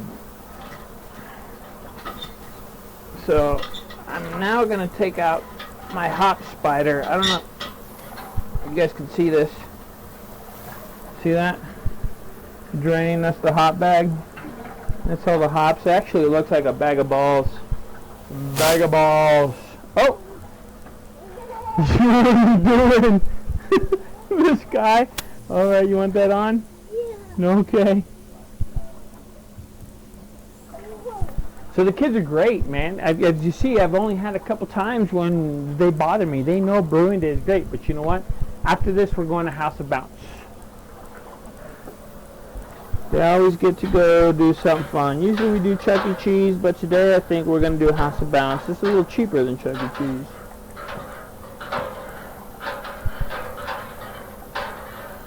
Alright, on top of that, let me see if I can go find my other spray bottle. Be right back. Well, I always say I'll be right back, but I can always talk to you guys, can't I? And I don't know where my other water bottle is. Spray bottle. I think this is... That's bad stuff.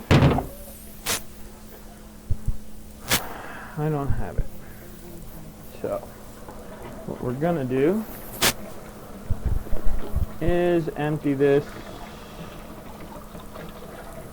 the star sand out of this guy, and go fill it with water.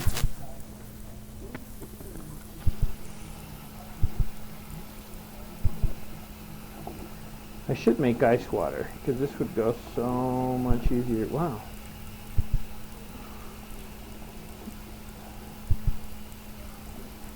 And my water out of the tap. Pretty good drinking water.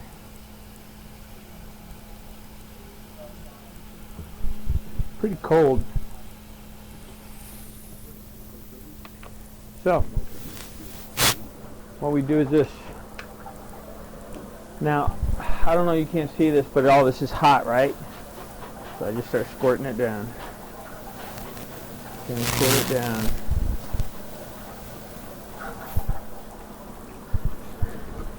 They do have wort chillers, different ones, the inline wort chillers, but once again, money, money, money, money. Alright, something I lack. So, you do it this way.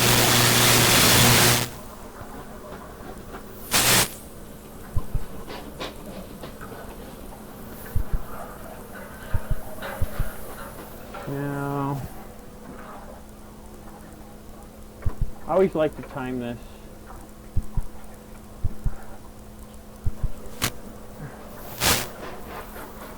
Because the quicker I can get it down below 70 degrees, the better. Because essentially that's our target, right? 70 degrees, 65 more over, so you can pitch your yeast. But I don't mind pitching it at 70. So I think the rules are is under 80 degrees and you're good. But you know,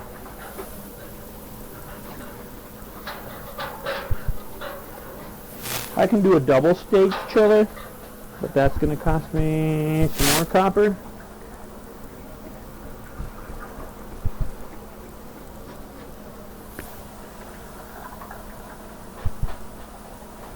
Oh, I didn't think of that, adding that double. Now, you guys can't see my floor, but it's a cement floor. There's a drain right in the middle of the room. So when water hits the ground, not a big deal. Not a big deal. Who's still watching, man? Who's still enjoying? What's up? Thank you. Thank you. I appreciate you. I appreciate your time.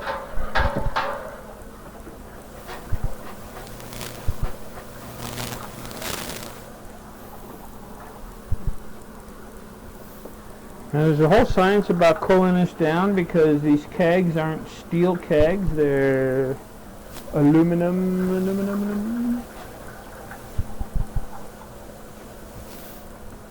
And why do you think they put beer in aluminum cans? Why? Because it chills like a mofo. right? You can put a cold or a warm beer. Hell, you can put a warm beer in the stream while you're fishing, and it'll get pretty cold if your stream is cold, right? That's why these kegs are made of aluminum.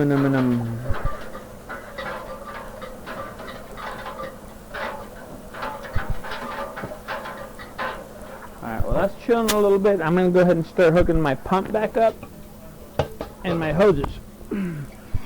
And we'll go for a different shot for that because it's kind of cool, I guess, to watch beer pumped into something else. Kind of cool.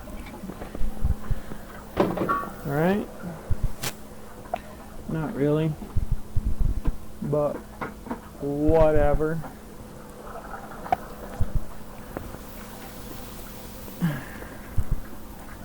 This is in. And I'm going to drain. See if I can get all this out of here. Oh, that's gonna spill.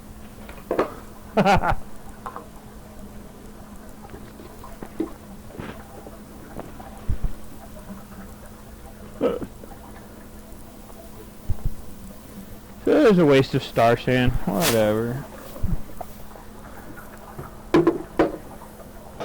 Get that up here.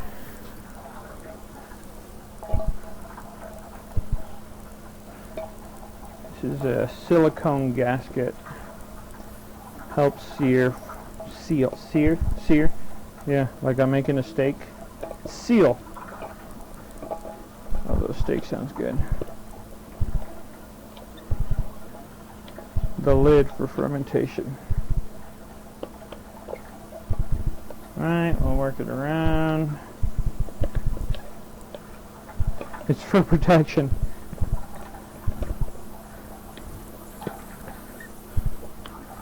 Who has ever disagreed that protection is a good thing? It is homecoming week, month for schools. But since I did touch it with my hand, we'll give it another little whirl of. That's not going to hurt the beer. Right. I'll get a better shot of this down here when I put the yeast in and when we start doing the actual beer transfer. So I'm going to get my hoses hooked up, and we'll go with the mobile camera. Where's that? There it is. And we'll make sure you guys get a picture of all that.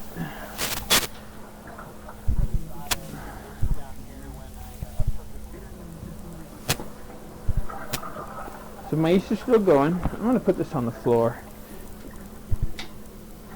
So I did spill a lot of shysta.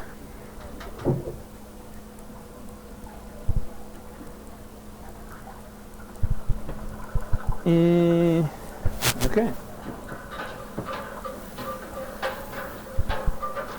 So I'm sure that's done draining. The balls, look. Does that not look like balls? Can you guys see that? No, they're not the size of your balls, even though they're pretty big.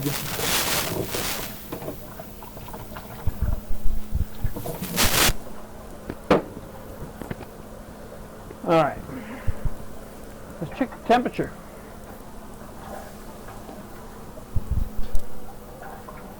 It's going to take a while.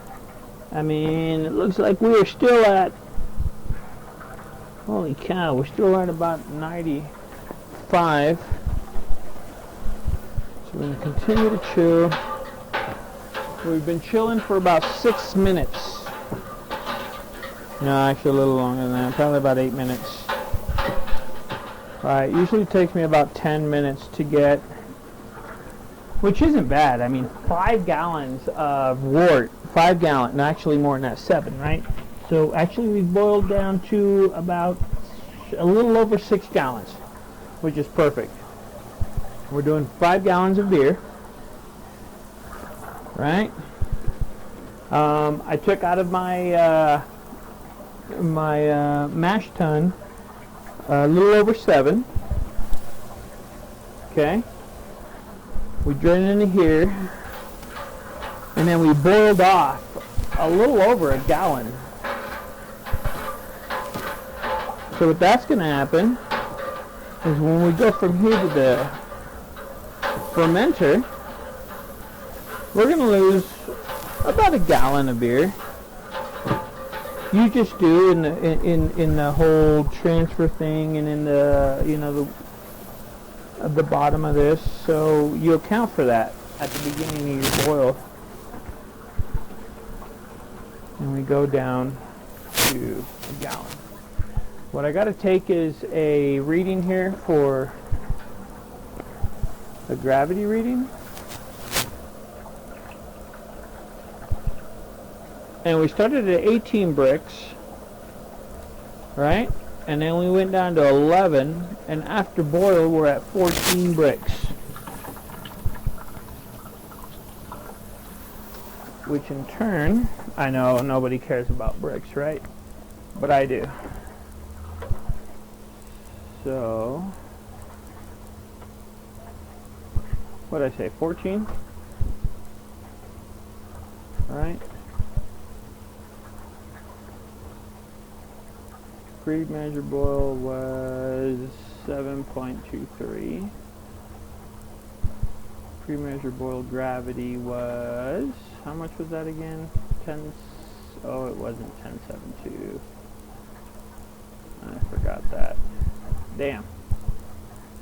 Pre-measure pre-boil 7.3, pre-boil 10.47. That's about right.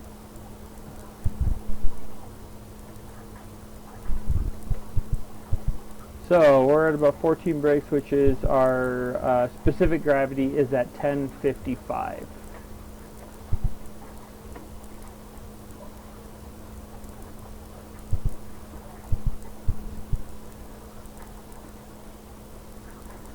Which we're going to lose here in a second. Damn, man. That's alright. So we're right on target. We're pretty close. We need to get to... Okay, so it's a little under, which puts us at like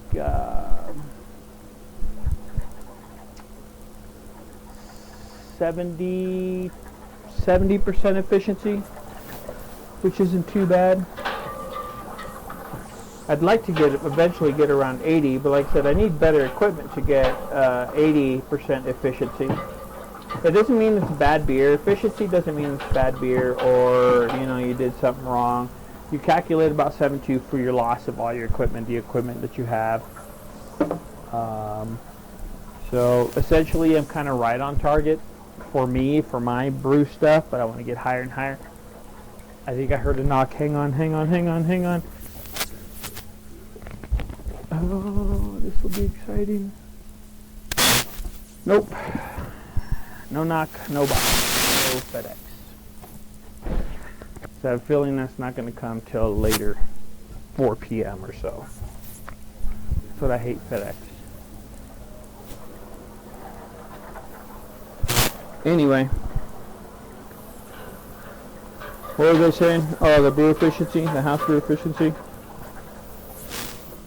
So I guess we're kind of right on target. Oops. Which isn't too bad. Can't complain. Wants a better view for now. Alright guys, so we're still cooling down a little bit. You can hear the water running in the background. There's not really much else, right? So this transfer, you got to see this transfer. This transfer is pretty cool.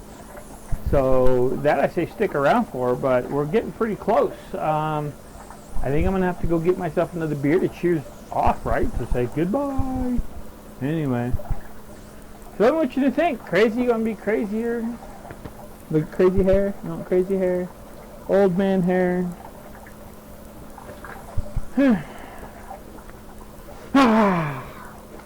No!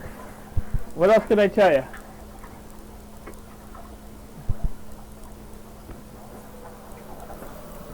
Getting close.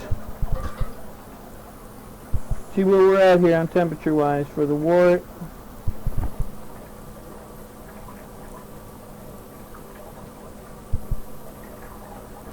We're down to about 78 degrees in, well, I don't have my timer up.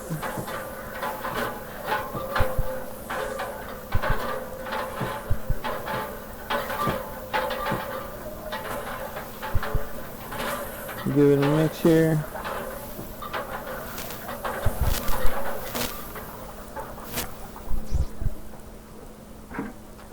Which is not bad, coming from what, 235 degrees is boiling or something like that. I could be wrong.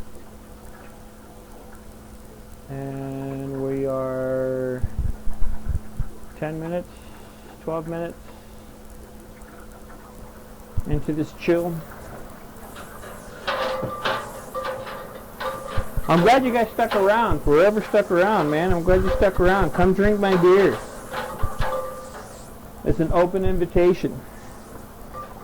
Come tomorrow. You guys want to come over tomorrow? Elise is gone. You want to come before noon? Fine, come before noon. Come drink.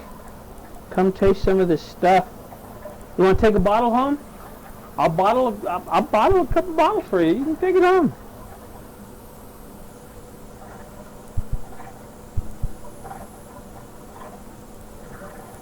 Let your wife taste it.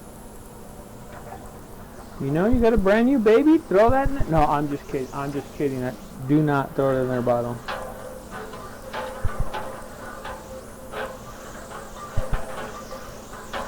My kids get excited when I make their root beer. Right now on keg I have made them a cream soda. I think Elise likes that cream soda more than the kids do. The kids really like the root beer. It's good too. I come home for lunch and you got root beer. You know, we tried the Soda Stream for a while. I wanted the Soda Stream so bad. Make your own soda at home. And we used it for a while. It was good. But now that I do this and we can get 5 gallons of soda. That's what I use.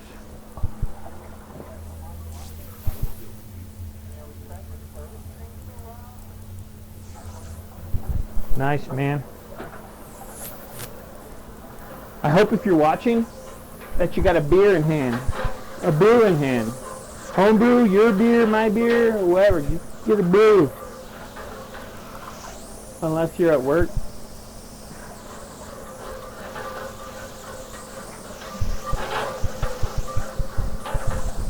Sorry, I feel bad for saying that. If you're at work.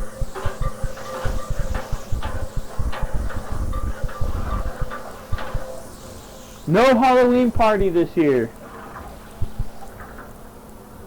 What is wrong? Alright, so actually we are...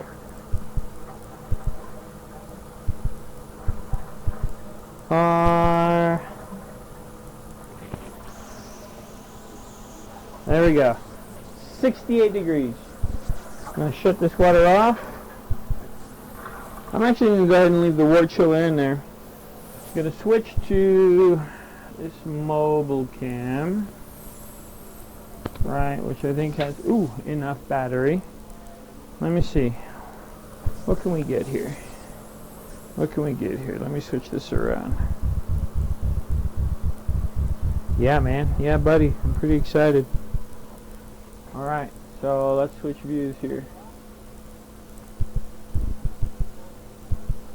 Hold on, let's switch back. Because some of you have been complaining about the voice being off Chinese movie. We're going to start that again. We're going to go to it. There we go. Let's switch. So here we go. Here's the transfer. I'm going to go from... Oh. There we go. We're going to go from this keg, right?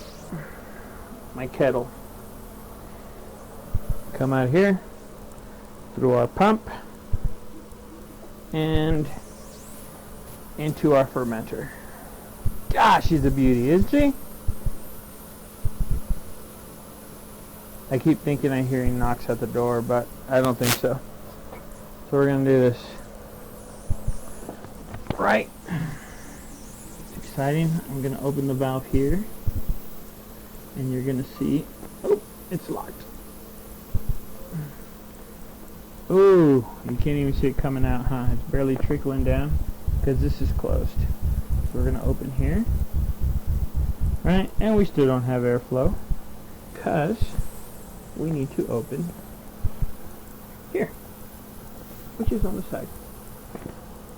There we go. Ooh, look at that beer flow through there. Look, it's already flowing into here, man. I don't even have to start the pump. You see that? Just gravity itself. But, uh-oh, something's not locked. Ooh, had a little bit of beer spillage down there. See that? We gotta make sure everything's locked. Another rookie mistake. But see that? Oh, it's still going in. We're gonna turn this a little bit. Turn this racking cane down. So there, it's down. And I'm actually gonna go ahead and start the pump because we're gonna get pretty low. Whoa. There's my pump. And of course I tangled it. Oh man. This is the best. The absolute best. See it flowing into there? Uh-oh. Uh-oh.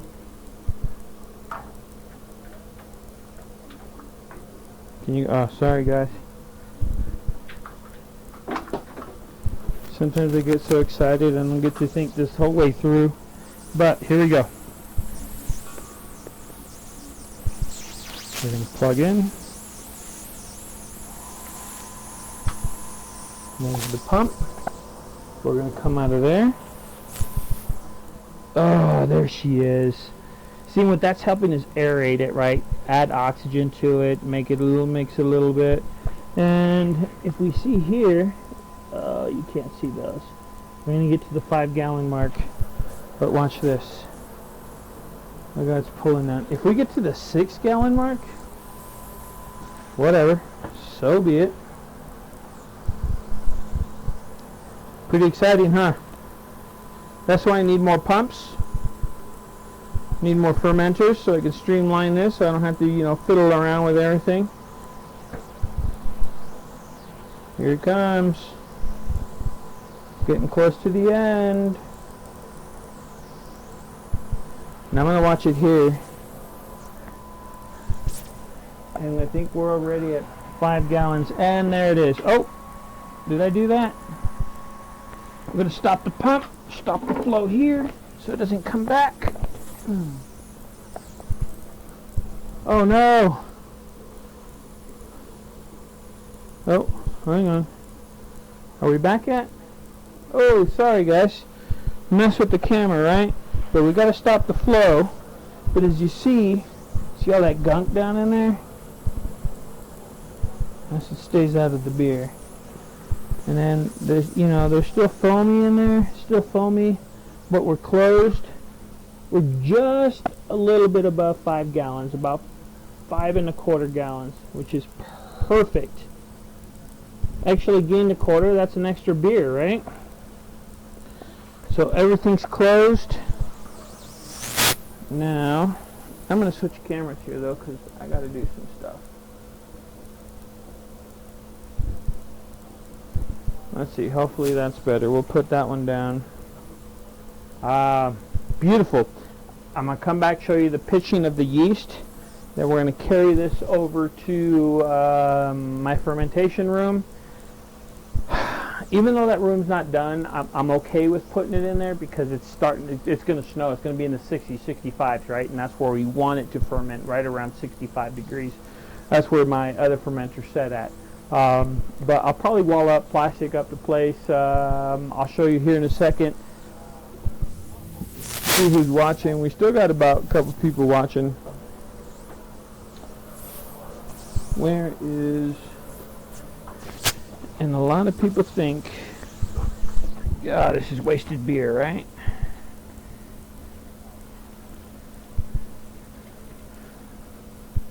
Yeah, depends on how you look at it. I guess it is. I guess it's not.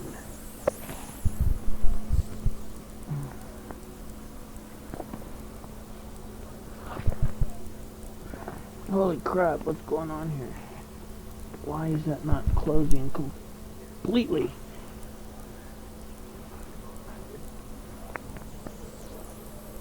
Woo! Pop goes the weasel. Did I just call myself a weasel? I think I did. So there's going to be a lot of cleaning involved. I still got about an hour of cleaning, believe it or not. So after I sign off with you guys. But you guys don't want to see the cleaning. All you guys want to see is the beer stuff. So we still got a few more minutes of beer stuff to go. Got to worry about that. I'm actually maybe even going to... I'm not going to oxygenate a little bit. I'll show you oxygenation later. I have an oxygen tank. I need oxygen. I have an oxygen. Hold on. I'll be right back. Perfect. This is how somebody can help me. So, you usually have to oxygenate your wort, and you can get bottles of oxygen, right? They're not 100%. This is 100% oxygen, which I have. If you can tell me a way that you can refill my bottle of oxygen, please tell me, because I love to use 100% pure oxygen. Okay, so I got this little bottle. Trade me out a bottle. Help me out. You want a donation? Donate me a bottle. Okay? So what oxygenation does is it helps the beer. We need to get as much oxygen as before, or during fermentation, with the fermentation, so that yeast has something to live off of to eat. Shit. Where's my lid? Here it is. Alright, we're going to put the lid on. I'm going to go grab the yeast real quick. But before I do that, like I said, there's always something to do. Always something to clean. Alright. I usually have to clean my floor afterwards. But, there we go. I still got to. I should have left the hoses on my pump because I still got to clean that. Run some cleaning solution to it. But let me go get my yeast. I'll be right back. And I've got to go to the nature calls.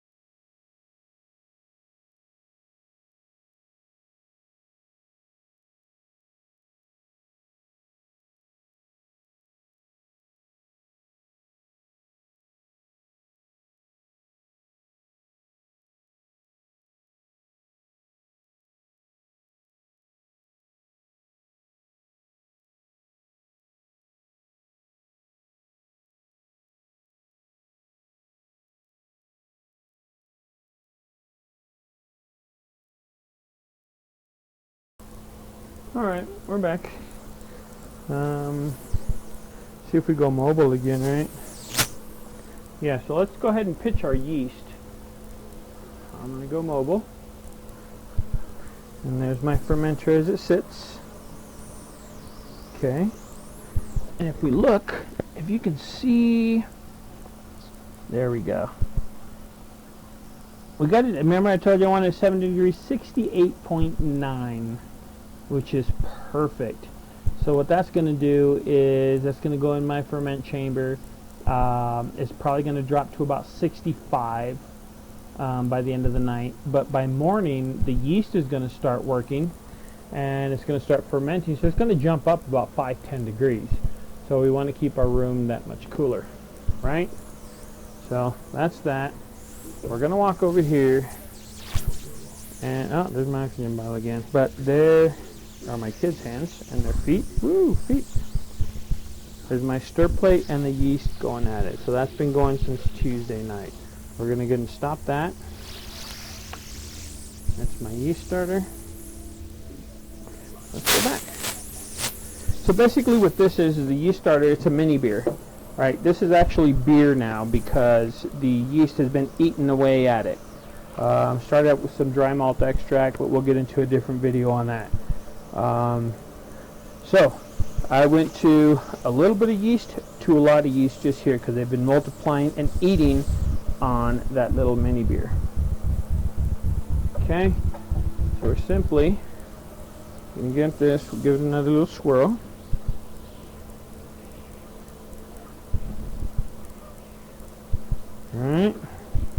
Alright, should we take a gravity reading? Let's take a gravity reading. We'll just get this, dip into there. Remember this number, okay? Oh yeah, good stuff. We're going to call that 13 bricks. Good stuff. And here, I'll show you, I'm going to show you. Ooh, that's horrible, huh? Well, so is the other. So if I go here and we switch, so this is how I do it. It was at 14. 13 bricks is going to give us 1051 gravity, right? Specific gravity. If we go to our session, 1051, well, we're still a little under, which is all right, which is going to give us actually, so with my measured gravity and everything, it's still going to give us 6.3 ABV. Estimated ABV is 6.3 or 6% alcohol, which isn't a bad thing, is it? No, I can live with that. We can't live with that. That's stronger beer than normal. All right, so we're back. This is our mini beer slash AKA yeast starter. This is our Lily's Red that we're going to go into, and this is all we do right here.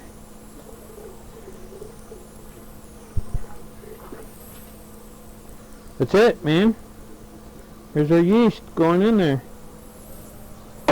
That's all I do. Okay, I'm going to cap it back off.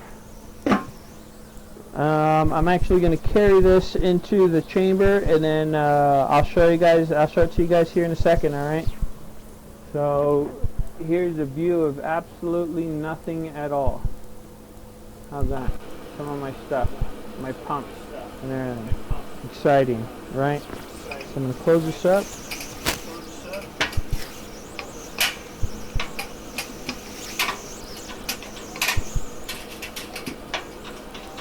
I'm going to get casters for this so I can just roll it over this. But for now, I'm going to use my power and carry it.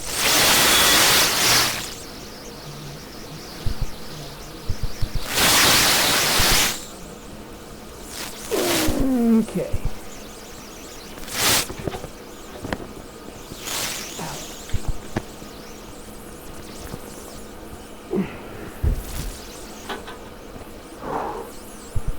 Whew, that's heavy.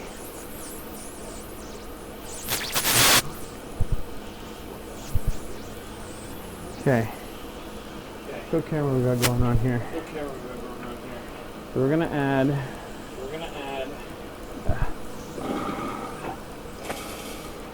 An airlock.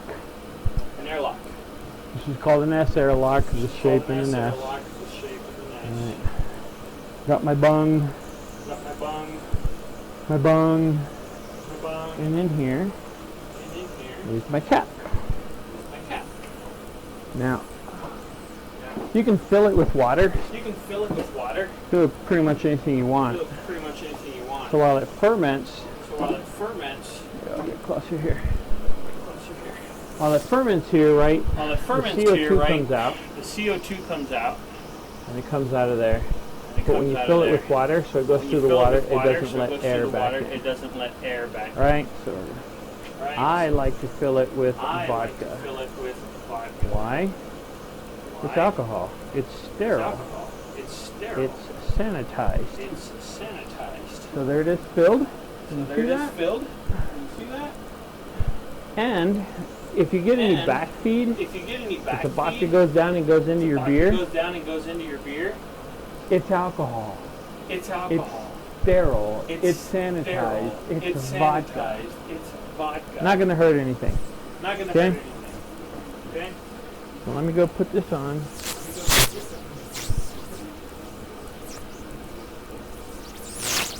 And then I don't have a light in here yet. I need to get one, don't I? No, but I do got a little flashlight. We'll do that.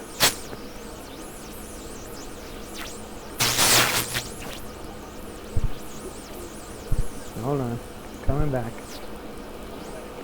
Let's go mobile again. Hi. How are ya? Missed ya. No, not really. I don't even like you guys. I'll show you that here in a second. So, we're going into my ferment room. We'll switch it around. And there it is. So there's my carboys I was talking to you about. There's a little bit more. There's my fermenting chamber before. That's the chocolate stout that I wanted to rack today. That of course you guys won't see today because I'll just videotape it or whatnot. But, can you see that? We'll go up. Oh my goodness. Ooh, there's a little dent. So there is the airlock. What eventually we'll move to is a blow-off tube.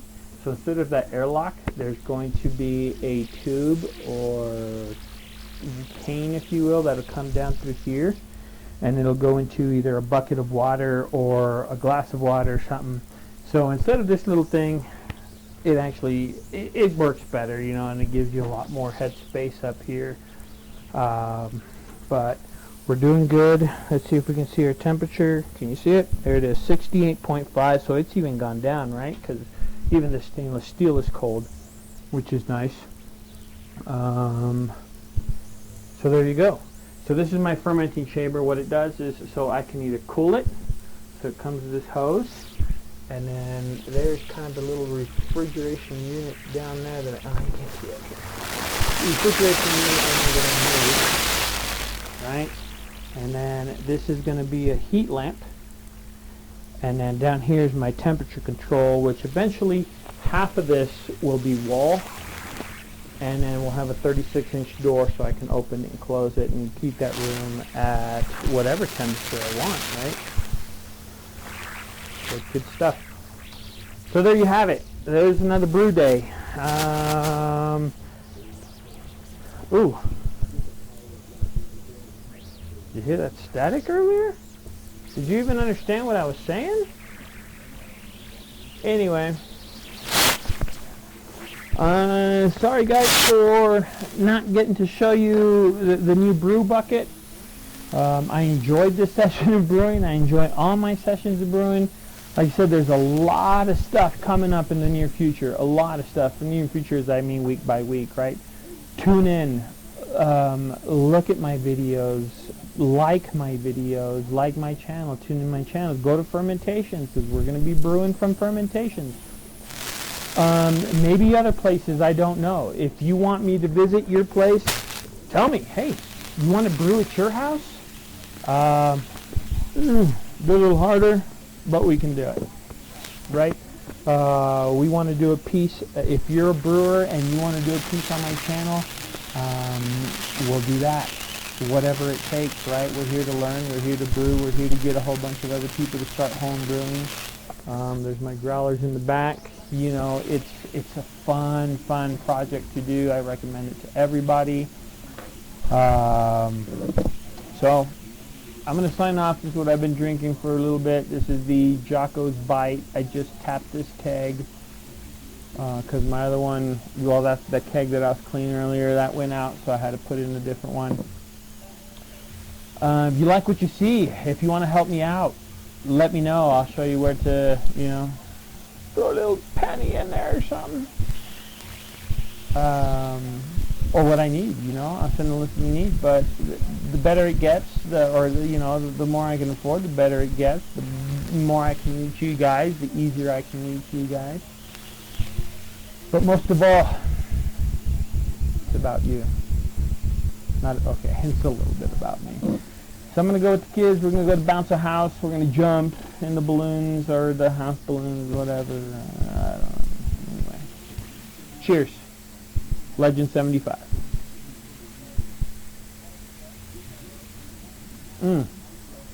That's good. In order for me to sign off, I got to go in the brew room and say bye, right? Hit a button. I'm going to have one more drink with you guys.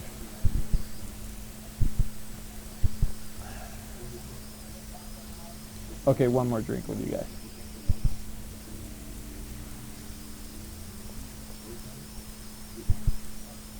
Yeah, one more drink with you guys.